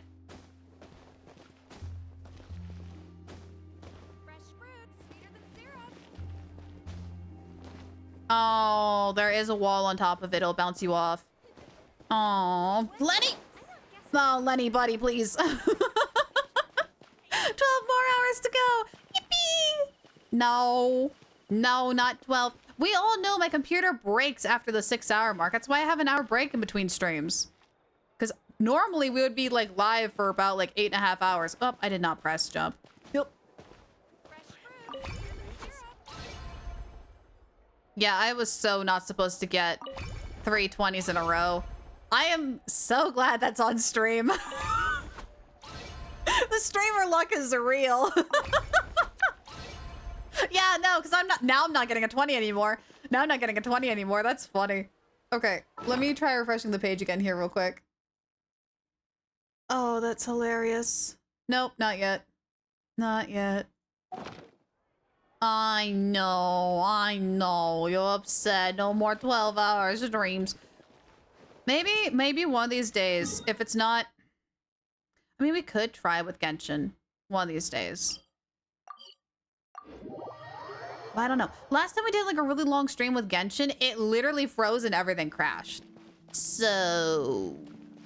maybe on a day that's a low impact game, we could try to do 12 hours? That would be kind of fun. I wouldn't mind. Go ahead and condense while we're waiting still. Persona 3 12-hour stream. I mean, we could, because Persona is through the PlayStation. It's not through the computer, so it's less CPU. So possibly. Let me try a refresh again. Nope, not yet. I could try a Lethal Company day. Do it for the company. We could. Find some bosses to waste time. I don't think it's going to take that long, sadly. If the hat acts like the Serenity teapot where you spawn it in without using it, it'll eventually despawn on its own. That's what I'm thinking. I kind of don't like those because I like to be able to like place things down and pick it up when I want to. That reminds me. Where's the parasitic transformer? I haven't used this yet. That's not good. We'll just shove those in there. Sure. Step right up. Surprise! This is gonna take a while. Over here. Frost is coming. Pair. Oh, hang on. Fremine for the win. Get in gear. Frost is coming. Pair. Get in gear. Frost is coming. Get in gear. Oh no. Gotta switch again. There we go. Hey, I got some books. I'll take it. I'll take it. All right. Let me try to refresh that one more time.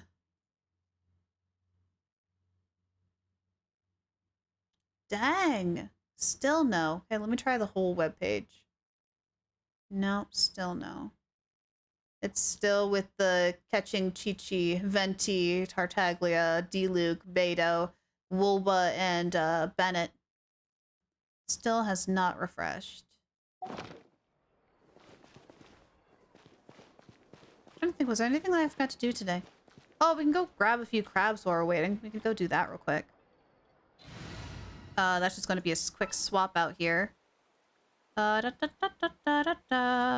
probably gonna give it 5 more minutes, and if it doesn't, then I'll refund those points back to you, and then we can take a look at it next Thursday when we have Genshin Impact again.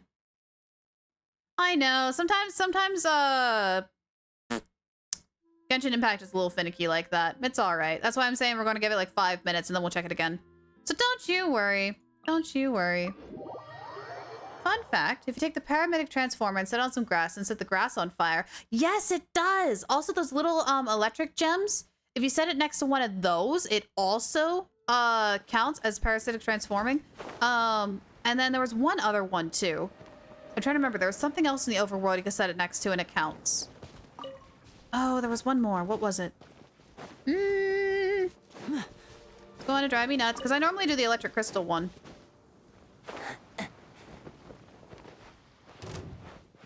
I mean, you could always set it next to like a whopper flower or something.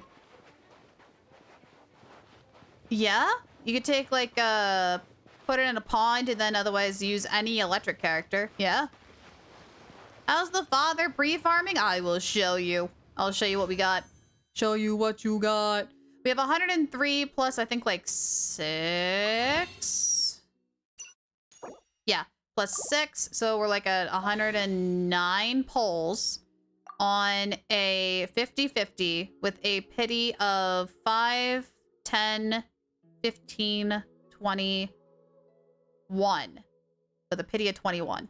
So we're bound to get something. And this is before, of course, the next part of Genshin Impact in this update, and then we still don't know if our Latino is going to be showing up in phase 1 or phase 2, so we might still have some more time after that.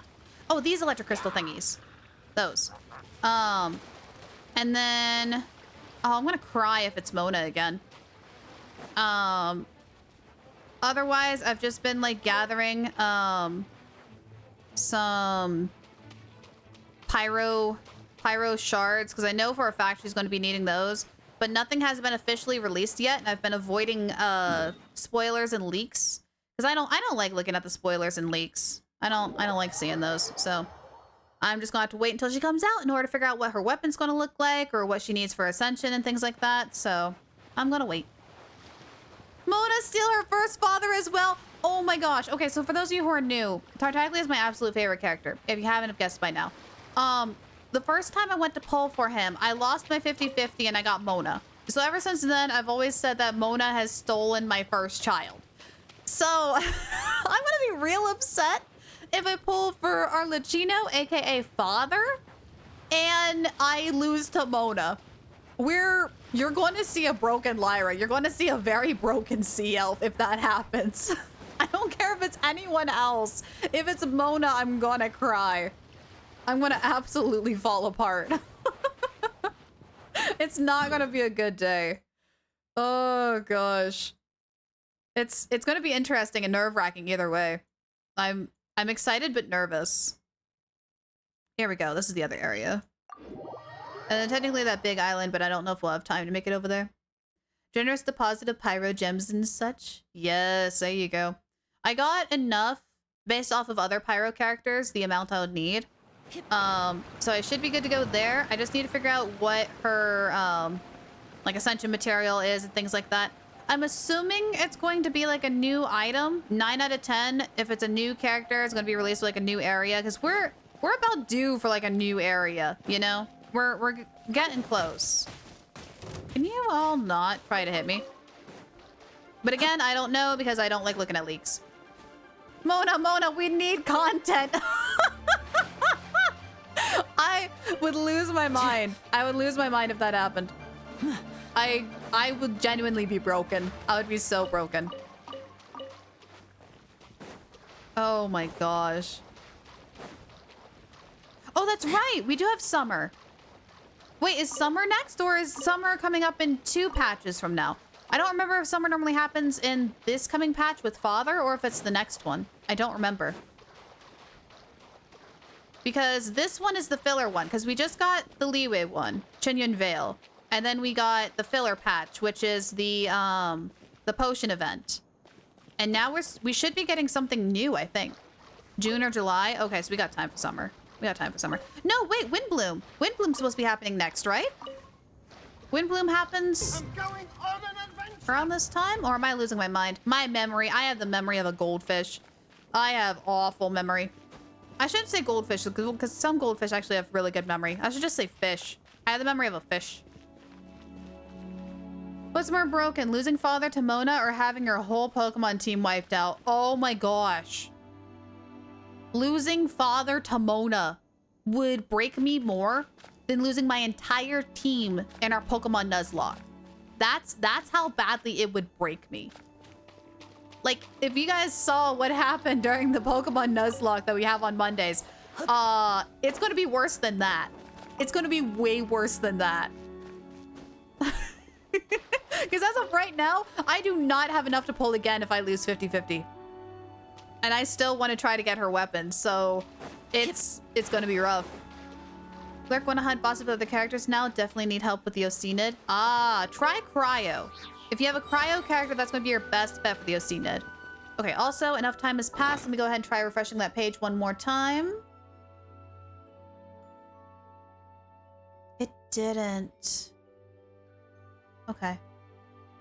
Real quick, Leo, are you still in chat? Leo, are you still in chat?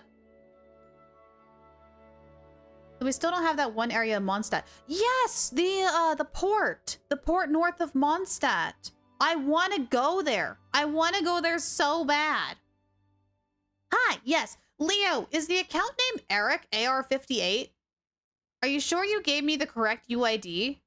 Because I refreshed it again and it still didn't change. Venti's story quest, Layla. Oh my gosh, Venti is a good character. I love his story. Yes, it is. Yeah, unfortunately, we're going to have to do it next time because it's not updating, sadly. It's not updating. It's still there. So otherwise, I can wait until next time and refund those points to you. Otherwise, I can show you what I see and you can pick 3 from here. Venti does need a part 2. Where's our part 2? Where's our part 2? I want to go to Angel Share with Venti. Where's my dandelion wine? Dang it.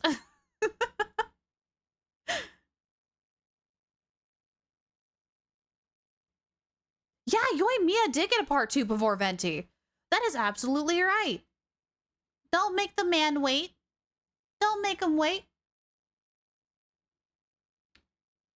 Catching in Bennett? Okay, let me move things around then here real quick. And pull this up so you guys can see what I'm seeing. Anchor review, switch to the correct page. Bada bing, bada boom. There we go. That's what I can see. The 2 are not really built. That's good. I want big lore drop for his story quest. I know, I thrive on lore. I thrive on lore. My memory may not be good, but boy, do I thrive on lore. All right, Kaching and Bennett. Let's take a look at this Kaching here. You guys can see my mouse? Yes, you can. All right, we have a C4 Kaching. Level 90 with a level 90 black sword. Oh, I'm getting hiccups now. Hold on. Ah! Okay. Triple crowned across the board there. Ooh, look at that. Thundering Fury is a fantastic set for her. With a crit damage or crit rate of 41 over 157. Nicely done there. With attack, electro, and crit damage. What are some of these sub rolls here? I'm curious. A 2 and a 6 for crit rate and a 7 for crit damage. Honestly, this is a very, very, very good Kaching. I wish mine was this good. I really do wish that mine was this good. I need to build mine, but if I can, like, not necessarily reflect, but use any as inspiration, I'll use this as an inspiration. I like this. This is a very good build. Benny. Let me take a look at your Benny. Oh, you have Festering Desire. Oh, okay. One thing I wish Mihoyo would do is let us go like find a way to re-get these event weapons or like get the refinement materials, I think that'd be great because I started literally right after that event ended. And this weapon is fantastic. It's absolutely fantastic for Benny. Benny is at an 80 out of 90 for levels. R5 on Festering Desire. That's beautiful. C5 Benny, which is perfectly fine. I don't C6 my Benny, so that's perfectly fine. A 3, 10, and 12. So that is a 3, 7, and 9. Okay, 3, 7, and 9. Honestly, I agree. This burst is way too broken on him. You're running a crit rate of 28 over 7 with noblesse is best in slot with energy recharge, HP, and healing bonus.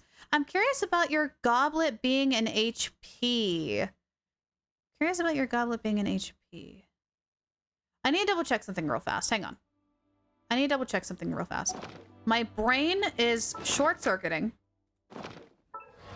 And it's telling me that Benny scales off of attack. But I think it's wrong. And I think it's HP. And I need to ignore my brain and trust my heart. Where is my Benny? Where is my Benny? Benny? Bennett? Benny boy? There he is. Talents. Scaling. Max out of... Okay, based off of Benny's max HP. Yeah, no, so you're right. You're right. Never mind. That's correct. Okay. Ignore my freaking brain. My brain is dumb. So yeah, no, that works. And then healing bonus there. Nice, nice, nice, nice, nice. So that absolutely does work. Yeah, this is a very good Benny.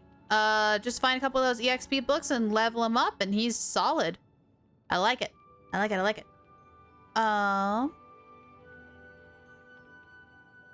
C6 Benny grants pyro damage to his ult. Not ideal when you're relying on other elementals or just elemental combos in general. That is true. It technically messes, I think, with like one team combo specifically. Otherwise, you can get around it. But honestly, if you have like a physical main DPS and you're using Benny for that attack boost, if you have a C6 Benny, then all of a sudden your physical DPS is now a pyro DPS. So he'll mess it up. Eula is that one main example. So that is why you can't use a C6 Benny with Eula, sadly. So that's why I don't C6 mine, even though I swear mine's like at a C12. But nicely done with these. Was it just those two, or was there another one here that you wanted me to check? Because you do have the option at 3. I want to make sure that we get the full track of your points there, bud. I was pulling for Eula on the new banner thing and lost to Klee. Oh no! You got the wrong knight. You got the wrong knight of Favonius. Check Chi-Chi? Yeah. Let's take a look at the little zombie. The flute. That's what Flello runs on his Chi-Chi. That's C1, level 90, 9910. Question, are you going to triple crown? I'm very curious on that. R5 flute, level 90 with attack at 2,142. Crit rate of 19 over 70, but you're running an ocean-hued clam, which honestly does more damage based off of the more overhealing you have. But with Chi-Chi going into attack for healing, this is perfect. Running an attack, cryo, and then healing bonus, which is great because again, any extra overhealing goes straight into damage. So nicely done there. This is a very good Chi-Chi. She was your first 5-star? Aww. Aww, it's a good 5-star. She can definitely help out with a lot of different team compositions. So nicely done. Get Chi-Chi sacrificial just in case we want to refresh her E skill. That's smart too. I know some of the best ones to use for Chi-Chi are the flute, sacrificial, and oh, I have it on my Benny. Hang on. I have my Benny pulled up. Where is it?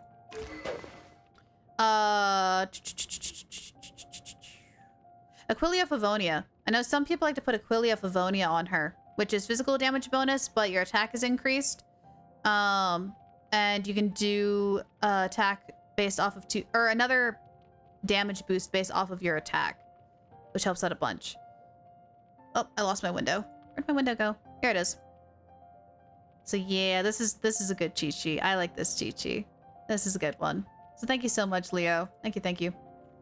Gonna go ahead and move that and then pull this back up. Yeah, this one. This weapon. Yeah. So So I think we're going to go ahead and slowly wrap things up. We are 30 minutes over time, but that's perfectly fine. Let's go ahead and head on over here for the night and talk about scheduling.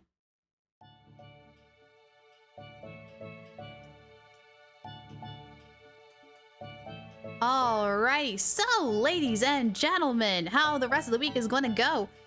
Tomorrow we are going to be playing Sunhaven with Arya. So that's a cute little farming game that we play on Fridays. After that, Saturday and Sunday, there will be no streams. However, Monday and for the April 1st through April 6th, there is going to be a special thing that's going to be happening. So save up your channel points for that. Hey, that's me! So yes, we're gonna have something super cool happening April 1st through the 6th. Super, super cool. But in the morning on Monday, we're going to be playing Pokemon with Zaweri. In the afternoon, we're going to be having a special April Fool's stream, so look forward to that. Tuesday, we're going to be playing Persona 3. Wednesday, no stream. And Thursday, we'll be back again with more Genshin Impact. We're probably doing Shiori's story, unless if something changes between here and next Thursday. But we'll play it by ear. With that being said, if you guys want to sit tight as we go ahead and try to find someone to raid, see whose adventures we're going to be going on. If you guys hang out in the raid, you guys also do get extra Sea Dog points, so you guys can use those for Monday and for the rest of the week. So let me take a look and see who is live. Valeria, is she still live? Is she still live? If she is, what is her Twitch name? What is her Twitch name? I'm gonna go check it out then. I wanna check it out. Speaking of Chi-Chi, need to build my Yao Yao. I need to build my Yao Yao for my Hyper Bloom, my Tartaglia Hyper Bloom team. Valeria the werewolf.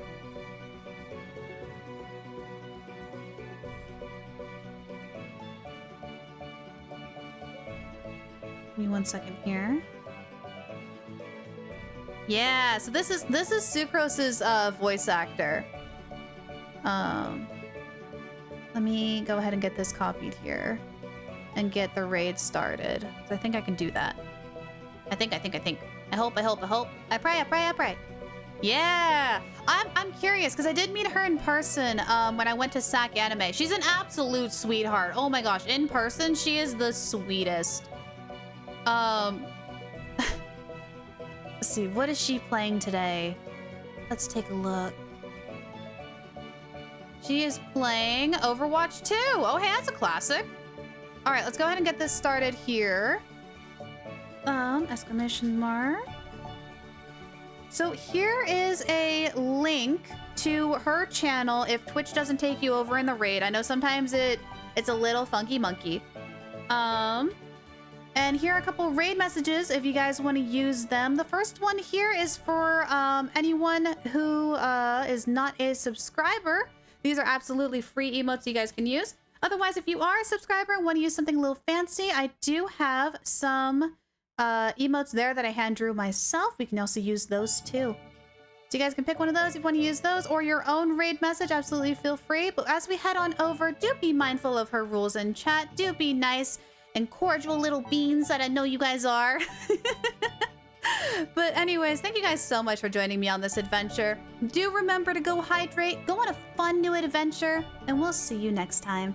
Bye, everyone!